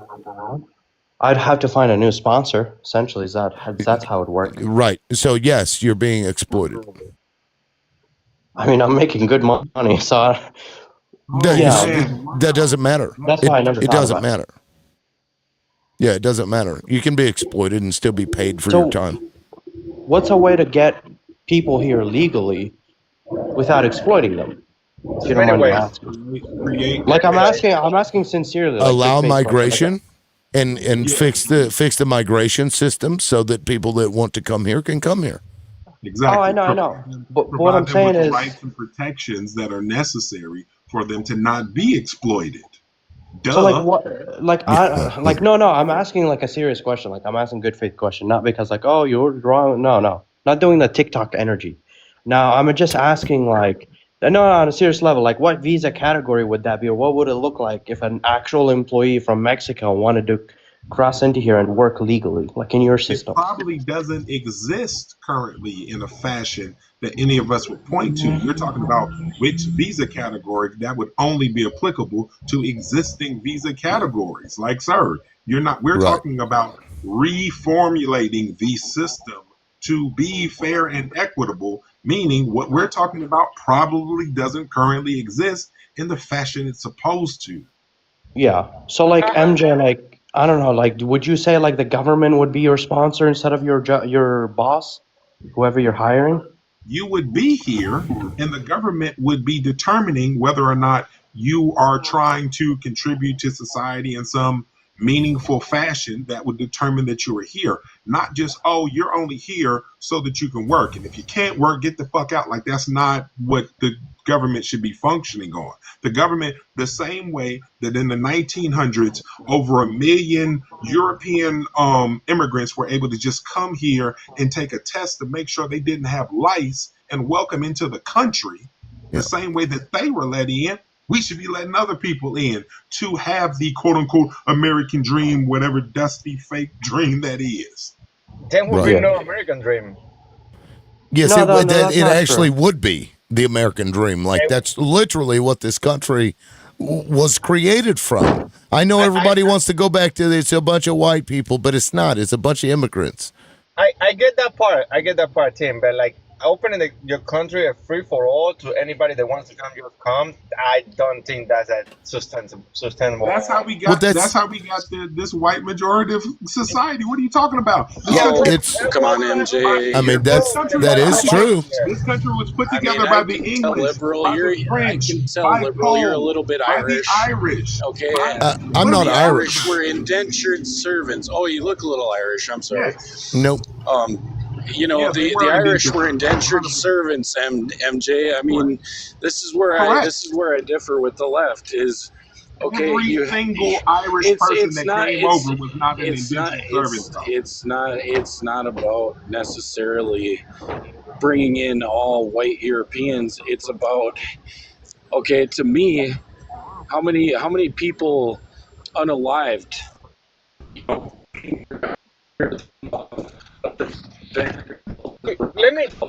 You're breaking up really bad, Johnny. We can't Can I say something? we can't Can hear I say you. something real quick?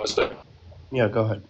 That did happen when we were on the British colony. We're not under that colony no more. So why would the 1900s? You do know that we broke away from England in 1776, right?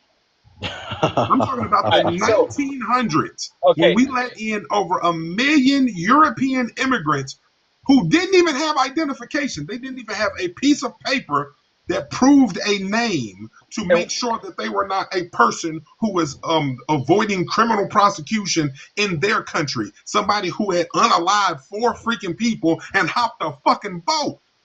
And why there was nothing to substantiate this.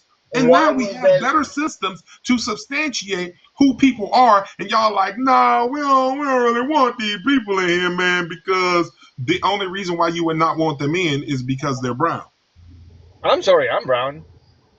I'm talking to the people who don't want immigration. I'm Chilean of Middle Eastern heritage, my guy. I'm up for immigration. It's just not a free for all. Why can't it be? I don't think you can't, because. Why not? Because it would be way too many people here. Every single price for everything will go all the way to the sky. Every single price for everything is already at the sky. We don't have everybody. So you think it's bad now? It will be way worse than what it is right now. It'd be worse if why? What?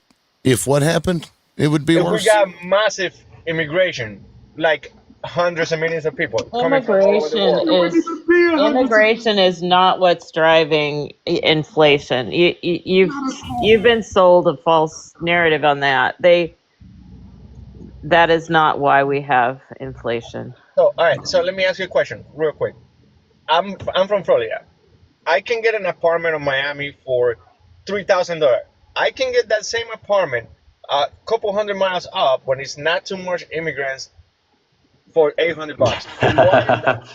Well, a couple. He's still hold on, wait. He's still talking. I don't think he made his point. Let him finish. Why is that? Why Miami is more expensive? Miami's near the beach. There's more jobs. There's more activity. More people want to live there. So there are economic centers there. Again, it's cheaper to live in Lubbock, Texas, than it is to live in Dallas. I'm thinking, what are we talking about? These are I had relatives in Lubbock, Texas. We were happy when they wore shoes to the reunion.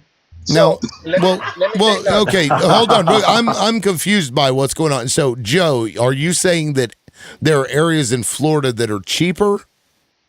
Absolutely. Okay, well, you do know that Florida is full of immigrants. But less popular areas. Fucking full of immigrants. Yes, yeah. So you said though that if immigrants come, it drives up the cost of everything. But then you also said that things are cheap in Florida. No. I'm saying 2 different areas of Florida. I'm comparing Miami. Okay.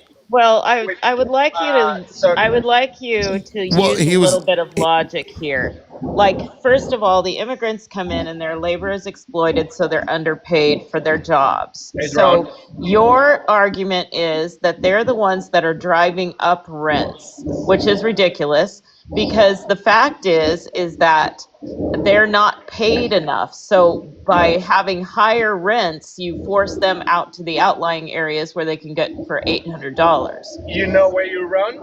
When they live 20 people in one apartment. Well, So what's wrong with that? What's wrong with that? There's nothing wrong with that. I love the immigrant community. Like, I love their family orientation. I love their commitment to each other. I love their hearts. They are good people. I love the fact that they are so bonded together in church, in family, in kindness, in service, and in hard work. Like, they are better neighbors than any one of these MAGAs. I agree with you. I would agree with Positivity on a couple things. I disagree slightly. I think that the large amount of immigrants has caused a slight amount of inflation, but I think more so the fact that BlackRock owns 30% of single-family homes. That plays probably the biggest part. The amount of flooding of the dollar bill by Trump and Biden consecutively. Those are the 2 biggest contributing factors to inflation. Johnny, I do want to ask you a question. This is not like, I'm getting back at you. But I visit home like for about 40% of the year, 35% of the year. Right, I go to New Hampshire and stuff. Sometimes I go to Aspen and even Alaska. Now, every time I come home, it seems to get extra ghetto and extra trashy, right? And it's a serious problem.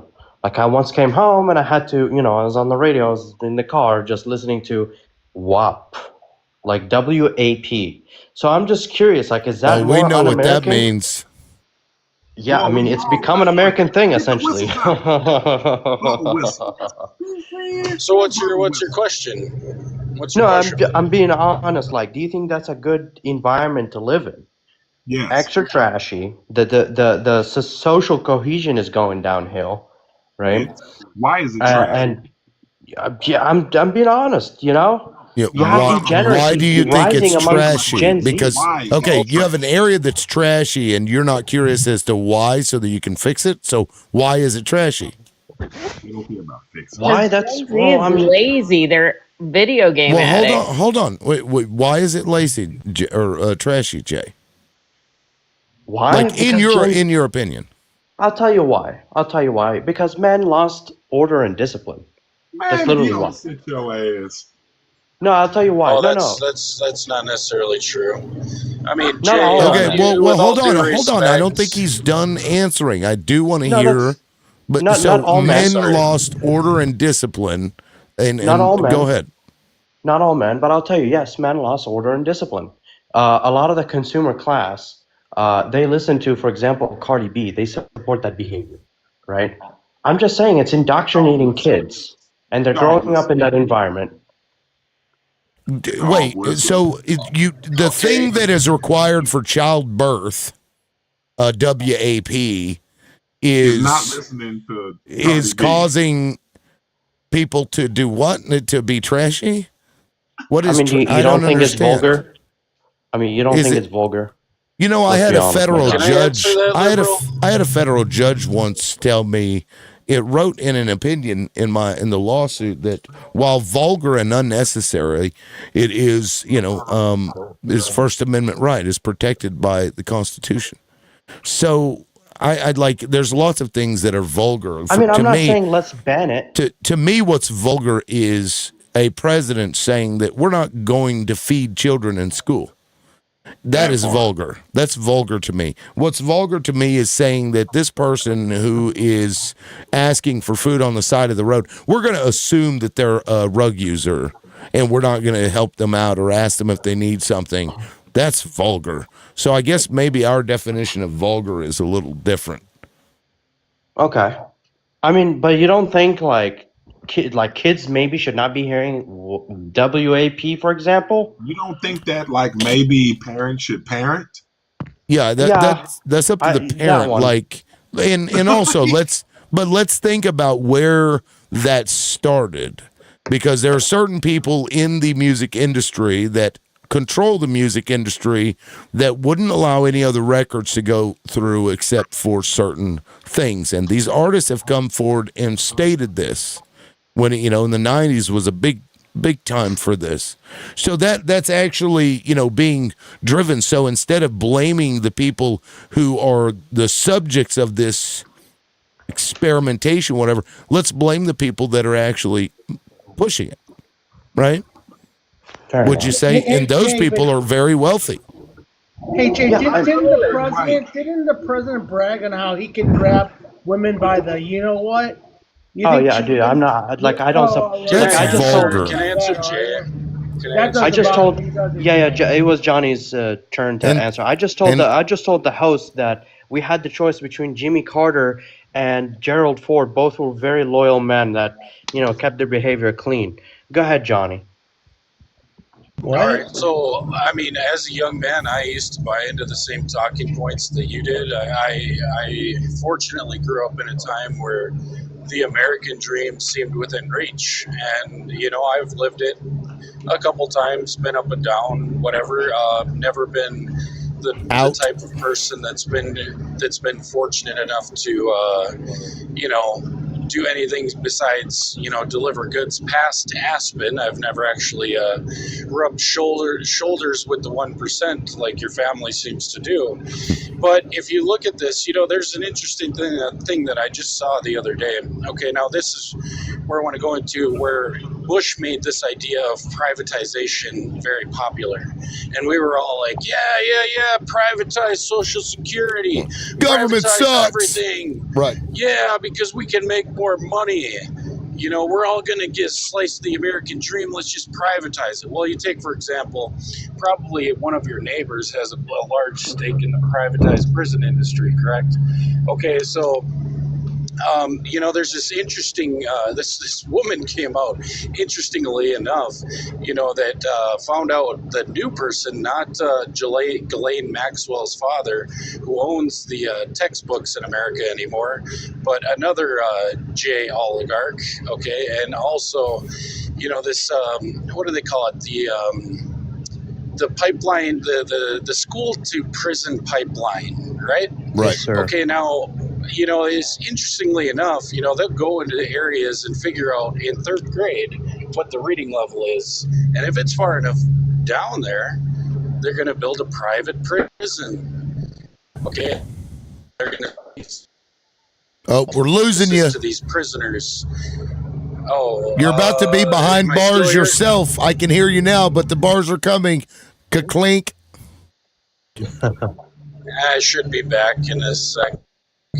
Okay, He's like, but yeah, I was just saying that it's not conspiracy that literally oligarchs are taking advantage of. I mean, it's gotten to the most minute level where they're buying little coffee stands and franchising them.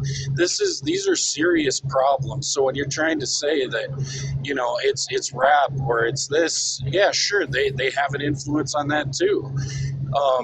But it's to me, the reason that you see a degenerating society is the corporatocracy. There's nothing else that it can equivocate, the amount of results that we've seen in the past 20 years, for example.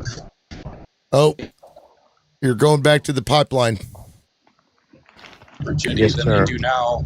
And when you can't even afford, let's just say when you can't afford, when an average, single family or, a single mother can't afford to buy a can of paint to paint their child's bedroom, okay, what do you think's going to happen to society if you can't afford to take part in the American dream, if you can't afford new siding or new windows or a new roof or something like that, where you actually feel like you have a physical stake in the country that your forefathers fought and unalived for, the people that were, like I was saying earlier, they were under the thumb of the Rockefellers, the Rothschilds, the Carnegies, the labor unions that used to unalive. Like, do you realize that industrial slavery, they had a man's life statistically defined to 7 years, to where he'd be working, or that child would be working 7 years in, shoveling coal into steam engines, and they would unalive after 7 years of exhaustion and give up the ghost.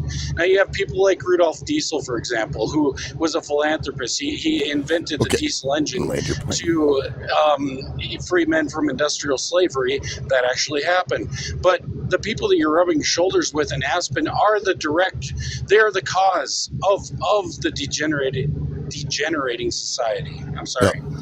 Yep. It's a monologue there. No, you're good. No, you're no, good. it's okay, Johnny. I like what you said. I agree with you. Just like that guy who owns what's his name? Well, his name is irrelevant because we don't know his real name, like Benjamin Milikowski. Milikowski. Right? The guy who, yeah, the guy who Polish owns sausage. Black Entertainment Media, or BET, Black Entertainment Television. Right? Right. It's interesting why he, There's a white dude owning that. Yeah. His name is Robert, but it's clearly not Robert. Anyways, That's funny. And I do understand. Look, my family has been in America for 3 generations, right? And we have lived a great life. Come on, everywhere I go, there's a lot of people that hate America. I don't understand. They're so privileged. They don't understand. I'm not gonna lie. Even living abroad, my American passport is the reason why I get to have that privilege abroad too. You just don't want to contribute via taxation. Thank you, MJ. I don't want to contribute to mismanagement. Like in New Hampshire, I pay a lot of taxes. Well, dude, like, Guess what? go Real ahead, estate MJ. specifically. Yeah, Like get I him, have three MJ. homes, If you in New Hampshire if alone. you vote for people who actually care about management, who care about a robust and fully fleshed out governmental system that will make sure that excesses and waste is properly managed and properly cut out before it becomes a problem, then maybe we would have these circumstances. But America is dumb. America likes to play a tennis match with the American politics and give it to the Republicans here and give it to the Democrats there and give it back to the Republicans and give it back to the Democrats. Right. Instead of saying who is Yeah. functional when they have power. It's MJ, charming. You can I show it. You can I voted see. I voted for neither of the candidates. Now, at the same time, Therefore, you You are voted for upholding Trump. the system staying broken. What the So- hell are you talking about, sir?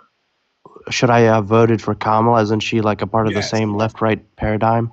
Again, what yes. paradigm do you want? What paradigm do you want that's going to keep you from paying taxes? No, it's not keeping me from. It's that it goes against the mismanagement, right? Like the Pentagon failed to do an audit. Isn't it like more than 3 times? Right? Yes, but again, until you put in politicians who are willing to hold a standard and make sure that them failing those audits actually comes with repercussions, you don't get anything. See, this is the problem. You want to know where you get that from? Because American patriotism is wrapping itself in the flag and assuming that our military can do no wrong, that it can't be wasteful, that it can't be harmful to our budgetary means. Because doing that is being disloyal to our troops. It's nonsense. Again, if you're not Yeah. voting for the people who are going to do the job the right way, or you're not voting at all, you're part of the fucking problem. That's true. Yeah, I mean, I'd and just that's like to that's say in- this about Jay, liberal. In his defense, I think he's a young man trying to form his political ideology. And, kudos, man. I mean, you're asking questions of all sides. And I believe me, I understand the type of rhetoric that you've probably heard your entire life. So, I commend you for, jumping in with the great unwashed here to see what life's like on the other side. Thank you. I really appreciate it. And you are kind of right on that one. You are very right, actually. Now, I do ask myself a lot of questions. You Go were ahead, talking sir. about mismanagement, and you brought up the military. This is something that most people realize is a problem, where pallets of cash go missing or whatever in Iraq and Afghanistan, this fucking $9 trillion hole that we found ourselves into. But Barack Obama actually did reduce the budget, the defense budget, because a lot of that is mismanaged. And if you reduce the amount of money that you send to them, they have to stop that in order to function. But then Republicans got upset about it. So unpatriotic. Well, yes, but so when you talked about you not wanting to vote for Kamala because she is part of this system or whatever, she's also part of a party that does a little bit better for us than the Republicans do, right? Because Republicans will scream to the high heaven about mismanagement and then get in there and mismanage. The Democrats, will actually do things that at least on the surface appear that it may help in some way, right? So, yes, they're both largely run by the same shit, but if you have to pick the least bad, then that's who you should pick, right? I mean, I don't like it any more than the next person, but I'm going to do that.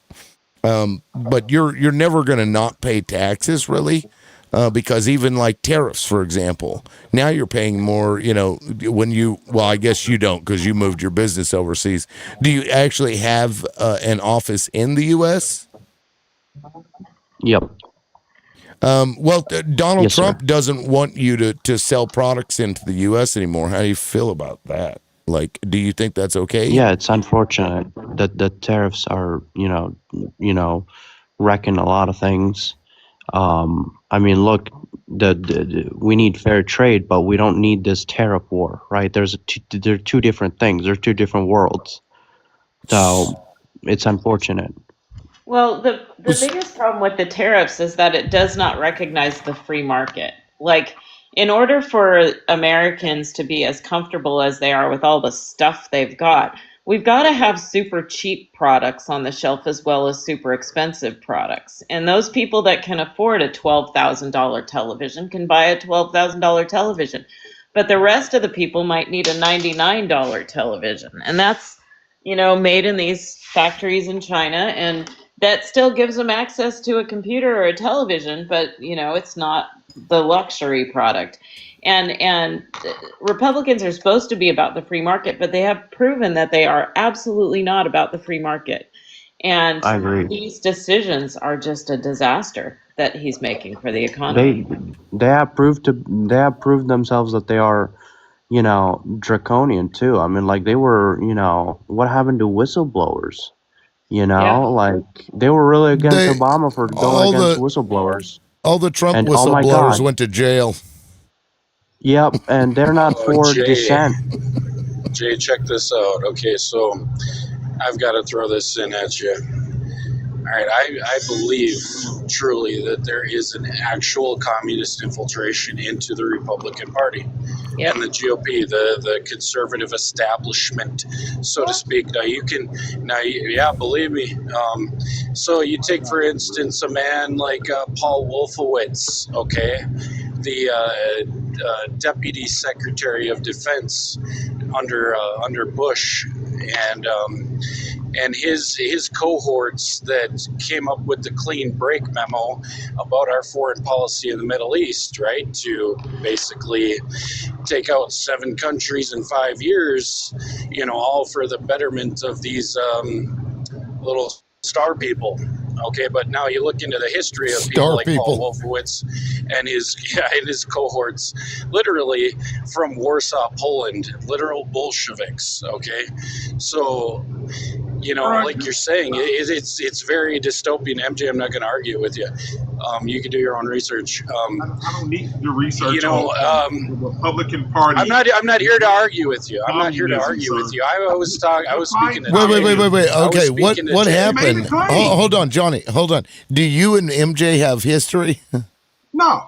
I've never spoken to this man in my life. Okay, I just didn't know because I didn't hear. Well, hold on. I didn't hear MJ say something. Did you say something while you were talking? Oh yeah, I thought he's been trying to jump in. Am I right? Or I don't know. Maybe I was wrong. I was chuckling at the absurdity of the Republican Party moving towards communism. I would love for you to define communism. Okay, so forgive me. I was just I hear. Here's what I hear. So this is why I asked this. I hear Johnny talking, and then all of a sudden I hear MJ. I'm not going to argue with you about it, but I didn't hear anything else. So forgive me, Johnny. I was like, what the fuck is going on here? Right. What happened to Johnny? Well, so Jay, I'll go ahead and land your plane. Yeah. So Jay, I'll just finish by saying, Emil Kalkovich or whatever his name is, Netanyahu, is famously, also from that area, Poland, Ukraine, Russia. And a little tidbit here too, 2 million of the 9 million in Israel are actually Russian Jays. But anyways, nothing to do with the KGB being, 85 to 90% from the Star People community in Russia. Sorry, MJ, that doesn't make them communists. There were anti-Semitism laws in Bolshevik Russia that would put you to unaliving, because if you said that you were anti-communist, that meant you were antiseptic. All right, so just food for thought. Food for thought, Jay. What the fuck is he talking about? And okay, go ahead and land your plane. In the 90s, that he wants to, take America for everything it's worth and let it blow away in the wind. So you got to be careful about who you're looking to as conservative leadership these days. So real quick, and this is a side point, and then MJ can go. If anybody doesn't understand how tariffs function, there's like this infographic that I want to show you. You'll understand it. If you don't know, this will make sense. This is how tariffs work, basically. That's so now you know. Now now you know, and now we all know how the terrorist functions. MJ, go ahead. Sorry, I had to do it. Again, the whole thing about it is, I've been on your panel several times, liberal, and I've said this numerous times to numerous people. We have literally never seen actual communist society existing in modern times. The bullshit that y'all pass off as Russian communism ain't fucking that, because the people there, it's an existing state. They had a monetary system, which, again, communism functions from a moneyless, classless, stateless society. It means that a nation is just a nation, and all the people therein can either consider themselves a part of that nation or not a part of that nation. They are allowed to exist surely because they're human beings. We ain't never seen that shit. So to try to make this correlation to, these J people have some connection to Russia, so that must somehow make them communist, is so goddamn laughable that I can't even find the Take a chuckle. look at DJ's comments, liberal. Take a look at DJ's comments. All right, let's see. Very DJ, telling. I was reading about the somewhat and only about 2% of the communist J stay in Russia. So the majority want to but it's a democracy. What about it, Johnny? Well, the correlation between the Bolsheviks and the little star people. Oh, well, I mean, so the elder Zion shit, you remember, I'm talking about, back in Russia, I guess what we would call it today, where they claimed it was fake. But in my opinion, the Bolsheviks did that because they were telling the truth about what was happening, or at least what they were trying to do. And so they took over. That's my read of that situation, but Yeah, and who brought the Bolsheviks to power in Russia? We all know that it wasn't a revolution. Who went against the Tsar? The martyrdom of Christianity. Truthfully Trotsky's told. Red Army was funded by the Rothschilds. Well, yeah, I mean, that's full of bullion. I mean, that's what I was talking about. Nice. Because they went in there. One of the first fucking things they did was make that pamphlet or that newspaper article illegal to have. I wipe my ass with it every morning. Go ahead, sorry. Yeah, the Elders of Zion. I can't remember the fucking full name of it. It's like 12 fucking words. The title of that article that was written based off of a meeting that this person had attended. And of course, they claimed it was all fake. So, like, this whole fake news shit has been going on for like ever now. It's crazy. But now to the communist point, I would like to touch on that because, communism, as MJ said, has never existed in the history of the world. It was a theory that people put a name on, but when they did it, it wasn't actually what they claimed it to be, which is kind of like, what Zionists do. They aren't what they claim to be. Guys to gain control of the working class. Right. But I mean, I think maybe the closest to communism or something would be like the bands here in this country. You know what I mean? That would be pretty close. Probably closer than anything else. And other Aboriginal tribes did largely the same thing. Yeah. Early Africa. Yeah, probably. And which is interesting because that is essentially what communism is. I mean, I wouldn't exactly say it's like verbatim communism, but it's closer to it. And everywhere European colonizers went, the people there existed in that way, and they killed them off. And now here we are being fed propaganda about anti-communism, which when you look at it could be those tribes. So it's like they continue to shit on that way of life, even though it worked. It had cities, had culture, had all kinds of shit, right? Isn't that weird? I mean, I'm not advocating for communism. I'm just saying it's weird that thing that they hated before and called us savages over is still to this very day being shit on in whatever form. Look, communism But agrees the at the problem is societal they just level. want to live in a permanent state of revolution. That's the real goal of these people. It's not to create a utopia for the working class and the lower classes. Unfortunately, if that was truly their goal, it would have succeeded. They had every opportunity in the world to make that succeed in Russia. But I mean, oh yeah, just another tidbit. I don't know if this is true or not, but I just heard today that Zelensky's grandfather was actually a participant in the Holodomor. Voldemort?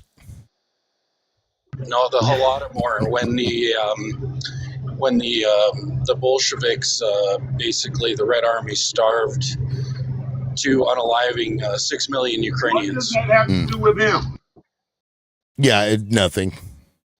Well, Zelensky, It's his MJ, grandfather. respectfully so. Guess what? My It's his grandfather. great grandfather was a slave owner. MJ, you live in denial, okay? I'm a conservative. MJ. I don't know what you are, but I think you're MJ, just you gotta like understand. a You gotta hot understand. guy. You gotta understand. Zelensky is a Zelensky, or excuse me, Elensky, because he wanted to delete the letter Z and ban it. He told Christians to go celebrate on December 25 instead of January 18, right? Do you think that's appropriate, or February? Because that's for the Orthodox calendar. You think that's appropriate to tell? Christians in modern times currently celebrate? Is it not December 25th? There's a big difference between Orthodox and Catholics, dude. The fact There's other ecclesiastical doctrines, including Epiphany that you're probably not aware of. The fact is that Zelensky has behaved like a superhero during an attack on his country. And any disinformation coming out now is just to discredit him and get him out of power so Russia can have their way and get that part of the territory. I know. I'm not. Look, I'm not on the pro-Russia. I do agree, Potivity. Yep. Yeah, I'm not like Miss Potivity. I'm not being pro-Putin. That's not what it is. He touched the nerve when, it's called the Julian calendar, by the way. I just looked it up for you. And it's on January 7th to January 13th, right? That's where Christians celebrate, right? So again, Eastern Christianity is different than this cancerous, what's it called? Evangelicalism, subservient evangelicalism. And look, Catholics, with all due respect, yes, they do celebrate. Look at who he has to pander to in order to get funds from the United States. So he is trying to save his country by suggesting that, probably. I mean, and we know that he loves his country so much. He can't make the followers of Christ. He loves his country so much that he would be Bubba for Trump if that's what needed to happen, right? That part. I can understand, but he can't make me celebrate the Christ's birth on December 25. Jay, what are you talking about? Who? Okay, maybe I missed something. Who is trying to force who to do what now? So Zelensky, number one, he split the Orthodox Church between Russia and Ukraine and Belarus. So he split it the first time. The second time, they recommended that it's December 25th, and it's indirectly. But they're the ones who did it, right? Okay. And that's not okay. That's really not okay. Why? Why? Wait. Okay, so real quick before you get into before you get into the weeds there, I want everybody to understand why the church was split in the way that you called it, and I wouldn't even characterize it that way.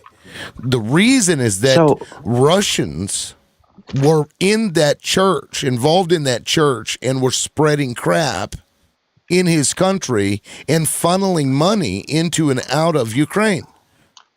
That's why they did that. It was literally a Russian network and tool through the church that was being used, and they found out and they cut that shit out.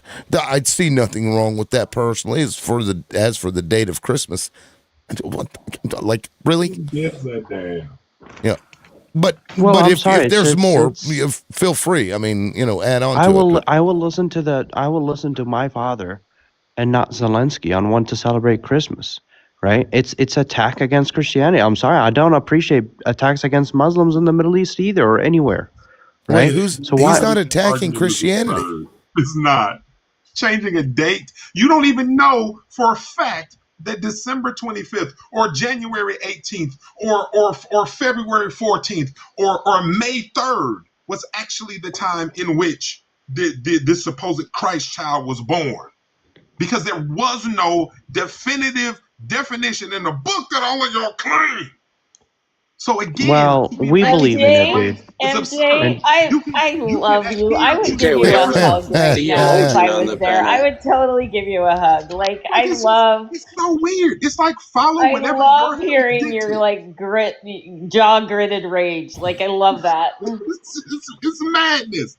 I love it. I picture you like throwing your arms in the air and gritting your teeth, and I'm just like, oh man, I need to hug this man. I'll show you. I'll show you my I love current it too. state. I love it too, MJ. I mean, I could literally piss on your boot and tell you it's raining, and you'd believe it. This is my current state. Trying to keep my brain inside my skull. MJ. So, MJ, I understand that you don't believe in Christ, and that's your right, and I'm not going to penalize you for it, right? I'm not going to be like, that's blasphemous.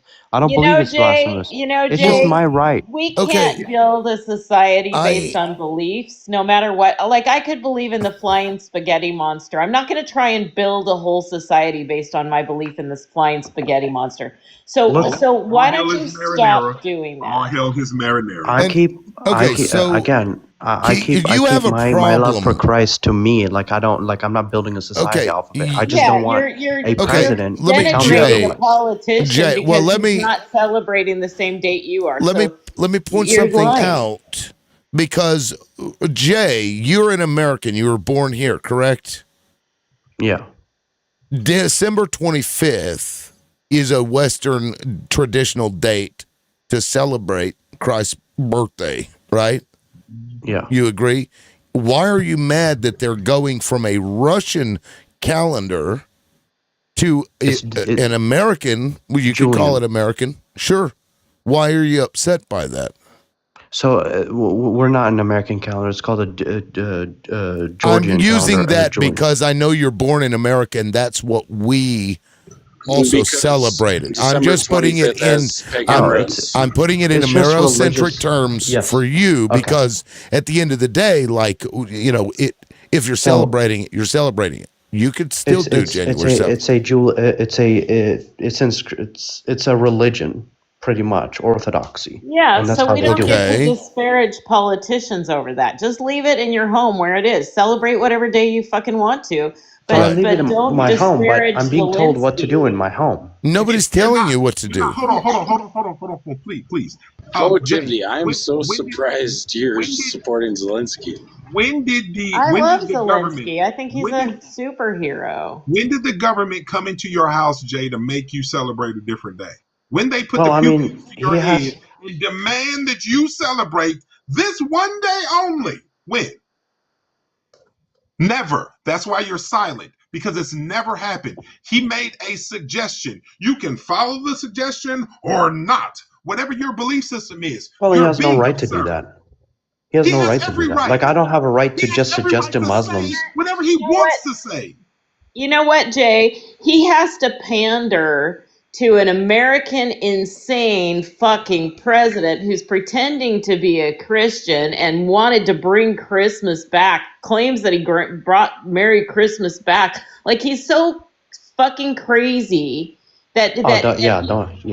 Yeah. So that one is blasphemous. I'm not gonna lie. The president is he blasphemous. has to pander to that stupid idiot, and so that's probably why he did this demonstration of celebrate on this day instead of like the Orthodox day that we normally do, because we need to like link up with this American psychotic psychopath, and so we can get money, so we can defeat the Russians who are like taking over our territory. Like, come on. You know the reason why we celebrate it? Well, it's like it's like Trump attacking black people. It's like Trump attacking black people, because Donald Trump, they used to have fee-free national parks on Juneteenth, and on Martin Luther King Jr. Day. He removed those two, right? It's the same thing. Like the leaders doing these things. Would you call that like attacking black people? Do you think, Jay? And I wouldn't remove Martin Luther King Day. Would you say doing so is attacking black people? It's dishonorable. It's dishonorable. Is it attacking? But Yes. because I only It's bring this up dishonorable to because you America. said that they're attacking Christianity. That's what you said. Yeah, and I'm going to tell you the truth, my guy. Martin Luther King is American history, my guy. It's very unpatriotic. Yeah. Okay, so it's Everyone's going attacking after, Christians it's attacking Christians in Christianity by having the date of Christ's birthday on a different day. Can And you? besides, I'm all sorry, the old- but that's yes, liberal. It I went to my actually is. Can I? Because the Orthodox Church is the predominant religion of Eastern Europe. It has been for centuries. And if you celebrate Epiphany, which is a big deal among any devout Christian and anybody that, I mean, I don't know if anybody's aware of this. I hate to say this, but Christmas, wait. Christmas used to be illegal in America. Okay? Everybody knows December 25th is worship of the sun god. So yeah, the Orthodox take it in a certain devout way. That is, it's a slap in their face, literally. No, it's not a slap in their face. So it's not because you're literally hold on. I just don't understand the logic here. It's the same Jesus. It's the same God. It's a different set of traditions. But it's the same there's a fucking difference religion. between the Byzantines. It's the same the Roman religion. Empire started all It's this. the same religious text. It's the same Jesus. It's the same God. So you're telling me that it's attack on themselves. It's Christians attacking Christians by moving the date. That makes no sense. Zelensky's not a Christian. If I choose to celebrate the birth of Christ on August 4th by stripping naked and dancing around a campfire, why do you care? Like, I'm still celebrating the birth of Christ. Like, it's not your business how my religion runs. That was the Celtic religion, the ones that were like up on the northern European. That was, not Celtic, not Gauls, the Germanic Nordic tribes. They had, that's where the Christmas tree, that's where all that stuff, that's where the reindeer. It's different ways of celebrating Christ. Who cares? Romans was Saturnalia. Sorry, but Zelensky is not a Christian. I'm telling you where Rome is right now. I'm telling you Rome is burning in hell. The Western Pope, the Western you don't know Roman that. You Empire, don't that's know. the one that established the 25th because they wanted to take over the Saturnalia holiday. The holiday of the festival and all that. December 25th. Yeah. I believe it was Constantine, Emperor Constantine the first. Yep, Constantine and the Council of Nicaea edited the Bible in order to inspire the Crusades and make it a hateful book so that people wouldn't feel bad about unaliving other people. Yep, that's Rome. You want to know why Rome? I wonder where Rome is. It's below the ground right now, so that's for sure.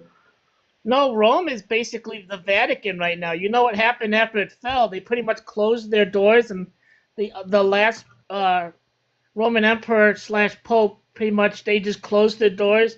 They let the Italians do their thing, but they pretty much had their own guards and stuff, but they slowly took over using the religion all over Europe to still control people's minds.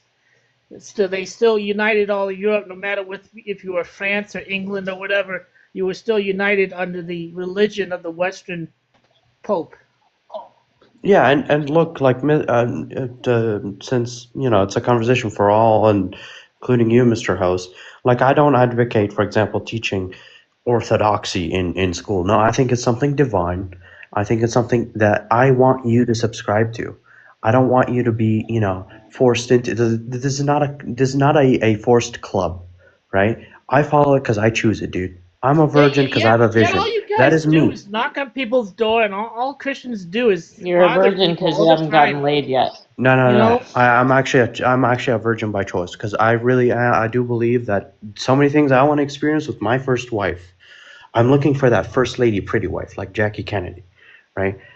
That's where I want to That experience actually my first means time. that you're gay and you're denying it. Huh? You're gay and you're denying it. You can embrace No, it. I It's don't all hate right. women. What do you mean? No, I actually like women. No, gay men She's have a trolling certain. you, man. No, gay men have a certain expectation for how a woman looks. Straight men find all women attractive, no I matter think what all they the look women like. in my family are beautiful. Like my aunt, we call her the first lady too.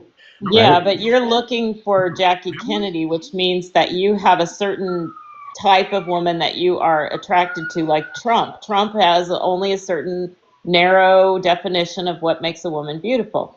That's because he's a gay man. Well, I don't I think you're shame. probably a gay man, and you I don't should embrace shame it. women for being ugly, if that's what you're asking. I Right? think that You basically want a woman in the household that I is just think barefooted you should pregnant. embrace it because it's okay to be gay. Like it's fine. I know it's fine to be gay. I'm not gay. Like, if I was gay, I'm Yeah, pretty you sure I are. would now. Right? No, you're trying to deny it because of your Christianity, but you're gay. What? Yeah, you're gay. All right, Positivity. I'm going to tell you what. I am happy. I went out to a dude ranch. I went out to a dude ranch and rode up in the mountains with this cowboy to get a tour of the mountains. And I asked him. I said, "You believe that there are gay people?" And he said, I don't think there's gay people. Oh crap! Sorry, I had a... All right, then. I'm sorry I had a call, but yeah, this cowboy. I said, "Do you believe there are gay people?" And he said, I don't think they're gay people, but if you put two bulls in a pen, they're going to try to breed each other." So, I'm just that like people get turned on by something more than other things, and whatever that. I wish I was gay because it would have Positivity, it straight would men have would just bunk ended a everything. lot of Stop being problems in my gay. life if I wasn't attracted to men. Straight men would just bunk anything. It doesn't really matter. They're like dogs in a way. Straight men would just bunk anything. Yeah, but I think that gay men probably have the best sex in the world. Like because men are so intense in sex anyway, and you've got two super intense people together. Like they probably really have a lot of fun. I mean, I never tried it. So okay, so wait. Okay. What the fuck? I was like reading something and then I'm like, I come back and we're talking about gay that sex. was a detour, Chip. We're, I feel like I said something. well, real quick, Headley. Detour. I got diagnosed as a gay man. So. Yeah, he's a gay man, but he's no shame in it. No shame in it. I just want him to accept the fact that he's a gay man and realize that God loves him no matter what, and he can pursue his dreams. Like he probably has wet dreams with men in him instead of women, and he's not. He's not. Yeah, but WAP is vulgar, so I don't know. It's the P. It's the P that's the vulgar part to him. Yeah, don't but you get it, liberal? if you're Trump, you can. if as long as you're grabbing it, I guess it's not vulgar. I'm not sure. How does that work? That's harassment. That's great. Like it's humans having fun with humans. Let them be. Well, yeah. I mean, the Donald Trump is grape. That's not just vulgar. That's grape actually. And also, the last wet dream I had was about a woman wearing a garter band. So I don't know. I got diagnosed as no shame in Chip I said, have a gay friend. I'm getting the fuck out of here. Best friend. Yeah, gay Chip, women don't wear garter bands anymore. That's drag queens that wear garter bands. So you were just dreaming about a drag queen. Well, now they do on the weddings, and I know this for a fact because I DJ weddings from time to time, and they, although that tradition is starting to wear off, that's less and less. Thankfully, because that tradition is weird. It's a little take weird, the but garter, like get in her dress in front of people. It's weird. yeah, the Top Gun. You would find it gross to get in her dress anyway. So you just need to admit No, that like you're in the gay. bedroom. That's totally that's Just a admit game. that you're gay, Jay. It's okay. It's I was okay. wearing that boy out. So what's good about the garter is that you get to play Danger Zone. The Top Gun theme song, I think is what it is, which is always fun. That's like the most requested, by the way, that I've noticed song for the garter toss. Danger Zone. Danger Zone. Hey, liberal, what's that Anti-Feminist Awareness Act? Is that like a new law? Well, it's likely to pass because a version of it already passed in the House, I think, last year. But because they had all gone to break, it had expired and basically unalived. Now the Senate has this version here, and it's got bipartisan support. It's almost certainly going to pass. So. I'd hate to say it and bring it up, but it all sounds like what a lot of people talk about the Noahide laws. Yeah, essentially what it does is it expands what we consider anti-Semitism to the International Holocaust Remembrance thing. It's IHRA or something like that, which includes if you believe that Israel doesn't have, the state of Israel doesn't have a right to an ethno-state, then they're going to consider you an anti-Semite. A supremacist ethno-state. And you spell Noah. Okay, but wait, I thought it's more nefarious. I mean, you can get jail time for Holocaust denial, correct? It's so weird to try and regulate people's opinions. Yeah. Like that is not where government should be messing. Regulating opinions.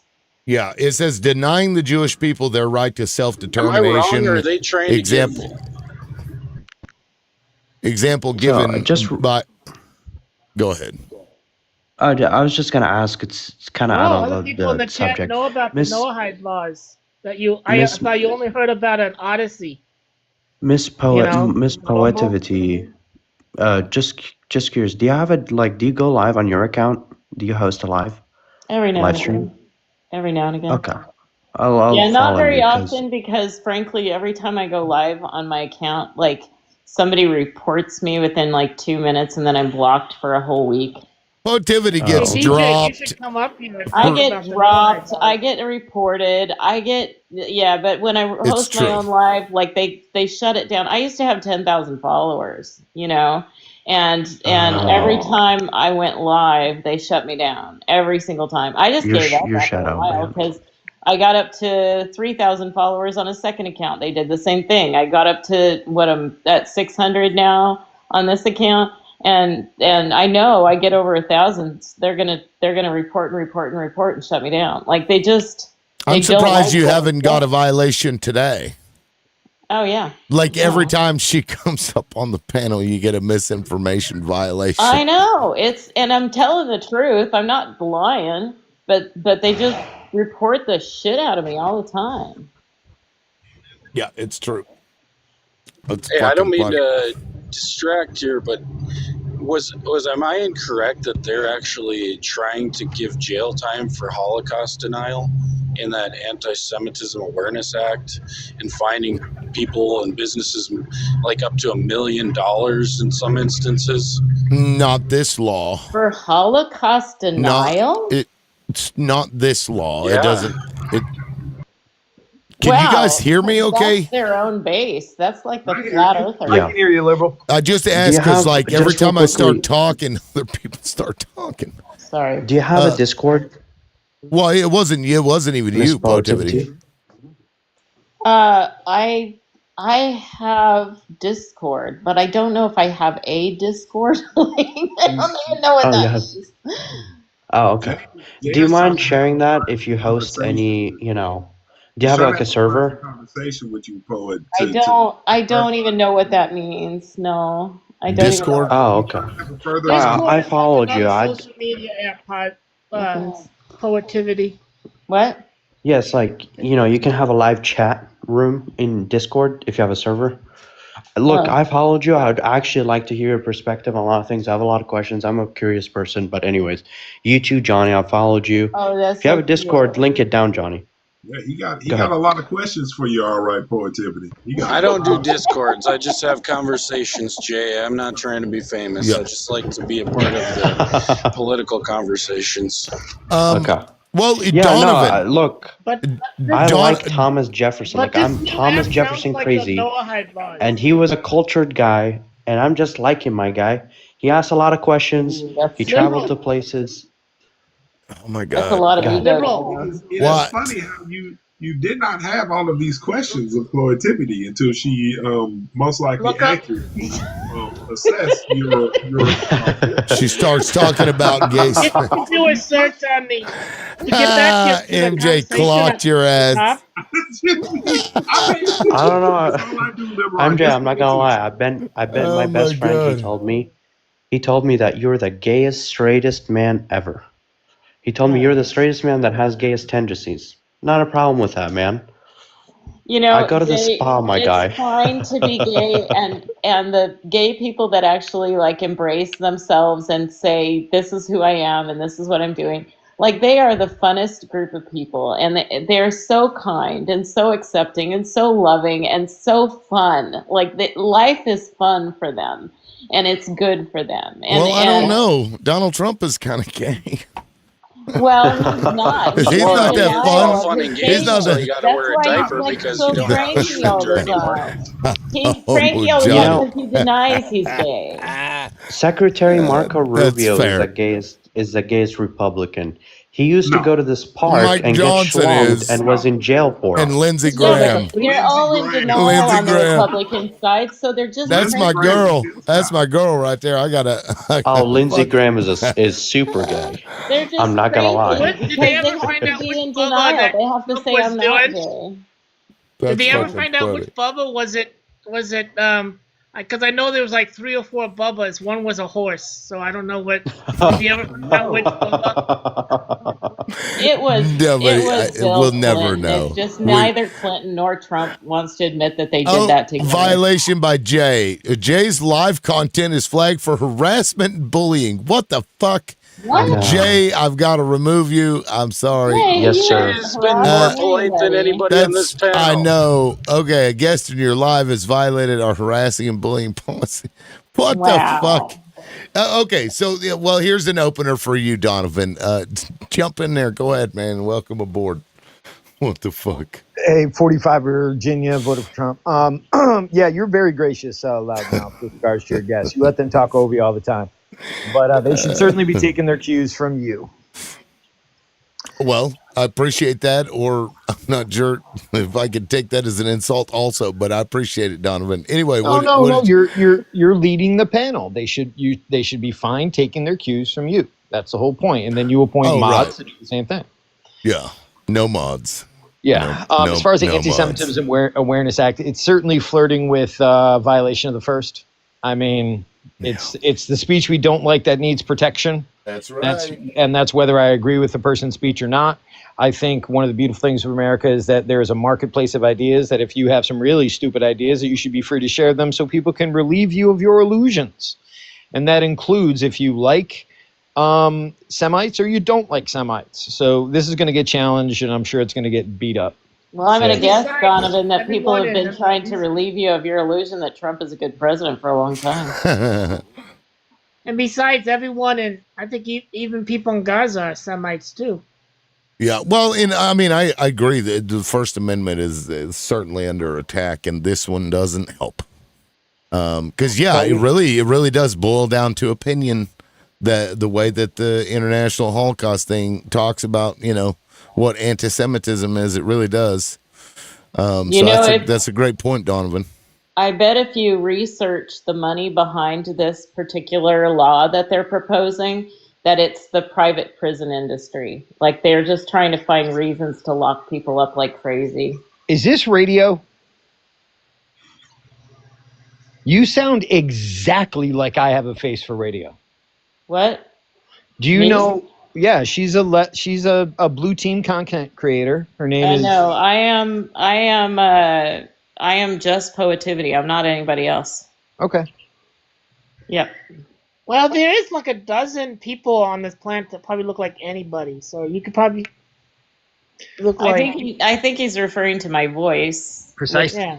Probably Voice means that she's in California somewhere, whereas where I grew up, and people tell me I sound like Kamala sometimes because we grew up like we were in the same area, really close to the same area, and I think it's just the accent is similar among other creators, so that's probably what it is. I don't know where she is, and I don't know who she is, but Well, more than that, it's not just the accent, which you're right. It is a very similar accent, but your cadence, your rhythm, your choice of words, and just so you understand, she is a professional radio personality in real life. So that's actually a compliment.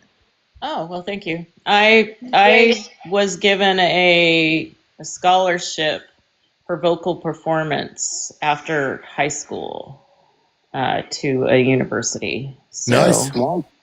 Well, I didn't take it because my stupid dad said if you take that scholarship, you'll have to major in music, and then you won't be a brain surgeon.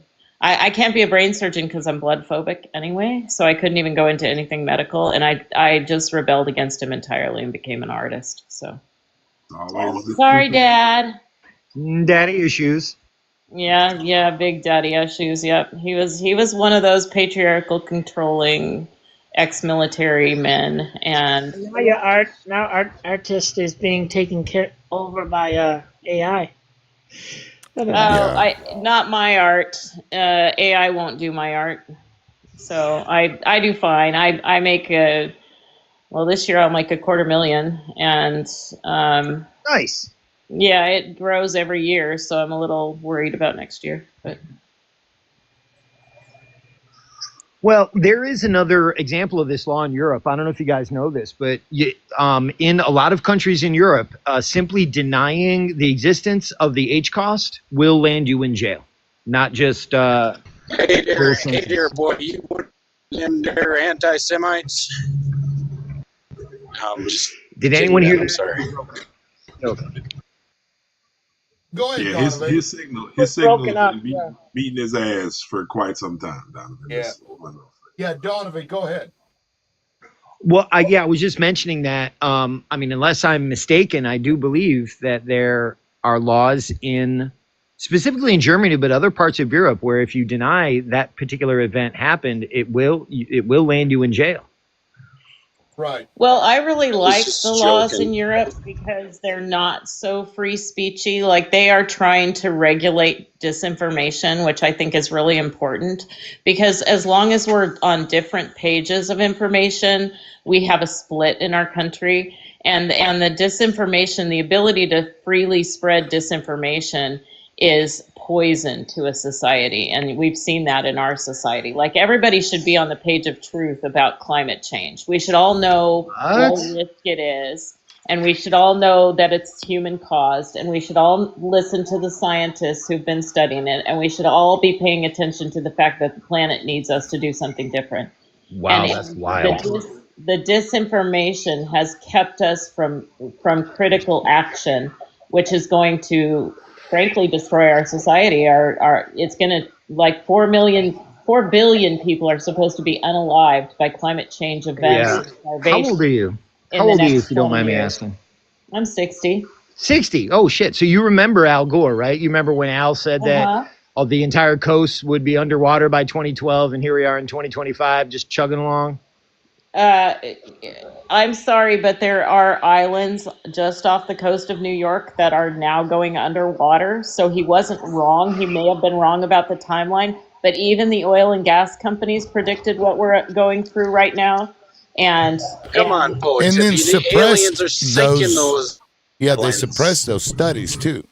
Yeah, but well, I mean, correct me if I'm wrong. One can still construct houses on the coast, right? You can still make beach houses, right? Listen, Donovan. Yes I know and no. that you're on team deny climate change because you're on team I want to make a lot of money. But the fact is that climate change is real. The planet needs our help. The insect population is declining rapidly, and once they're gone, then so are we. and you need to get on the page of truth. Also, the top of the planet, the North Pole, whatever they call it, the Arctic, is melting. And instead of just fixing it, Russia and America are thinking that's just a new way to cross the ocean. You know, I served in the Army in Alaska, and I remember in 2004 they did this big story about some polar bears. They didn't have any place to go, and one of the missions that we have up there in Alaska is we have to protect the oil pipeline, and we have to protect scientists and steel workers that work in the pipeline from polar bears. And I can assure you there was no fucking shortage of polar bears in Alaska.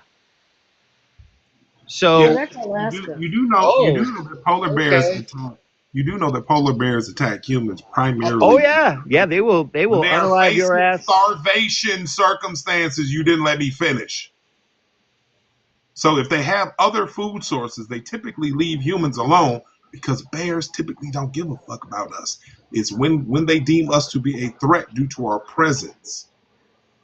Yeah, are polar bears endangered or even at risk? I don't know. No, they're not. I'm not sure. They're not. But here's the thing. This is designed, this whole narrative about the polar bears having shortages is just designed to tug at the heartstrings. I mean, why are polar bears turning brown? It's a pathological. That is a ridiculous. Let me just ask a few questions, Donovan, because I understand you disagree, and that's fine, I guess. But can we all agree that, say, if you park a car in a garage and you shut all the doors and you leave the car running, that is going to unalive you? Yeah, it's carbon monoxide poisoning. Yes. So, but I mean, unless you have a gas powered well, hold on. unless you have an electric car, that's not gonna work. And also, if you drive by a massive field of cattle that are, I don't know if you've ever been to Albuquerque. Probably shouldn't do that to ourselves, right? We don't sleep in shit. So there should certainly be regulations. Yes. So we can come to the same outcome using that. So you whether it's you believe let's make the air as clean as we can, and then that'll also have the side benefit of reducing some of these greenhouse gases. Do you remember chlorofluorocarbons, CFCs? Do you remember that? Yes. CFCs were causing a hole in the environment. Our regulation of CFCs says, okay. Well, no, go ahead. I mean, I don't know. Yeah, go ahead.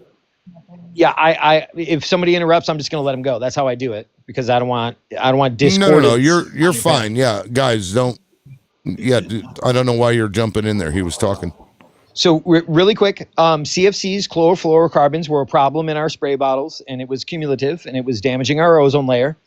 This was a thing in the 90s. We regulated the use of chlorofluorocarbons as much as we can here in the United States because we can't regulate what other countries do with their mercantile interests. But it was that regulation that helped fix the hole in the ozone. We now are not dealing with that issue. So yeah, smart, common sense, logical changes should be made for a country with a conscience. However, I think the level that we're looking at, the level of fervor that we're looking at, the climate activism that we're looking at now is completely divorced from reality and should be addressed. Okay, but you would be on board with those things. You would be on board with those changes that at least make sense and try to mitigate those. Environmental laws. They clean up their environment. They're even building what they call the Great Green Wall, which is a whole forest that keeps the Gobi Desert out. The Great Green Wall. Okay, what about it? It's like this big forest that China is growing, and China really did a lot to clean up the environment. They even have like a program where they turned garbage into energy, and that cleaned up the entire rivers and beds in their country. And now they're having a problem is they're running out of garbage for that particular program to use for power. So they don't have, so they're trying to find garbage elsewhere for that program. Well, they can find it in the ocean pretty easily. Yeah, just take a big ass scooper and run across the ground. But yeah, I mean, there's because I'd rather use anything that does less harm, like for example, batteries. They're working on technology to make it so the batteries don't use as many, if any, rare earth materials, because mining them is also polluting the atmosphere and shit, and it Yeah, they're unalives working on. people. They're also So working on their own dam. yeah, so the weird thing is that to get to those technological advancements, adopting the things that maybe are mitigation, but not, not resolving the issue. For example, lithium batteries are problematic on their own, but adopting those can help propel you to those advancements by, because the profits will come in and research and development will improve those things. And it Yeah, makes it I faster. think it's something called sodium. I forgot the last part, but it's sodium something batteries that is would replace that. Yep. Yeah, it was sodium and something else. Yeah, they're working on it, but I think I don't remember the issue they had with them. It was, but I mean, we'll get there. We'll get there. And whether it's this is why I always find it irritating the climate change thing, because we can all agree that pollution is bad. The side effect you have of mitigating pollution is that it also cleans up the air and will reduce the same things with climate change. So I wish we could just have those arguments, China's but also working on a way to do like the AI. Instead of having these big data centers, they're working on ways, mostly because America blocks them off from using NVIDIA chips, so they have to figure out a way to do the exact same thing, but on smaller hardware, which is probably good for everybody, because open source, when people have like their own AI on their own home computer, that's going to be great for everyone else, because China's working on that to make smaller chips so it doesn't use up that much power, so it doesn't damage the environment. And I don't know about y'all, but the global warming, it's fucking December 10th, 2 weeks from Christmas, and it's 84 degrees right here where I'm at, sweating. So it's fucking hot. It's Okay, the sorry. cold is coming. Believe me, it's been in the negatives here. I wish it was coming over here. The jet stream is about to dip down. They talked about it a couple weeks back, or maybe last week, and it's going to get cold, and it's going to be lots of snowstorms coming. And it's even going to reach the south, the southeast mostly. So hell, Florida may see some snow. Permission to apply a little bit of latitude there, liberal. Yeah, no, go for it, man. Just jump in there. Yeah. So the difference between an adult and a child is the ability to perceive the future, right? Like you can have a child who's smarter than some adults, but his ability to perceive the future is important. And why am I bringing this up now? The reason I'm bringing this up now is because when you apply some of the thought processes that we see happening in the United States today, right? And that would be a fervent belief, almost bordering on religious zealotry, that we need to save this planet. What one can do is look into the future and see how this could be applied globally, right?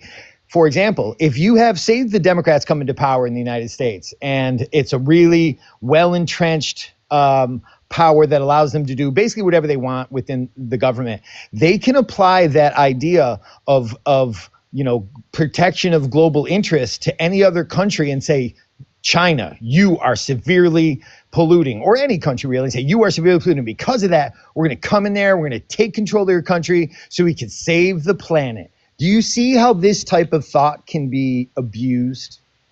No. Well, it could be abused, but that's I mean, not but the 100%. well. 100% the Zionist way, right? It could be. It could be abused, but that's not the route that we tried to take. Right, what we tried to do was get treaties in. Look, the Paris Agreement, while not the greatest thing on earth, was a step in the right direction. It's all about education, right? It's all about saying, hey, look, all of our scientists are saying these things. Let's fucking work together, because at the end of the day, we're all humans and we're all on this bubble together. And so, in that vein, like, I understand what you're saying, but we can avoid that, and we shouldn't do that in order to effectuate the change. Let me turn that back on you, Donovan, because the oligarchs, the rich people, the oil and gas companies have done that, only with the climate disinformation that there's nothing wrong with the planet. So already the United States has gone in and taken the oil. We need this oil. We need this. Like, that's driven government policy, taking over countries, taking over Venezuela right now, and that's driven by the same thing that you're fighting against to save the planet. Like, that's true. Great point. You've been poisoned that way, and yet you're fighting against the poison of saving the planet. Besides, like I said, China and all the other nations are the ones actually, they're having capitalism, but they're also helping the planet. We're the only ones not doing it. Can I say something about this? Because this is something I care about too. But poetivity, I want to ask you, will you concede? I'll concede, okay, that we do need to save the environment. Absolutely. Love nature, probably more than anything. But will you concede also that climate warfare and geoengineering is causing as much or more harmful effects to our safe words, okay? We love the TikTok shop. No, really, we do. China does not sell cheap junk. I swear, TikTok shop is the best. Sorry, go ahead. I just wanted just careful. But go ahead, make your point. No, that's what I wanted to ask. Poetivity, will you concede that fact that those naughty words are actually a major part of the problem also?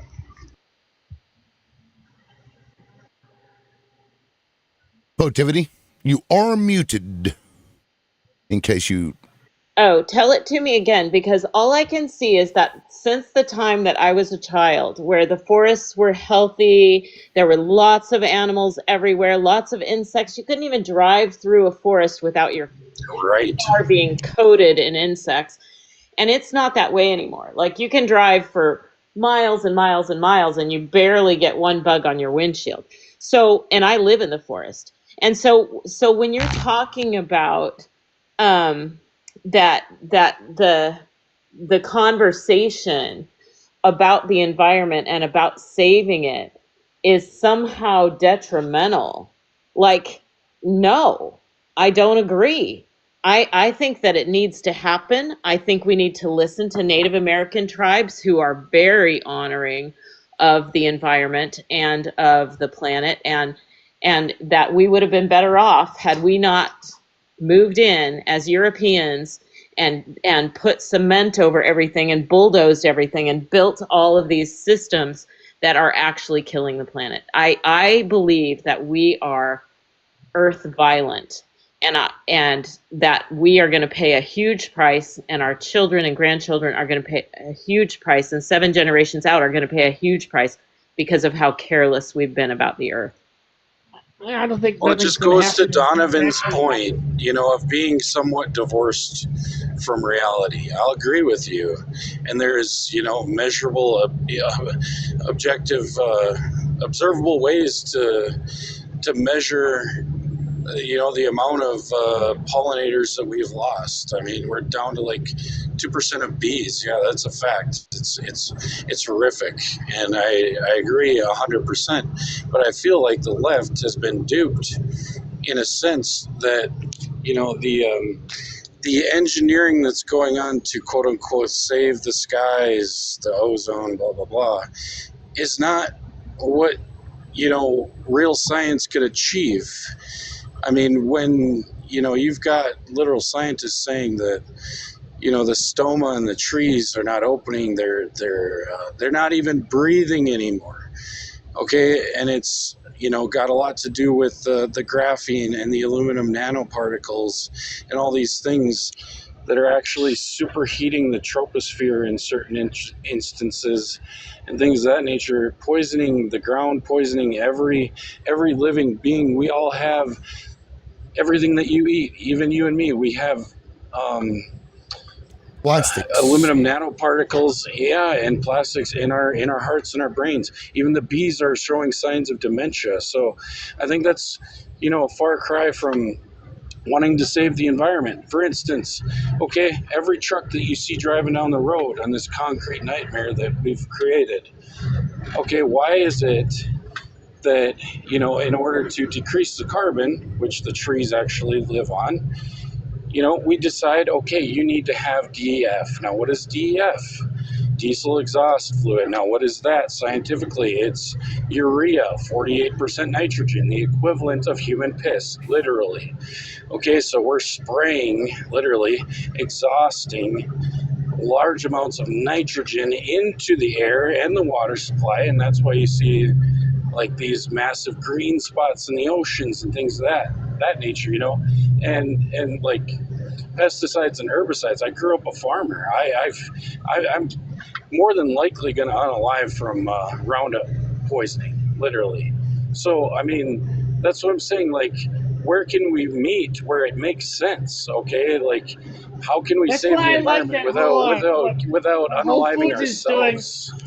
That's what I like about Whole Foods, where they have all their it's all indoors, so you don't need any pesticides, and it's all I think it's in Arizona, just north of Phoenix, but they have this factory. It's not really a factory, but it's a farm that's run by robots, and it's all indoors, so it doesn't need any pesticide, and the robots just grow all their vegetables for Whole Foods. Yeah, and those are solutions that we can get to. Now, like Johnny, to your point, any particles that are in your food and in the air and in the water and stuff, we all put them there.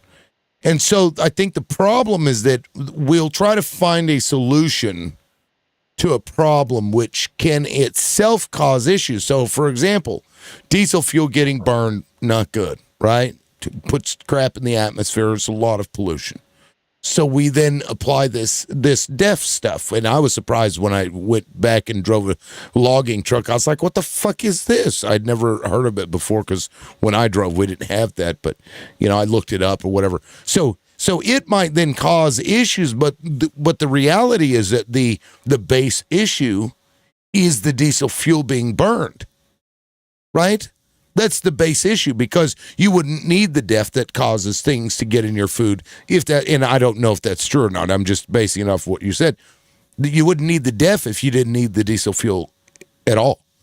And by moving away from that stuff, those fossil fuels, we don't need solutions that may come with their own problems. We get rid of the entire problem through technological innovation, like Kibi was talking about. Robots building the food, completely sanitized. There's no extra crap. You know what I mean? So that we're creating problems, solving another problem that we don't want to get rid of. And because people will be like, oh my God, that's regulation. And you can't make us move to electric this or that. That's regulation. But if you did, you'd get rid of both of those issues, right? Well, I've heard arguments against it too. I mean, I'm not against innovation, but I've heard arguments that, let's say, a lithium battery or, like electric energy actually takes more energy, more coal to produce these things than the average output of their lifetime. So in the end, we're ending up with trash heaps of, windmills. I mean, they have to change those out very, very frequently. It sucks a lot of petroleum products into those windmills. You're right. Yeah. But remember what I just said a little bit ago, is that when we start adopting those things, even when they have problems, that funds the innovation to move beyond that. For example, those sodium batteries. They don't use any rare earth materials. The metal, they'll use metal, but I mean, metal's been around forever. So, I'm not sure that that's entirely problematic. So you use the profits, from those secondary solutions to then get even further better where, eventually it's all fucking clean. We can get there, but it's going to require adoption of those, those other energies. And a commitment. Like Yes. right now we fund all these subsidies to oil and gas companies when we could be using all that money, all that government money to fund green solutions and innovation and science and plant trees and find ways to interfere with the problems that we've caused ourselves. I wish we had high-speed rail between cities like China does instead of using the highways. That's That'd be yes, nice. we do need that. But Of oil and course, gas are the biggest lobbyists for green right. energy. That's what I'm And saying. well, here's the the people thing. leading your charge are fucking you over. That's true, but if we were to lobby those corporations, because in the OPEC and Saudi Arabia is already starting to adopt these innovations. They're starting to diversify their income because they see the writing on the wall too. So when we start lobbying these corporations, like, look, you're an energy company. You don't necessarily have to call yourself an oil company. You're an energy company. So why don't you take that money, maybe even help with some of the tax dollars to fund research and development into changing and getting away from oil, right? We could do that because I don't necessarily hate the oil companies because I know they spew crap into the atmosphere because that's how society was set up, basically, right? It is what it is. But we can move them towards a different way, and we don't have to stigmatize them for it. Although we know that they knew this stuff back then, like they did their own studies to see what the impact was. They found that it was going to be harmful. And they suppressed those, and that shit would come out later. So they didn't engage in the most ethical business practices, but they're there. We can get them to be the ones leading the charge, and maybe I should, maybe we should, maybe that is how we get beyond that instead of like, oh my God, you're a terrible fucking person, and then like demonizing them. Maybe if we work with them instead, they might be more willing to change. Maybe. DJ hasn't talk a lot. He hasn't even got a chance, or she. Well, DJ can speak whenever DJ wants to, because DJ is a longtime supporter of this DJ. show, and we love you, DJ. But it's too loud right now. My gardeners are here, so hold on. And see, I don't have a timer right now, so it's not going to upset you, DJ. Ha ha ha! You mean put me on? Get you all flustered. Get all anxious, yeah. You're the only person, for the record, that I will hide that timer for when I'm using it because I know. And I love you for it. Yeah, it's mutual aid, Yeah. Give and take. Did you want to jump in though? The only thing. Oh, well, but that's like off topic. I mean, if we want to go back to that, but about the China thing, I mean, you definitely will go back to that. But the China thing, have you guys seen that post about where they've made so much money that they're doing so well? It's like involution or something like that, where everybody can afford everything. Like nobody's struggling. Corporations are everything's getting lowered, all the prices, even wages, right? But they're saying, "Oops, sorry." I like how they hired they're saying people, gave them jobs so they can have apartments. Right? Yeah, but now they're saying China is getting, they're going down. They're about to lose everything because stockholders aren't making money. Not people. I mean, now keep in mind that even China has propaganda. So, yes, it is a fact that they have a big ass middle class, way bigger than ours is currently, for sure. The disparity, I don't think, is as large, but everything is not as hunky dory as you'll see some people claiming that it is, because they have propaganda just like we do, So, right. So there's still problems. But I do believe they're better off than we are, at least on the average. However, they can't even access YouTube. They can't access Google. Yeah. They're so restricted, and it's weird because it's like a cultural thing where they accept it because they believe that it's a downside to their society, and I gotta say they're kind of not wrong. Because look at. They freely opened up Red Note and they allowed people on TikTok. So I don't know. Well, no, I know that they can't access YouTube. I have Chinese friends, and I have to send them. I have to go to Baidu and find like a similar video or the same video that was posted on Baidu, because it won't even let them access it. They can use VPNs and stuff, but they can also get in trouble for it. I know they could use TikTok, and I know they could use Red Note. Yes, And their they version open of up TikTok exactly. is not the same as ours. Right, it's not. No, it's the same. They use the exact same TikTok. No, it's not the same TikTok. It's not. Are you talking about Red Note? And they even opened up Red Note to everybody. Right. Red Note was opened up to Americans, but Red Note is a Chinese app. TikTok is also, but it's not the same. The algorithms are a little different. I mean, it's the same app, obviously, but the algorithms and the way things work are different. Yeah, they're kids, right? Their kids don't get okay. Yeah. Sorry, I'm TJ, not I didn't sure mean the to interrupt you. exact. I'm not, I'm not sure I know the exact differences, but I do know that it is certainly point different. is It's people more communicate. educational for kids, for sure. Yeah, I'm sorry. Do what, Kibi? It's more. The more point is the both populations are communicating. I mean, they probably don't like Google and YouTube. That's probably why, but they don't allow that. But they have on other app, Americans and Chinese are talking to each other, just the regular people. Well, sure, but the reason they do that is because they don't want that unfettered access to the world, because then they can be propagandized, and the government, the Chinese government only wants their propaganda. Now, you could say that the Chinese government, CCP, whatever, has been relatively good, because they don't go around like starting wars with people. You know what I mean? They, generally speaking, have been lifting up their middle class since they kind of started moving this way and taking our jobs, you can say. But again, like, it's you're trading one thing for another. I get it, but damn, I just like being able to tell somebody to go fuck themselves without repercussions. You know what I mean? I don't know that.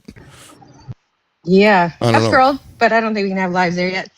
But let me just put Yeah. it out. Tapping, clapping is tapping, tapping is clapping, whatever. Like, Damn, come how on, are we it's not at 62. 100K? Like, I at haven't been least, I doing mean, PSAs. I know, but geez. So well, DJ, yeah, you can do come on, one. guys. If you are in the chat and you are having fun, or you're interested in what is being said, tap tap tap, share out the live. There's a gift goal that could be met or needs to be met. He has apps. It needs to be links. met. It needs to be met. Help support the live, because these are the kinds of lives that we need to have, right? Conversation. And if he has anything in his TikTok shop, make sure you buy from him. Yes. That Do stuff the is in damn my thing. bio also. Yeah, you can go to my bio. Yes. I do have a shop where you can get, Republicans can get liberal loudmouth underwear, full with the entire wiggly worm and all. Have you seen that, Johnny? Have you seen that, Johnny? Donovan, No, I have you? didn't. Okay, let me for just the sake of the joke, it's kind of funny. Donovan, you may be able to appreciate it. It's, I got. I might even be tempted to see a Republican with I that. gotta. Hold on, I gotta pull him up here. It's gonna take me a second. Oh, Maverick! I love Maverick. She's the one that came up with Where is she? She hasn't been popped up. Well, TikTok got her account, like, it's gone, deleted. Yep. So there are two different versions of the male underwear. For the record, let me show you the. So this is the Democratic. While he's looking for that, No, I've got it here. This is the Democratic version of the underwear. So if you are a Democrat, these are the underwear. But if you are a MAGA supporter, you can get this version. Oh, wow.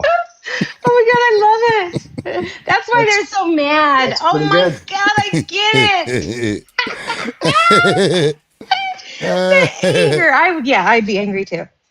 Yeah, it's like a gag gift. This is the most robust live on TikTok, I do have to say. Yeah, I just thought it was funny. Fucking I mega might wiggly have taken offense to it, back in 16 when I was in the mega train. But you've grown. Yeah. Oh, No, hey, I think BJ, I jumped Donovan off. takes it I'll for tell what it you, is. I'm sure. I jumped off the mega train 6 months after Rush Limbaugh passed away. Oh, really? Oh, Why? wow. Because this is a touchy subject that I think a lot of people disagree on, but I started listening to this guy, David Knight, because I'd been, an old radio AM junkie for I know David Knight. Oh, you do? Yeah, I You're the believe. first I've ever come across. Okay, Yeah. did you know that David Knight was fired from InfoWars? Yes, I December do. 17th. Before He's got a J6. fucking epic beard, by the way. Yeah. Yes, he does. He's kind of a boring old man, but he is. He really woke me up to the hypocrisy of Trump, especially during the shutdowns and Operation Warp Speed, threatening the head of the FDA to drop the testing requirements from 10 years down to 1 year, or he was going to fire him. A lot of nefarious things, like rolling Johnson and the Sackler family into immunity under the National Childhood Vaccine Injury Act that was signed into law in 1986 by Reagan, to shield them from, the largest criminal and financial liability. Because if they have to pay for it, they'll go out of business. If they have to pay for it, they'll go out of business. Yeah, it's fucking nuts. Yeah. And David Knight woke me up to all the, all the things in this experimental jabby jab. The myocarditis, the pericarditis, the Guillain-Barré syndrome, the strokes, the pulmonary embolisms. To date, I think scientists, PhD doctors, and these kinds of virologists and whatever, have come up with a number that at least this is the reported number, 17 million have been unalived from the jabs. And I will not change my opinion on that. I've looked in it too much, and I think it was one of the worst G-sites that got swept under the rug in world history. Well, there is a lot of people that unalive from not getting them too. So well, you either way. Yeah, I'm not. Okay, so like recently they came out and they were talking about. Yeah, recently they were talking about. It was just yesterday, I think. RFK was leading us talking about the myocarditis that had been suppressed from those studies. And my first response on Twitter, because all these MAGA people are like, "Oh my God, look, this is happening." I'm like, you guys do know that it was Donald Trump that did all that, right? I'm like, what? How do you not understand that? He was literally the guy that was doing this. I'm like, he called Moderna on the phone. They admitted this. McEnany, I think it was at the time. She admitted he called Moderna 3 days after like the 8th person that was sick during this, before anybody had unalived at that point for the jabby jab. Did you guys know that?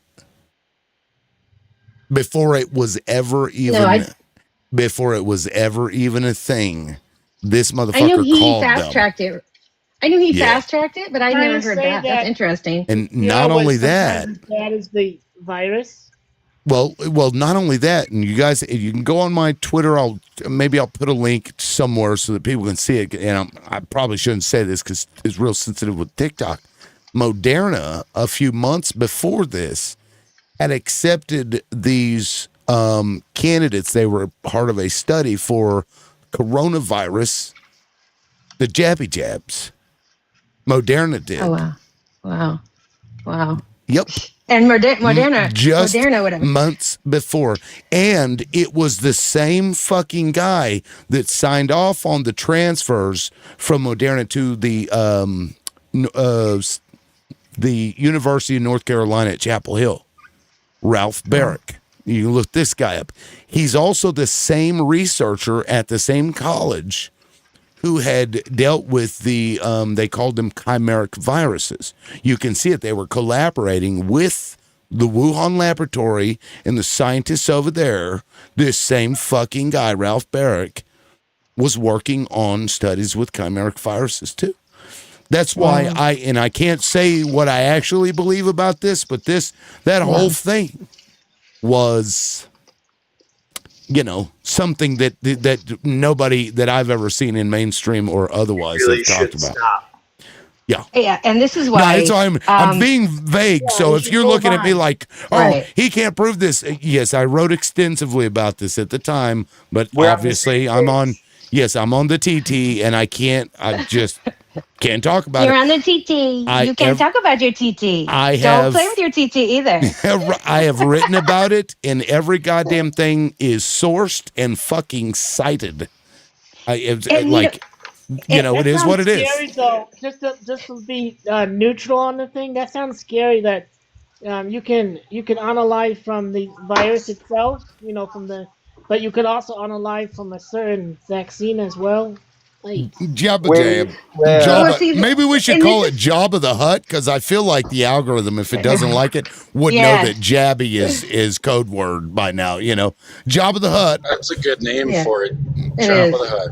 or yeah, But this is why I literally I'm not like, no, I'm not gonna believe that. I'm not like hardcore on any kind of facts that I thought I knew, right? Anymore. Like literally nothing, because of all the bullshit. Like like what? There's so many facts that are coming out that it's like, what the hell have we been taught our entire lives? Is just like, what the fuck? So I'm yeah. literally, when people are like, nope, that's not true, that's not true, I'm like, it could be though. You know what I mean? Just look into it. Don't agree if you don't want to, but just fucking look into it. Question fucking everything. What the fuck? Sorry. Absolutely. And Donovan, I wanted to respond to you earlier when you brought up the Antiseptic System Awareness Act. Because obviously septic systems are not the best form of, waste disposal. But, you mentioned that there's other countries where you can, be jailed for this kind of talk. And it's not just Germany. I believe it's 17 or 19 other countries where even discussing the number of people that were unalived in that time will land you in jail. So, and you said it was edging close to First Amendment violations. I was curious. I haven't read it, but I did hear that, they're trying to actually jail people for Hollaburger denial. Is that, am I right on that? Hollaburger. Okay, so I'm a little confused. The cost of the cost of it. Yeah. So I was reading a story about, no, I found a book. Was it 6 million, or I don't know, did 6 million die or something like that, right? And they were questioning, the book was questioning stuff, and I guess the guy who wrote it got charged because in Canada during I think they were charging one of the Yahtzees. I think he went to another non-Western country to hide or something, but still. Oh, I don't know if he did, but they charged him and found him guilty, and then I believe it became a law to not question the H cost, the cost of it. Yeah. Okay, so I think I missed what Johnny To be was a denier, asking. basically. Yes. You're asking I was wondering, in the U.S. I heard they're trying to push that here. Yes. Oh yeah, Literal jail Project time Esther. for Project being a Esther. denier. Yeah, all that stuff is all over Odyssey, and I think Rumble. A lot of people talk about it. They're very far right, and they use words like Noahide. Yeah, that's kind of freaking me out. But well, the Noahide laws are pretty. I mean, I don't know what conspiracy there is behind there, but there's like 7 of them, and they're like, don't murder, don't steal, don't sexually assault, don't. Only have one God. Right. I mean, I don't know how that would fit into some conspiracy. Because it's basically the 10 Commandments, but not right. I mean, that's right. But yeah, but it's just like this. It's really the same shit. Pretty much, yeah. Yeah. But it's for the Noahide is non-Jew. It's for non-Jews, right? So basically, rabbis have been having our presidents every year sign a scroll of honor, pledging that them and us as citizens will follow these Noahide laws. And when you go on the rabbi's website, it says that the Noahide laws, they're trying to get everybody to do that, to be under Jewish authority, and so they could have, get the messianic whatever to come or to happen or whatever. And What the? Yeah, it's insane.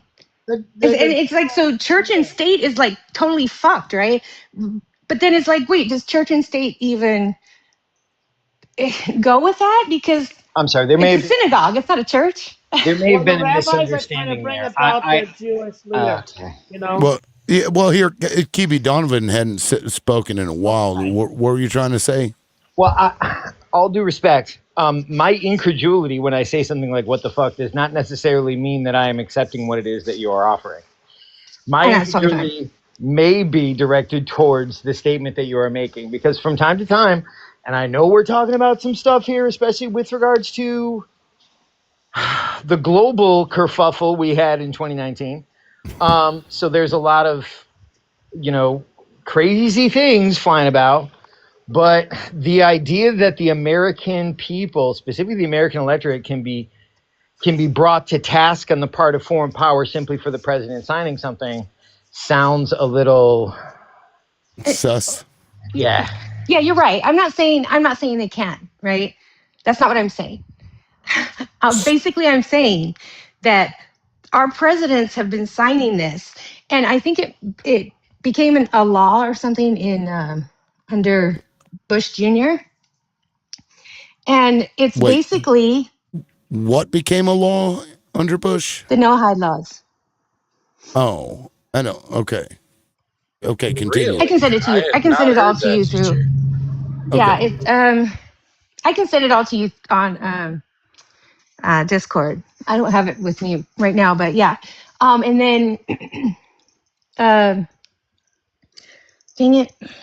I'm looking it up. While you're trying to remember that, never heard the last 3 days, Loudmouth, a very important study came out. I believe it was from Germany. I know it was in the EU, but I'm pretty sure it was Germany, about the efficacy of the PCR tests that were used to determine if an individual. Have you seen that already? No, but I mean, it was always fucking problematic. You had kids getting results using fucking juice boxes and shit. Exactly. Yeah, and they just did a full study. It just came out in the last 3 days. It's very eye-opening. Yeah. I'm not going to bring it up here because we're on TikTok, but whatever. Yeah, no, it wouldn't surprise me because I followed all that stuff while it was happening. Basically zero. Close to zero. Probably like a fucking coin flip. Yeah, in the very low double digits. Yeah. And it sucks that we can't fucking talk about this shit without thinking we're about to be unalived from TikTok. Now Donovan, did you hear my question earlier? I did. Oh, I was wondering, is that antiseptic act? Are they trying to give jail time for denial or what? No, right now, and this is very odious because the Trump administration, I do not agree with this one at all. What they're saying right now, the worst consequences that I have so far observed is that if you are a company, a private company that is engaging in contracts with the U.S. government, that those contracts may be severed on the grounds that you either speak out or boycott in any way, shape, or form any company or the state of Israel, which is inappropriate. So the BDS stuff is basically what it is. Well, it's like every fucking state now, I believe. Yeah, it's pretty gross. It's going to be challenged. I'm sure it'll get knocked down. You can't do that. So I think I may have found what is causing that. Your thoughts, DJ. HJ Resolution 104, but it's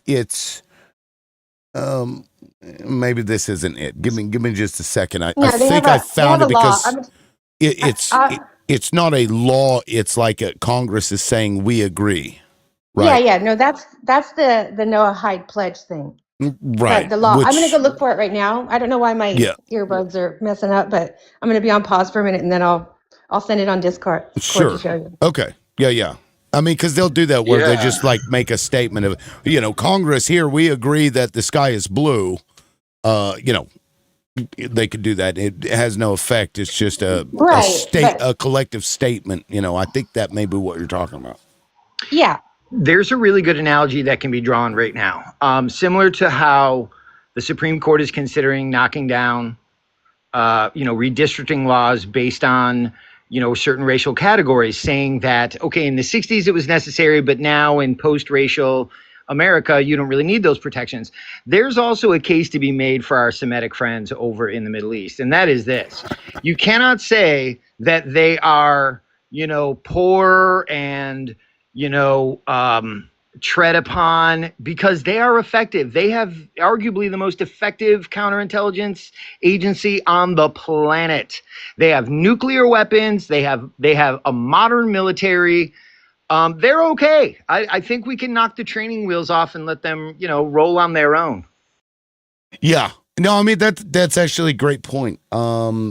Because it's not like there is collective oppression when the United States government has given deference to that community for as long as I fucking have been alive.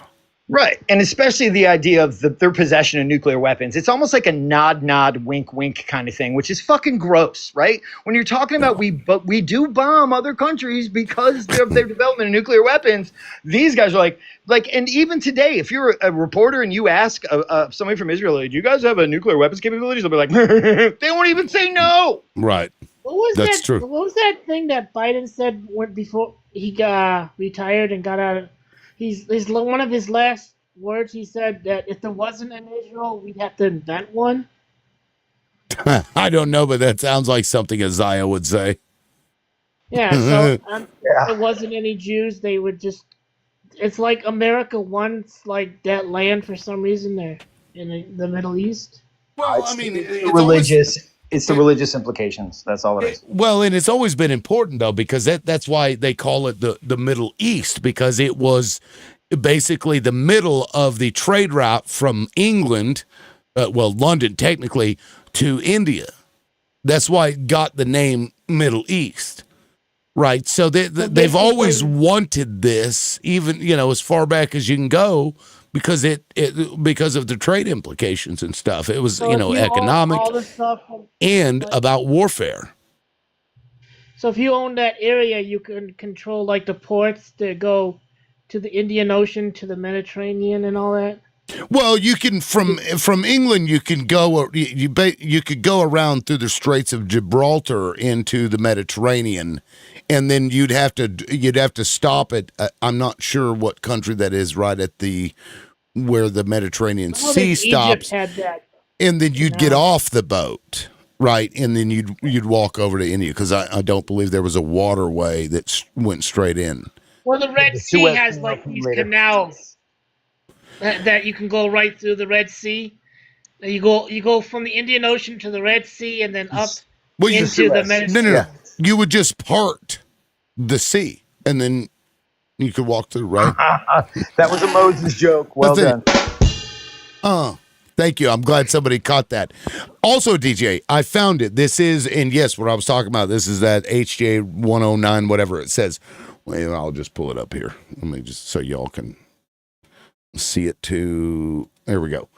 Whereas in tribute to this great spiritual leader, the Rebbe, his 90th year will be seen as one of education and giving, the year in which we turn to education and charity to return the world to the moral and ethical values contained in the 7 Noahide laws. This will be reflected in International Scroll of Honor signed by the President of the United States and other heads of state. Now therefore be it resolved by the Senate. This was HJ Resolution 104 to designate March 26, 1991 as Education Day USA. Yeah, but that's every year. So is that the one that says it was a law? Well, it was passed. Yeah, it became law. Yeah. Yeah, but no, so that's just that's an agreement. They're just saying Right. we agree that this statement is okay. There's no Right. enforcement. There's no, you know what I mean? It doesn't. Yes. It's creating this education day, I guess, surrounding these fucking Noahide laws, and that's Right. why somebody would attribute that to being, you know, oh, they passed a law for the Noahide laws when they're just making a statement of, you know, a day that they whatever the Right. fuck that is. Right. But yeah, so it's basically nothing. Like Ash Wednesday, I don't know if that's federal Right. or not, but I know it exists. I fucking have never celebrated it, so you know, make it Trash Day, Right. and who's gonna crack one open on Trash Day? Maybe the trash men or Israel, whichever. It's same. Right. Just kidding. When I find That's a it, bad I joke. can't find it right now because under pressure, I can't do shit. Right, my mind doesn't work. But when I find it, I'll send it on If there's something Discord. else, yeah. No, I appreciate it. Yeah. Yeah. And like the H cost stuff, to your point, Johnny, I couldn't find anything related to that either. And I'm certain, I would hope that Well, the that's good Supreme Court, news. That's good news. yeah, I mean, that I'll send you that. I'll send you the thing that I found too on that. So the Canada one thing. Besides, Israel is probably being probably 10 times worse than whatever Germany did in the 20th century, right? I don't, God, don't say that to anybody. That fucking, jeez, somebody heard you say that. I'm like, why are you platforming him, liberal? No, he could totally say it. I don't give a shit. I reserve the right to fucking make fun of you when you do. Yeah, right. Yeah, no, I, but okay, so you can make a philosophical argument there, though. If the percentage of your population that lost was greater than that of the Jewish population that was lost, you could argue that that was worse. Is that fair? No? How many Palestinians unalived by Israel right now? Say that again? How many Palestinians unalived by Israel? Yeah, I mean, as a percentage of their population, I'm not sure. The number they have now is what, 70-some thousand, 80,000 or something? And we know that's bullshit. There's no way there's, only 80,000 looking at the footage of that place. There's just no way, in my opinion. But Okay, I found it. It's public law number 102-14. Public law? Number, 102-14. Okay, public law number 102-14. Okay, enacted March 20th, 1991, designated March 26th, as Education Day. It's the same thing. Yep. Okay. The thing I just read. Yep. 102. Matter of fact, let me go I back saw a clip to of Marjorie Taylor Greene being interviewed by, I don't know who it is, an old woman that she's been in the news for years. I don't know if it's like Barbara Streisand or I don't know these. But anyways, she was interviewed Barbara Marjorie Streisand. Taylor recently and asked her why she voted. You're breaking up real bad, man. We can't hear you. But she asked why she voted. Johnny's he's working on the boards there. Are you back? There you go. I'll have to wait. Yeah, you sound like you're in the Matrix. Yeah, I'm back. I might have to wait. I am in the mountains, but I just saw one recently. Like, I don't know if it's Barbara Streisand or whoever was interviewing Marjorie Taylor Greene, some little woman that's been in the news for years since I was a child. But she asked her why she voted against the Antisemitic Act. And Marjorie's response was, I've voted for these things many times. It just seems like a ritual now, and we shouldn't have to get on our knees. And she said, well, I think Congress disagrees with you. And I was like, holy crap. Now if that's not the most bold, sign of Jewish supremacy, I don't know what is. Yeah. I looked it up. Leslie Stahl. Was that who it was? that interviewed her Probably. like 3 days ago or something? Yeah. I've Yeah. just never paid attention to names. I just know faces.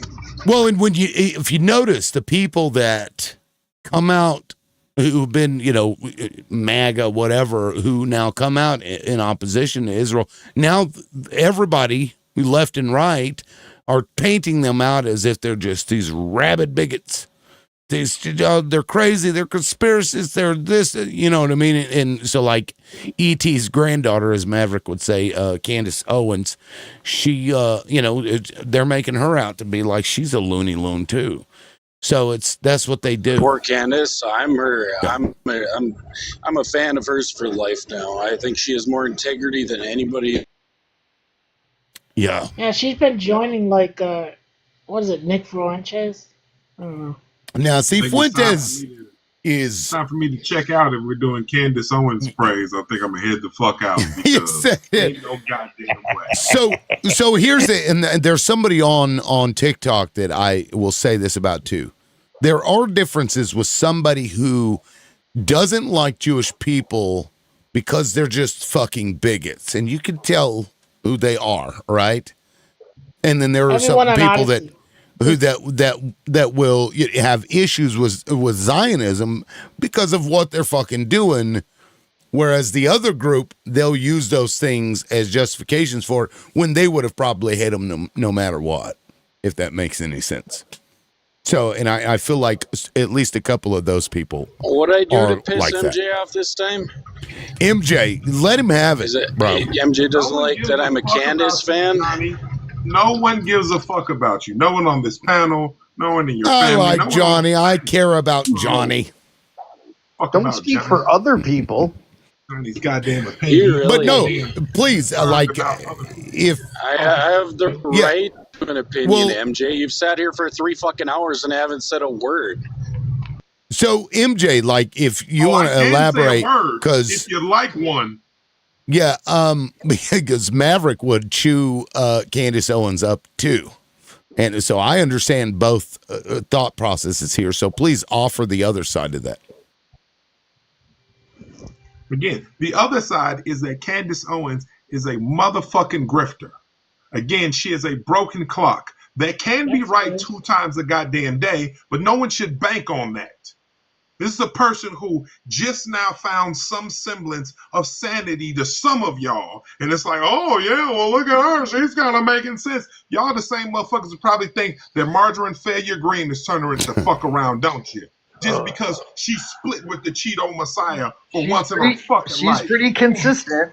She with is the- trying to reposition herself so that she can either run for the governorship in the future or run against Raphael Warnock in 2028 for the fucking federal Senate seat. You motherfuckers can't see 2 steps. Let me guess. You think she's a race traitor?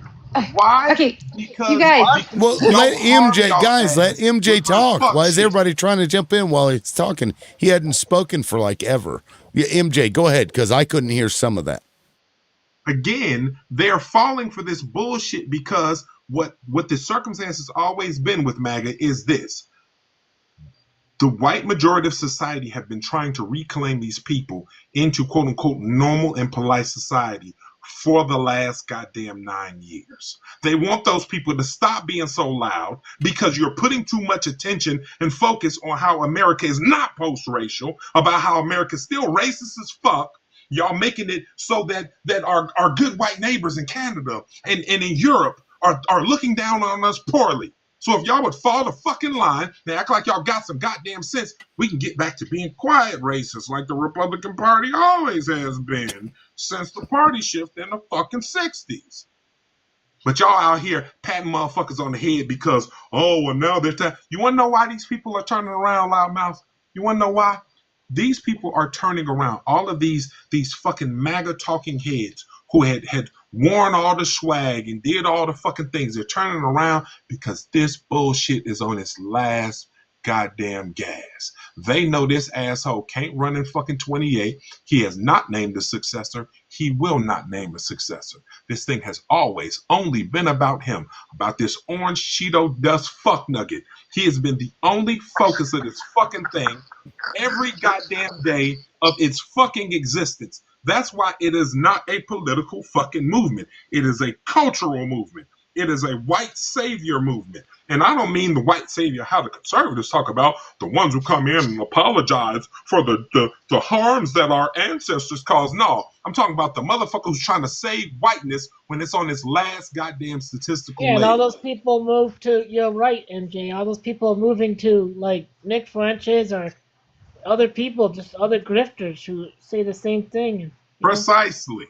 That's Yeah. why we I, don't I follow someone completely, right? We listen to what people say and then we look into what they say. We don't right. follow them and idolize them. We listen and then we learn. And that's it. We don't follow anybody like that. Well, we hope Well, a that lot we of Yeah. people are followers. That's right, I DJ. hate Yeah. to say it, but a lot of people are followers. Well, People MJ, have I to mean, you follow. bring up a really good point, especially about Marjorie Taylor Greene, because you're right. At some point, conservatives are going to have to confront themselves about what is after Trump. Nobody knows. Nobody knew about Trump until it fucking happened. And it's like, whoa, what the fuck is this? But it is a reality that they're going to have to come across. And Marjorie Taylor Greene may just be one of the first to be like, okay, I'm going to try to, reinvent myself outside of his brand in some other way. And I think that's a fair point. Like Donovan and Johnny, does that make sense to you though? Like that may be a motivating factor for, Absolutely. Yep. Well, yeah, I mean, there's a civil war on the right now.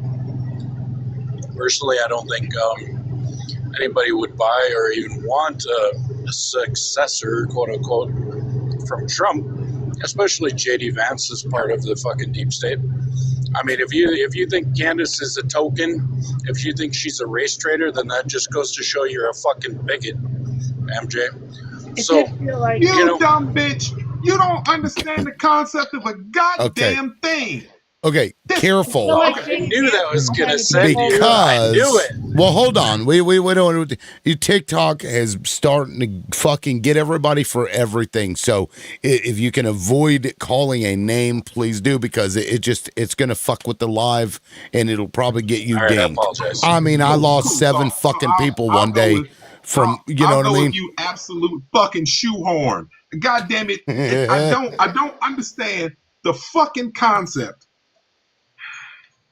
Okay, you guys, come on now. Okay, so Candace Owen. She played in y'all face from the beginning, and y'all loved her because y'all need a black friend to fucking propagate y'all bullshit. I don't need any black friends, to be honest with you. I'm sure you don't, Johnny. I'm sure you don't. That part is fucking obvious. Okay, you guys. Okay, so wait. Oh, Candace Owens, yeah, she's a fucking nut job from before, right? But on Charlie Kirk and, the shit reel, she's been kind of like on point. So am I like listening to everything she says? Am I a Candace Owens follower? Fuck no, right? But but what she's saying that I can look up and prove on is shit real. Broken clock. I'm kind of believing that. Right. But that clock is still readable on that hour, right? Yeah, it just happens to be potentially accurate at that moment. Yeah, I mean, but we can acknowledge that. We don't have to invite them to our next, 101, right? bris or whatever it is you celebrate. Exactly. Candace Owen would never come to my house. She would never be invited, ever. But what she's saying about that, I'm listening. Rude, DJ. No. Now, you know what? She may I know. single-handedly figure out what happened to CK, and I'm okay with that because 100%. I don't buy the official narrative. Yeah. Maybe it's true, but I seriously doubt it. But either way, I mean, Donovan, the clearest circumstance with CK has just been that every failed presidency has required a distraction. Back in 2001, it was airplanes. If everyone understands what the fuck I'm talking about. And that's what this was an attempt to be. It was an attempt to distract people and to get people to galvanize behind a quote-unquote cause. But the problem is, unlike the thing that happened in 2001, y'all didn't eliminate all of the people who you needed to eliminate so that you could put your fucking story out. Y'all trying to put somebody on fucking trial for it, and then the shit's gonna goddamn blow up based on that. It don't make sense. Stop fucking falling for the banana in the tailpipe. I just think it's so hilarious. Real quick, I just think it's so hilarious that Candace is probably the most polarizing figure in history now. She surpassed Trump on this issue. But yeah, Donovan, you go ahead, man. But is the vice president still dating CK's wife? Absolutely. Aren't they moving in together or Well- something? Moving to Tennessee or some shit? They were thinking about it, but JD just wanted to couch the issue. You know what I'm saying? He's too fond of that couch. Hey, I'll be here all day. Anyway, Donovan, did you want to weigh in on this or? Well, I mean, Candace Owens is Candace Owens. She's going to say whatever she wants to say. She's in the media if she feels a particular way, and I've seen her speak many times. She speaks with conviction. Now, with regards to what she's been saying recently, I understand that she was very good friends with Charlie. She came up with Charlie, and I also understand that she is probably pretty tilted after what happened and then the subsequent behavior of some of the people, some of the things that she saw. So she's in a bad way. So I'm going to give her a little bit of grace for maybe another year, and then I'm going to start calling her on her shit. I mean, I think that's fair. Love yeah, that. I'm all about letting her single-handedly figure it out because, somebody has to. Crazy Eyes ain't there. Somebody He's like, has we're doing a great job. No, trust me. Crazy. Just like MTG, right? Like her being for the survivors. Fuck yeah, I'm all for it. Will she ever get my fucking trust? Fuck no. Right? Yep. But we accept all the good. Like Raw said, Owens is grieving more than Erica. And that says something. Right. It really does. Right. That's why I said that Cory Booker has an Erica has his own Erica Kirk. Booker? Yeah, Booker? yeah. Alexis Lewis is her name. Yeah, yeah. So I'm not a huge MJ Marjorie whatever Taylor Greene fan. I used to think that she was actually belligerent. Next year with politics, though, we got an election next year. What? Well, we got a midterm election next year. You think Democrats are going to win the House? We'll see. They'll probably go 50-50. Yeah, I don't know. I mean, I I would not taking Israeli money. I would feel like it'd be a fucking sweep at this point, but since they've got Palantir up everybody's ass and all the surveillance shit coming on, and they can just basically take over social media. I don't have any faith in the right thing happening. I don't. So I don't know. Well, I guess we'll see. But anyway, Johnny, what were you trying to say? Well, I was just saying I've never been a fan really of Marjorie. I used to think she was really belligerent. I do like that she's taking a stand now. I don't have to trust her. I don't have to worship her. I think it's funny people get really hot about it. But DJ, I wanted to ask you, what do you like? When was Candace crazy? That's what I'm trying to figure out. Because I didn't follow her career. I mean, literally, I just woke up yesterday and saw that she was, solving this mystery of Charlie, and I decided to watch her as my token, But no, that's actually not the case. You're right. And I shouldn't have called her crazy because I never watched her before. So I'm basically just repeating bullshit that I heard, right? I'm trying to learn. I love that I'm really admit that. I love it. No, I mean, yeah, because it's all, I'm trying to learn how to think and, basically everything, right? All over again. So I apologize for that. Candace, I hear you. I used to listen to Mark Levin, Michael Savage, Rush Limbaugh, Sean Hannity, literally years, AM radio.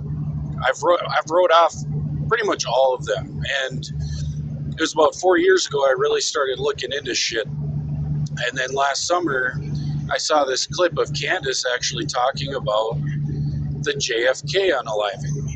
And I watched it like 10 times because she speaks so fucking fast and it's hard to catch everything that she says. And I was like, holy shit. She just literally blew the story on JFK. So I go back and I listen to all her episodes, you know, since she got canceled from The Wire. And I was like, oh my God, this woman is actually trying to, you know, take the Israeli fucking influence out of our politics. And I don't care what your fucking stance is, honestly, or what your fucking color is, but if you want to take out Israeli money and influence out of our fucking government, then you're an absolute patriot, in my opinion. And if you haven't noticed, MJ, lately, Candace has been saying, like, she doesn't even give a shit about left or right anymore. She just wants the little hat influence out of our Because Congress. what do you do after a quote unquote movement has unalived itself?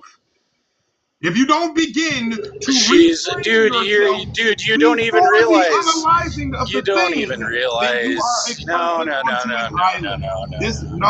This is the reason. Come on, why are you all serious? of your fake Tim ass, Pool's freaking out, ass, thinking that she's gonna this destroy is the midterms precisely for the why all of GOP. your fake The right ass, hates her more than you do. They think she's super gonna MAGA. destroy the midterms. Okay, guys. All of your super Well, MAGA okay, hold weirdos on. have I can't hear either of you, and I'm not sure. Johnny, were you finished? I can't tell who interrupted I whom. just wanted to say this last thing I'll say is that the right hates her so much right now. Tim Pool is freaking out. All these guys, Nick Fuentes, all these garbage, you know, pretend conservative rhino neocon Bolshevik fucking sympathizers hate her because they believe that she's actually going to destroy the midterms for the right. Now, explain Gotcha. that one, MJ. That's not leading a new movement. That's fracturing the Republican Party. Okay, well, MJ, please. I think you were saying something else. I don't think it was related to that question. Go ahead. Repositioning. All these assholes are trying to do is now become the new iteration of the moderate fucking Republican. That's it. They're trying to be what Mitch McConnell was before fucking MAGA. Motherfuckers used to rally behind Mitch McConnell because Mitch McConnell was moving in the goddamn shadows of the Senate halls to enact all of the things that were able to be done under Trump's idiotic first term. The overturning of Roe, y'all think that was fucking Mitch McConnell? No, that was SCOTUS. It was. Because he had worked for years to structure a circumstance to change the federal judiciary. Like, what are we talking about? He did. They have to be something. They have to be something after 2029. What are they going to be after 2029? If there's no more Trump, there's no more Trumpism, what do they become? The smart ones, the ones who are not absolute, obvious fucking just died in the wool grifters. The ones who are smart grifters are trying to position early. Candace Owens is a smart grifter. That's the only fucking credit that you will ever hear me give that gutter bottom individual because of that circumstance. When she first got into politics, she was anti-Trump. When she realized that we weren't all up her backside and rah-rahing and cheering her goofy ass, she flipped and became pro-Trump. And now that Trump is on his fucking way out, she is trying to move herself away from him in whatever capacity she can fucking find. And y'all fucking hatred of a fucking faith system or whatever the hell it is, because again, I have all the criticisms in the world for the state of Israel. 100% criticism for the way that they have conducted themselves, for the war crimes that that state has committed, and all of those things. But I don't hate every fucking person who considers themselves potentially Israeli. Some of y'all do, and you don't want to have that conversation. You're couching it in, well, I don't like this thing, and this thing I think might be a G-side. You ain't give a fuck about it being a G-side till we said it was a fucking G-side, and then you were like, oh shit, they don't like them now. I can jump on board because I never liked them. Like, call it what the fuck it is. I need for y'all to grow the fuck up. Yeah, call it what it is. Either be Say you loud hate and white fully people. formulated Forgive me in for saying your this, but bigotry of these people, your objections or aren't sophisticated. Okay, you I can hope you forgive me. go ahead and land your plane, MJ, and then I'll get to you guys. Go ahead and land your plane, buddy. again, these people are playing in y'all faces, and I want them to continue to play in y'all faces. Why? Because y'all have made them millionaires. Y'all give every one of your little coins, every one of your little dimes and nickels to these fucking weirdos because they confirm your own biases. So please continue to make them rich. They're going to continue to play in your fucking face. You think it's funny as hell that Candace Owens didn't seem to have a problem with the what'd you call them, Johnny? The star people. She didn't have a problem with them until what? Until she was fired by them. Yeah, that's. Yeah, I she mean, stood that on is business. interesting. When she was let go by She was Shapiro. fired. Okay, She was fired because Let's- she said it was a G side. That's, to set the record straight. Is that why? I don't remember exactly why she was Yes. fired, but does it see how She fucked had up courage that in her is? convictions. But She had it is courage in true her because convictions. Yeah. was she prior to that? Did she ever even call into question Israel? Nope. Prior to that, do you She guys? mostly Are you? talked about Who socialism did? here in the States. Come on, Yeah. be honest, MJ. How many Americans were even aware of what was going on in Palestine pre-October 7th? Me. Not me. How many? I was. Plenty of people did. Yeah, I Plenty was. of people. Well, like 0.0001% of the population. No, more Come than that. on. Far more than that. If I wanted to say of the total population, my guess would be somewhere between 12 and maybe 18% of the population. Why? Because again, the circumstance of what has been occurring in Palestine and everything was being discussed by people like Martin Luther King Jr. and Malcolm fucking X. This is not new. Yeah, it is. It's new to some of you assholes. But those of us who have again, he's right. because black and MJ's brown right. people have Yeah, been in the because we've liberation been struggle. propagandized. I'm sorry. That's. I mean that is fair to say. But if somebody just took even 10 minutes to look into like the history of it, and you could immediately on its face be like, wait. So this group of people from over here went over here and forced the people that were living there off. You'll immediately say, well, that's fucked up. That's kind of fucked up. It was if it wasn't a Jewish population or self-proclaimed Jewish population, I'll say anybody would have a problem with that because it's not right. It's just not right. Like so. Kind of like what happened in this country. Exactly. Like That's happened why in this country. That's why in August, when DJ K came into a live that I was in and started speaking about it, I immediately was like, what the fuck? And I have been researching ever since because, I've been lied to and How many propagandized. of you know what Janissaries are? Nope. Janissaries? Janissaries, yeah. Yeah, you know what Janissaries are? No, never How heard about that you, term. MJ? You know what Janissaries are? Spell it. No. Janissaries were soldiers that were kidnapped by the Ottoman Empire and pressed into service, and they were made to be some of the best soldiers on the planet. But they were, again, kidnapped from their vassal states all over Eastern Europe, all over Asia, kidnapped from their parents and forced into military service where they would fight and inevitably unalive for the greater glory of the Ottoman Empire. So now this is important in a lot of contexts. One, because you suppose up here that a person is somehow culpable for ignorance with regard to the comings and goings of foreign nations and whatever fuckery they happen to be heaping on individuals. While I bring up the Janissaries and something that had been happening for hundreds and hundreds of years, and your ignorance allows you how much culpability in their machinations? I'd love for you to facilitate that into a fucking point. Well, here's the point. It was the Ottoman Empire that had fallen after World War I that allowed that to become a British mandate and later gifted or willed, or however you want to say it, to the survivors of World War II. So here you have this horrible empire, the Ottomans, that did horrible things, that was then beaten taken over by England, and then England did what they thought and what the world at the time thought was a good thing to do for people that had been savaged by circumstance, let's call it. Again, So the Janissaries, is that more kind of like well, mercenaries, but not let me Janissaries ask you. weren't essentially slaves. Let me ask you. right, but different. Yeah. 20 years ago, was it still happening?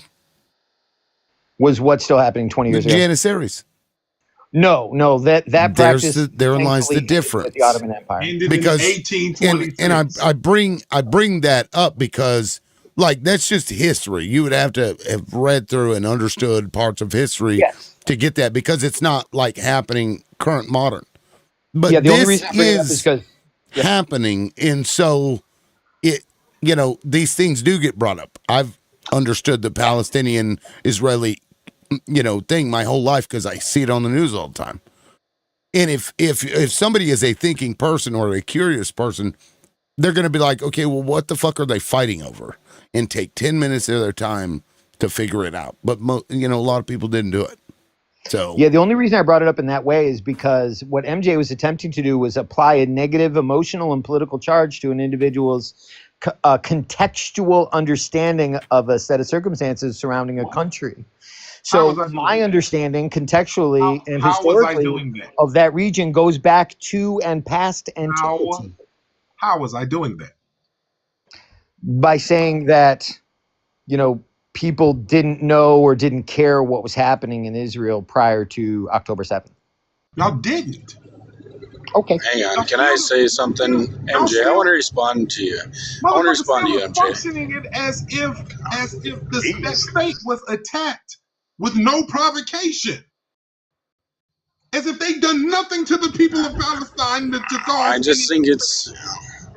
just think you're. I know you want me to feel bad about myself. I know you want to make me think nobody cares about me. I don't care, but it's very audacious and presumptuous of you to think, oh yeah, I'm white now. Everybody else hates them. Now I can jump on, dude. I used to donate money to the International Fellowship of Christians and Jews because I thought it was the right thing to do because of the fucking atrocity propaganda that I grew up with. So you could take your racial bigotry and shove it up your ass. I don't care. I don't give a fuck what you called yourself doing to try to assuage your own fucking guilt. Give a fuck? It's crazy. Are you fucking serious? I have never had white guilt in my life, bro. Then why'd you do it? Was it Christian guilt? I think you guys are on the same kind of page right now. You guys are just coming at it differently. Like, we absolutely are not. I mean, I'm kind of hearing it. I mean, I know you guys might not be, but I'm kind of. I appreciate the attempted moderation. No, not at all. Anyways, so everybody. The problem with the circumstance is just that a lot of times what my entire point was is that too many people are trying to couch their separated issues. Now I don't know if those separated issues come from white nationalism, white supremacy, what have you. Because guess what? The neo-Schmazis, they don't like fucking, the people from over there either. But they have a different reason. And it's different, like I said, people like me, I criticize the state. Don't give a fuck about the people. I criticize the state. It's the same way I criticize the United States. I'm not talking individually about people. I'm talking about the way that the state conducts itself and what it does in its own name. Those are the things that I'm talking about. What Israel has done in its own name is condemnable, period. You ain't gotta like it, because if anybody else had done it to them, we'd be talking about it. If anybody else had done it to any other nation, we'd be talking about them in these harsh, strict terms. But again, the circumstance is that it is a very thin line between criticizing that country for the actions that its government is doing, and then criticizing the people. Yeah, but then again, the people are, mad because they can't grape the prisoners, right? Like, I mean, so I'm not saying every single one, but our people were mad once upon a time that we couldn't torture some of the political prisoners from Iraq and Afghanistan after we were attacked. So yeah, it's easy for those who assume a victim mentality in a thing to say, oh no, we should be able to do this and this because they're terrible and they did X. Sure, but does that make it just? No. It's just the ramblings of crazy people who think that Whatever, man. Come on.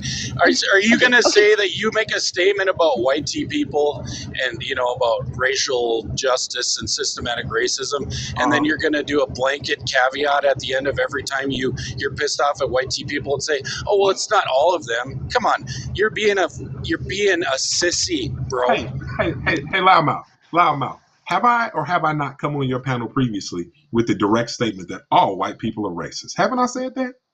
I don't remember, but I believe you if you tell me. You have been on my panel before. Because that's my stance. Just the same way just the same way as so why are you so concerned about criticizing all of the Jewish people? See this? Bro, that's hypocrisy. I think it's a fair answer or a fair question. So can you elaborate on the difference between saying that all white people are, I think you said racist, is that what you said? Yeah. And, in criticizing Israel, you're also like saying, be careful because you don't want to criticize them all. Like, what is the difference? Again, I'm not saying I want to criticize them all. I'm talking about there are people who want to unalive people who are of Israeli descent solely because they're of Israeli descent. That's it. Not that they've done anything. I can say this. Again, in America, all white people are taught racism, just like every person who was born in America is taught racism, because the core of the structure of this country is founded in racism. Let's talk about how we don't tell the story about how when the pilgrims came over, that rather than living peacefully with the indigenous population that was here, they decided taking it is better. We framed it as if they started a conflict with us, we had to defend ourselves, when everyone with a functioning brain knows that to not be the case. Manifest destiny was the circumstance. God proclaimed that the white people should have this land as their land. That's a racist concept in and of itself, because no land belongs to any people. Land is to be shared. It is to be functioned on as a utility of survival. But that doesn't equate to every white person being racist. But it does, though, because the way that the system functions is that it is that circumstance. Do you own land, MJ? Why is it that? Do you own property here in the United States? I'm talking to loudmouth. Yeah, I did ask him a question. I'll come back to you, Donovan. Give me just a second. Why is it that, and I'll try to keep these responses as brief as I can. Sure. But why is it that when there is poverty, and I'm talking about abject, indescribable almost poverty in black and brown communities, we don't have these conversations? But politically, we're always talking about the forgotten man in flyover states. Do black and brown people live in flyover states in the middle of the nation?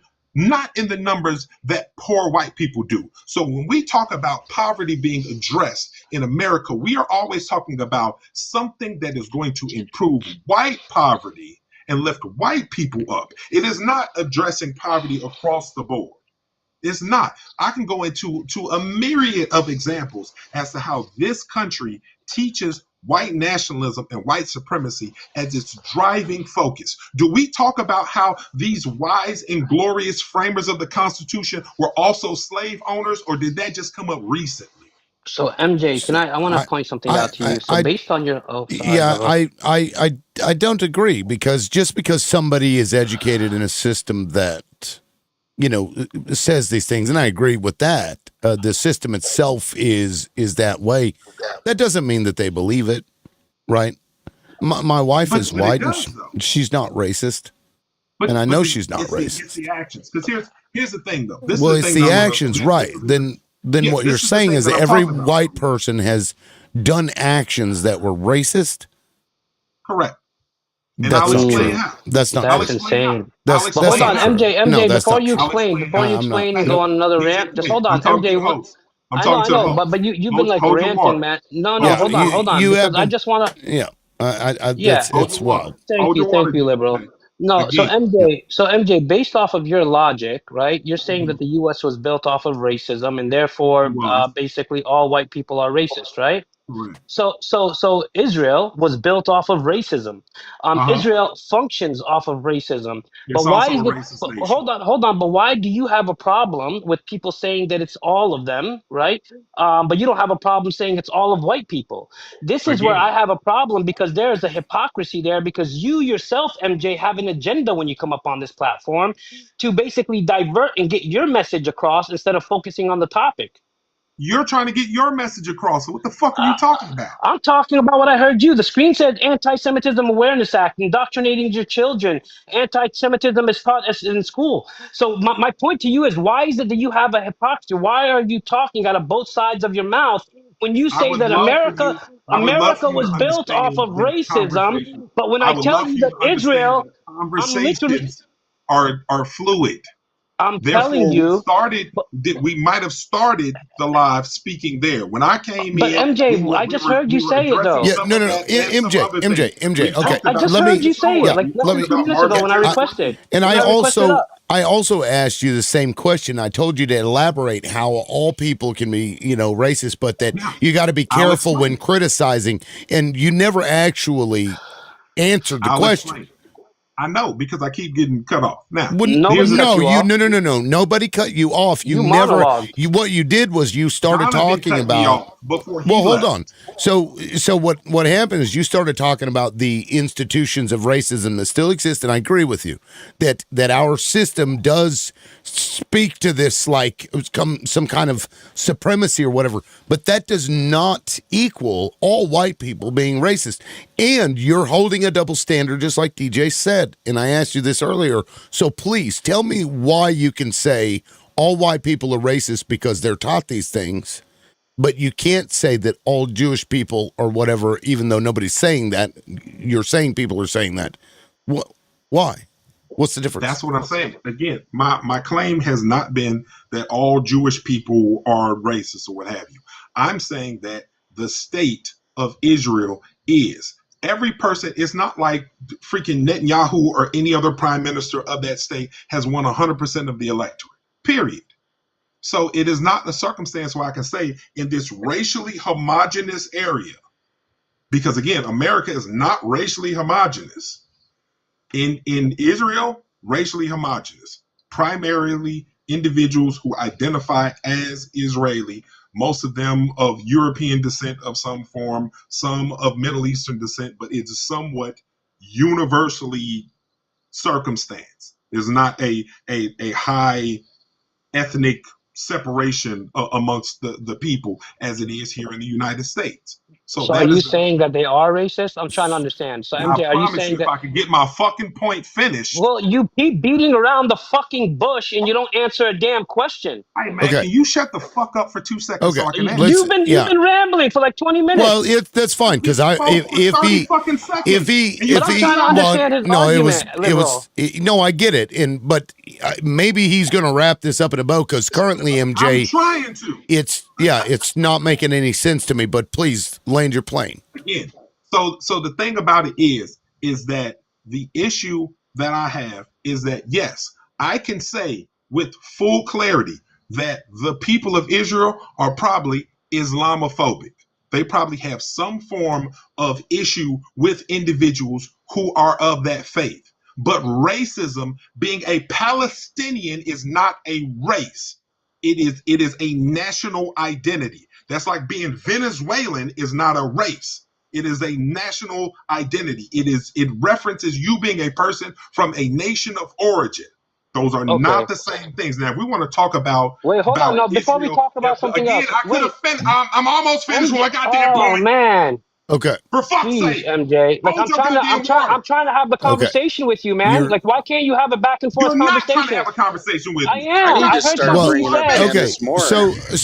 So I want to make clear that the claim that you made about Jewish people wasn't actually about race, calling somebody racist. It was that you know these people have to be careful in their criticisms because they will look at all Jewish people as bad for whatever reason. Nobody said that they said that they were racist. Yet My that's what issue your is answer is entailing. Is that they're not my racist issue because is that Palestinians aren't a race? Is my your answer? Well, but that's my liberal. So primary we have point to on point that something argument. else Yeah. out also, but he passed by, right? He basically stated that they are Islamophobic. He completely passed by the fact that Palestinians are not just Muslim. There are Christian Right. Palestinians, right? There are Jewish No Palestinians shit. as well. Well, you literally are just now you're equating. Did you or did you not, MJ, say? Well, they're not because they're not Is an the ethnicity. majority of the But state hold on. Islamic or is it not? No, actually, Israel is. Are we talking about Palestine? You're not So, talking about fucking Israel. I'm so talking you're. about Palestine. So then, listen to what you're Focus. saying, MJ. You need to calm yourself down, right? I don't know who No, the because fuck you're you think trying to you're talking to. extrapolate arguments from what I'm saying as opposed to Because you know addressing why, what I'm saying. MJ? So I'm trying to address what you're saying, but the problem is when you're talking, right? You're talking 15 million points, and then you're beating around the bush until you finally try to get to And your I'm getting landing point. interrupted also. Well, You you keep forgot that crying part, about being asshole. interrupted, but you go open your own panel if you want to monologue for 10 minutes. It's got to be a give and forth, back and forth Again, I could conversation. see if I was talking for 10 minutes. You literally were, Well, MJ. okay. Like So you got to have a back MJ, and forth. when in I don't, maybe when you're talking, it doesn't seem like it's as long, but you do go on for well over a minute and a half, sometimes 2 and even 3 minutes. I've watched you do it, and that's fine. Because the Like things I that allow I it to say happen, oftentimes, the but things that I say it's oftentimes can't just be quantified in a sentence or two. Okay, so Because then I'm you being are. asked to expound on things. Okay, good. So at least you're sure, admitting. but you're saying that you can't get a word out, is what you said. But if you No, can't get a because word out you've in asked 3 me minutes, you've asked me to answer twice, and DJK has interrupted me twice in the answer. I asked you a question. Right? How are I you asked you a asking me a question. question in the midst of me answering another Well, no, question? you finished speaking, and then I asked you, No, right? I didn't. Wait, hold on. I Just was relax, still MJ. actively fucking talking. Well, then you need to stop the talking. How about that? Because I was okay. trying to Well, Exactly, look, because understand. you don't No, want look, to hear me. this. Got look. it. Thank No, I you. but will, my question to him. DJ. I Yeah. appreciate what you're saying. I will moderate the panel. Okay. Let me do that, and I can bring in the timer, but you're going to be restricted to the timer, MJ. So if you can't make your points, then is the timer going to I'm work for fine you or with that. not? I'm perfectly fine with the timer. Okay. So I'll just bring in the timer. That way there's no hemming and hawing, and it'll already be counted on its face. Let's do that. So you did make your point, right? Or do you need 40 seconds to wrap it up? Again, the people who would seek to harm people who are Israeli in the United States, what does that have to do with the state of Israel? The people who want to harm them here, the people when the neo-Nazis and the skinheads and everything were attacking people here, what did that have to do with the state of Israel? Nothing. So now I'm saying that people are couching their own bigotry towards those people underneath this anti-Zionist aesthetic that most people are currently landing on now because of the overt, blatant, harmful actions of that state. Period. Okay. All right. DJ. Thank you. Yep. Yeah, so this is the thing, right? He's saying, why are they wanting to harm people here? I really don't see people wanting to harm anybody here except for the Jews. The Jews are the ones that are actively, like Mark Levin, Josh Hammer, Ben Shapiro, Randy Fine, are the ones that are actually calling to neutralize people like Tucker Carlson, right? We see Bitar USA is an extremist Jewish organization here in the United States, calling to do a pager attack, which is a T attack on Zoran Mamdani, right? So ultimately, people, according to what you're saying, people are getting attacked here or wanting to be attacked. It could be because maybe over 95% of them actually support what's happening in Palestine, right? They support the existence of an Israeli state no matter how it's achieved. They may be, oh, we don't want genocide, but they don't want the G side because they know how it's going to affect them in the long term. They know that it's going to be a stain on their reputation forever. So maybe if the Jewish people actually really stood up and said Israel does not have a right to exist as it currently stands, then people won't be trying to attack them. That's what it is. And then your hypocrisy is completely came out, MJ, because literally Israel was built on racism, and you still want to deny that bullshit and give me. It's not all of Okay. them. Okay. Big Zaza wants to go. Go ahead, Zaza. Hey, all I gotta say, man, is this: I think Trump is the greatest president of all time. Thank God we're in the golden ages. You know, shout Get out to off your every knees. American. Shout out to all the Americans. Stand the Get off fuck your up. knees. You know what I mean? Get off your knees. For sure. I'm standing up right now because I'm a big dog, right? No, you're not. Hey, No, you're once not. again, hey, I didn't cut you. Listen, bro. I muted him. Tell Keep your going. mama get off her knees. I'm 6 feet 250. You feel me? In Chicago. So anytime you want some I'm smoke, 6'3", you, 270. okay, you can pull up. MJ. Anytime you want some smoke, right? But look, I'm in Iraq. I'm in Chicago. I live on 101st Street. Anytime you want some smoke, you can pull up. Check it out. Uncover your face then. Matter of fact, I live on 101st and MJ, Racine. stop. You bitch But about look, people interrupting you, and you're interrupting them. look, I live on 101st and Racine. So anytime you want some smoke, I'm in America. You can pull up. It's a free country. Check it out. Once again, shout out to the big, beautiful bill that's about to hit January 1st. And watch Americans prosper, man. Thank God we're in a great country. God bless America. Yeah, such a big dog that you won't show your face. I appreciate that. We got you. All right. Anyway, who would be next? Adam, go ahead. Yeah, I wanted to address something that MJ said about why does it matter to be anti-Zionist in the U.S. when, you know, the state of Israel is on the other side. I don't know if he realizes, but being a Zionist is supporting Israel, right? So when you're an anti-Zionist, whether you're in the U.S., whether you're in Israel or anywhere in the world, you're just showing that you don't support Israel or its actions against the Palestinian people, and that you don't support a G-side. So I really don't understand what your problem is with being an anti-Zionist. You can totally be an anti-Zionist, and there are many, many Jewish people themselves who are anti-Zionist. So that's kind of really. I was trying to understand his point, but why he was making that when, you know, that was my only point. All right, thank you, Adam. Now, yeah, I still like, I don't know. I don't think every white person in this country or on earth is racist. Why do we still have racism then? Because people want to, I don't know, feel superior to other people. But that's the thing. If white people are not racist and white people have had a history of overt racism, wouldn't they be actively working at every opportunity to make sure there is not a nook or cranny or corner for racists to exist? They do. No, they don't. Yeah, they're white people that do. Sure, they do. We elected Trump twice. Loudmouth, what are we talking about? Yeah, I know, and a lot of black people unfortunately voted for him too. Yes, but and black a lot people of have his been Latinos and a lot of black men especially have been trending towards conservatism for this entirety of the time, because you went on one of the major arcs of conservatism in the American political zeitgeist is capitalism. They want to be capitalists. They want to get access to money, just like Big Zaza, who came up here with the mask on his face in poor, wild hundreds of Chicago. I grew up in Chicago. I'm from the West Side. I know how the city rolls. I know how the city still is. They want to get to the bag, sir. That's all it is. So they think that aligning themselves with these white nationalists is going to get them closer to being accepted as capitalists and get them closer to financial windfalls. Never happens, ever. I did have a timer up. You still have 30 seconds if you want them. And again, this is my circumstance from earlier, and I'll wrap this up super quick.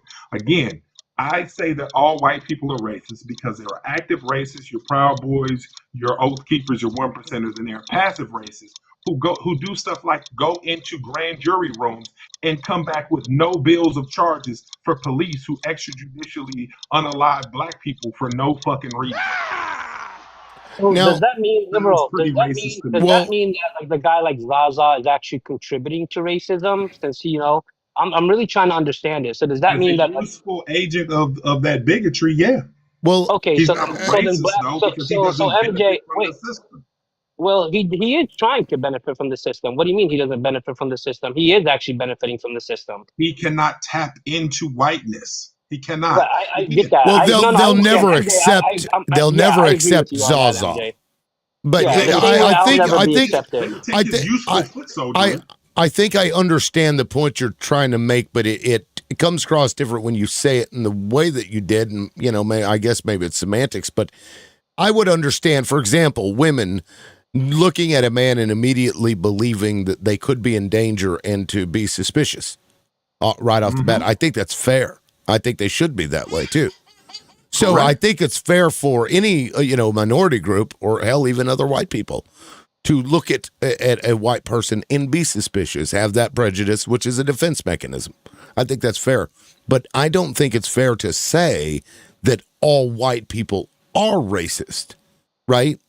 That you can have a prejudice towards white people because of what's gone on historically in the fact that Europe fucking colonized 90% of the goddamn world, fucking unalived 50 to 60% of Congolese people, for example, to get to fucking rubber. So we know that historically speaking, they've been very violent, but that doesn't mean that all of them are a certain way, but I think it's fair to be suspicious. Do you think that's fair? I'm primarily speaking from the second definition of racism via Merriam-Webster's, which is the systemic oppression to the social, economic, and political advantageous circumstance of another party. Black and brown people, Asian people are systemically oppressed so that we can maintain a white majorative rule in this country. Again, one of the biggest fears, the circumstance that, in my opinion, spawned Trumpism is the consistent reports that what's supposed to happen to America by 20. Oh, we lost you. Hey, I gotta go. I gotta go. Well, DJ, thank for you. having I me up. appreciate it. We'll see ya. Yeah. All right. Bye. Have a great day, DJ. You too. Thank you. MJ, we lost you. Because I don't want to get too far into it, because as soon as we start talking about he's going to come back still talking. Maybe he got a phone call. So, okay, I think I understand what he's coming at it from the, and I'll pull it up here, what he was talking about. And I guess that makes some sense. The systemic oppression of a racial group to the social, economic, and political advantage of another. Right. White supremacy, specifically white supremacy sense too.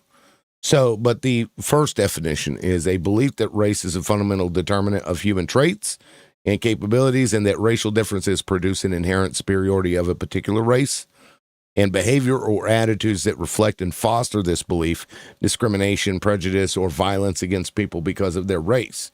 So he's, I believe, attributing the system to each individual, or at least, I guess, a collective, which I guess is semantically fair to do, but I don't know how helpful it is to say that. Yeah, like I understood, right, from the aspect of like you. Go ahead, Johnny. Did you want to jump in? Go ahead, Johnny. You've been quiet, man. Well, I was just gonna say real quick, this all stemmed from me saying I was a Candace fan, and it sparked. It was obviously a trigger for him, and that's fine. But I feel like this is one of the reasons I can't be a Democrat, is because ideologies and mentalities like this have kind of overtaken the left, and that's why I feel like it's good. There's kind of this civil war on the right to basically purge out people that really don't care about America and they only care about their own interests or foreign interests. And I think it's really good the left is doing the same thing. But, I'm I'm not one of those people that's ever going to, apologize that maybe one of my ancestors did something. I get it. I get your stance, liberal, and I appreciate it. I know that you kind of judge things as logically as possible. So I'm not used to being able to talk to liberals, and that's why I appreciate you. But for somebody to jump on me for being a Candace fan when, it's like, holy crap, what, it's crazy how many people just hate her now on the left and the right. So yeah, go ahead, DJ. Well, let me see if I can maybe help you understand, because we always look at and view situations through the lens of our experiences. And so when you try to put yourself into the lens of an experience of, for example, a black man in this country, it does color the way that you view situations. And that, the coloring, I think, is valid because those experiences were real. So it may not make sense to you, him getting upset about a certain thing or whatever it is, but it makes perfect sense to him because he experienced things that you didn't experience, right? He's still experiencing things that you couldn't experience. So even if you don't understand it, sometimes you can accept somebody's perception as being valid because it's their own and it's their reality, just like it would be for yours and your perception. He may not understand that you might also feel as if you're attacked because you're white, right? Some white people do feel that way because he doesn't have that experience of being white, but he can have an outsider's view of it. So while I would understand why a white person would feel attacked, for example, whenever you've got people that say all white people are racist, that probably going to cause you to be a little irritated or upset by it. But again, just, I try to accept it because he did have experiences that were far, far different than your own. Does that make sense? No, I totally appreciate that. Yeah. And I agree with you, liberal, as well. Like, even for myself, right, as somebody that is brown, definitely not white passing. I've experienced things that maybe Johnny has never experienced before. My son is going to experience things. I have to raise my children in a way where, honestly, if like my son, if when he does get pulled over, or if he does get pulled over, how to respond, right, in a proper way so he doesn't get taken out. And we experience things differently. But this is what I'll say, Johnny, in regards to Candace. Okay. So even somebody like myself, I actually I support Candace's message recently. Absolutely. I support her message when it comes to calling out Israel and actually waking people up to that. But just because I support her message doesn't necessarily doesn't mean that I support her as a person, right? And support her ideology, right? And that's something I always like to say. The same thing with like Marjorie Taylor Greene, right? Marjorie Taylor Greene is a racist, right? She is blatantly racist, Islamophobic, but I absolutely 100% support the message that she is putting out there right now.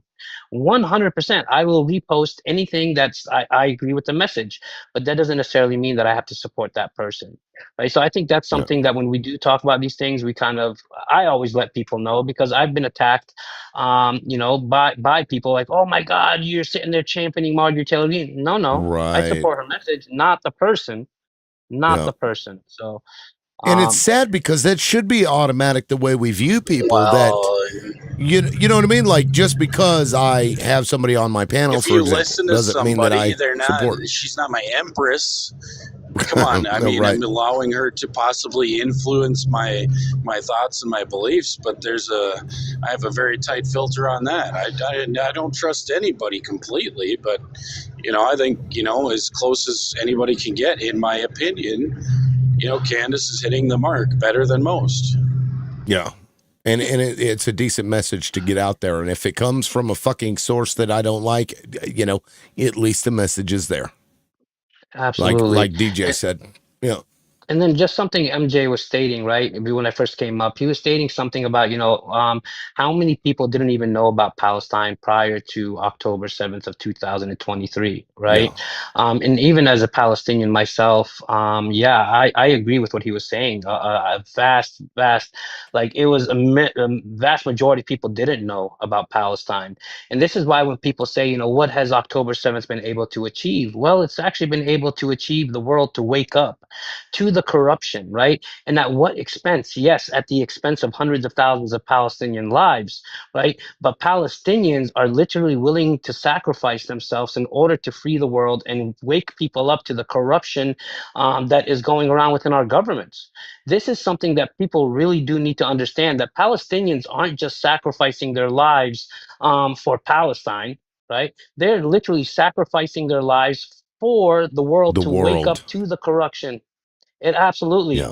And I swear to God, the sooner people realize this, the better it is. And then Johnny, Yeah. one thing, I heard you say something about, this is why you can never be a Democrat.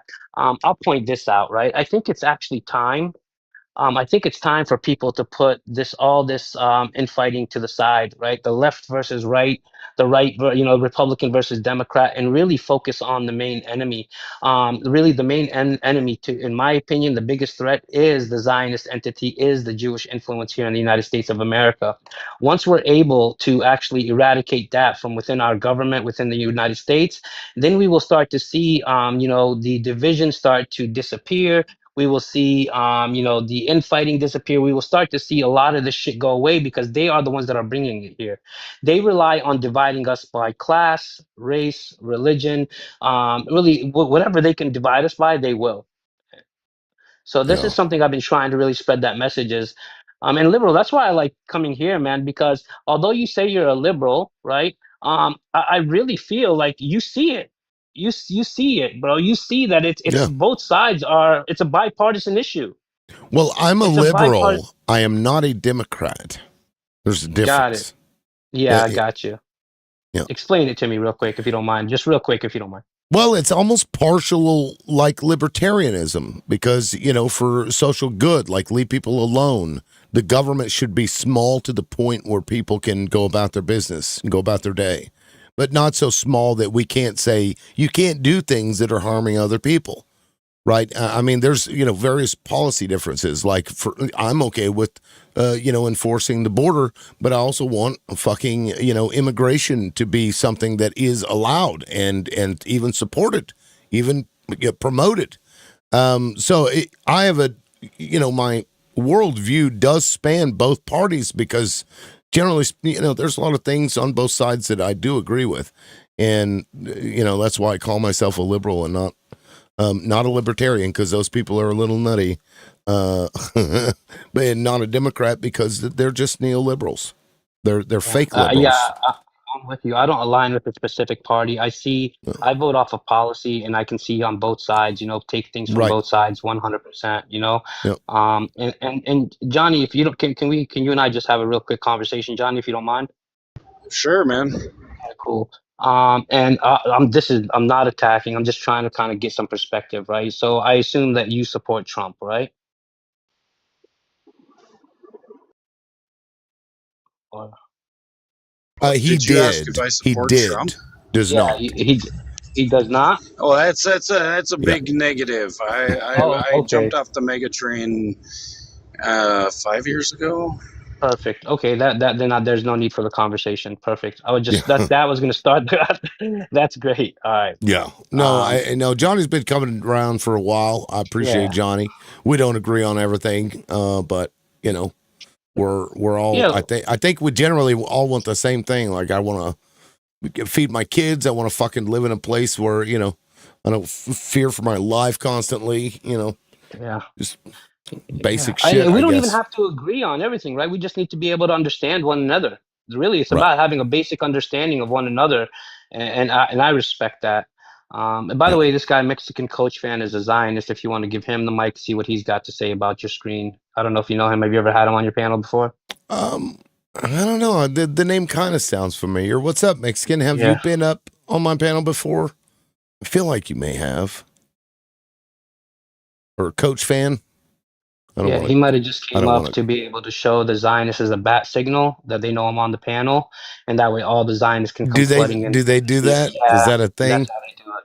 How Yeah, many you'll see. followers? Well, he's only got 132 followers, so his bat Yeah, but signals. they're all.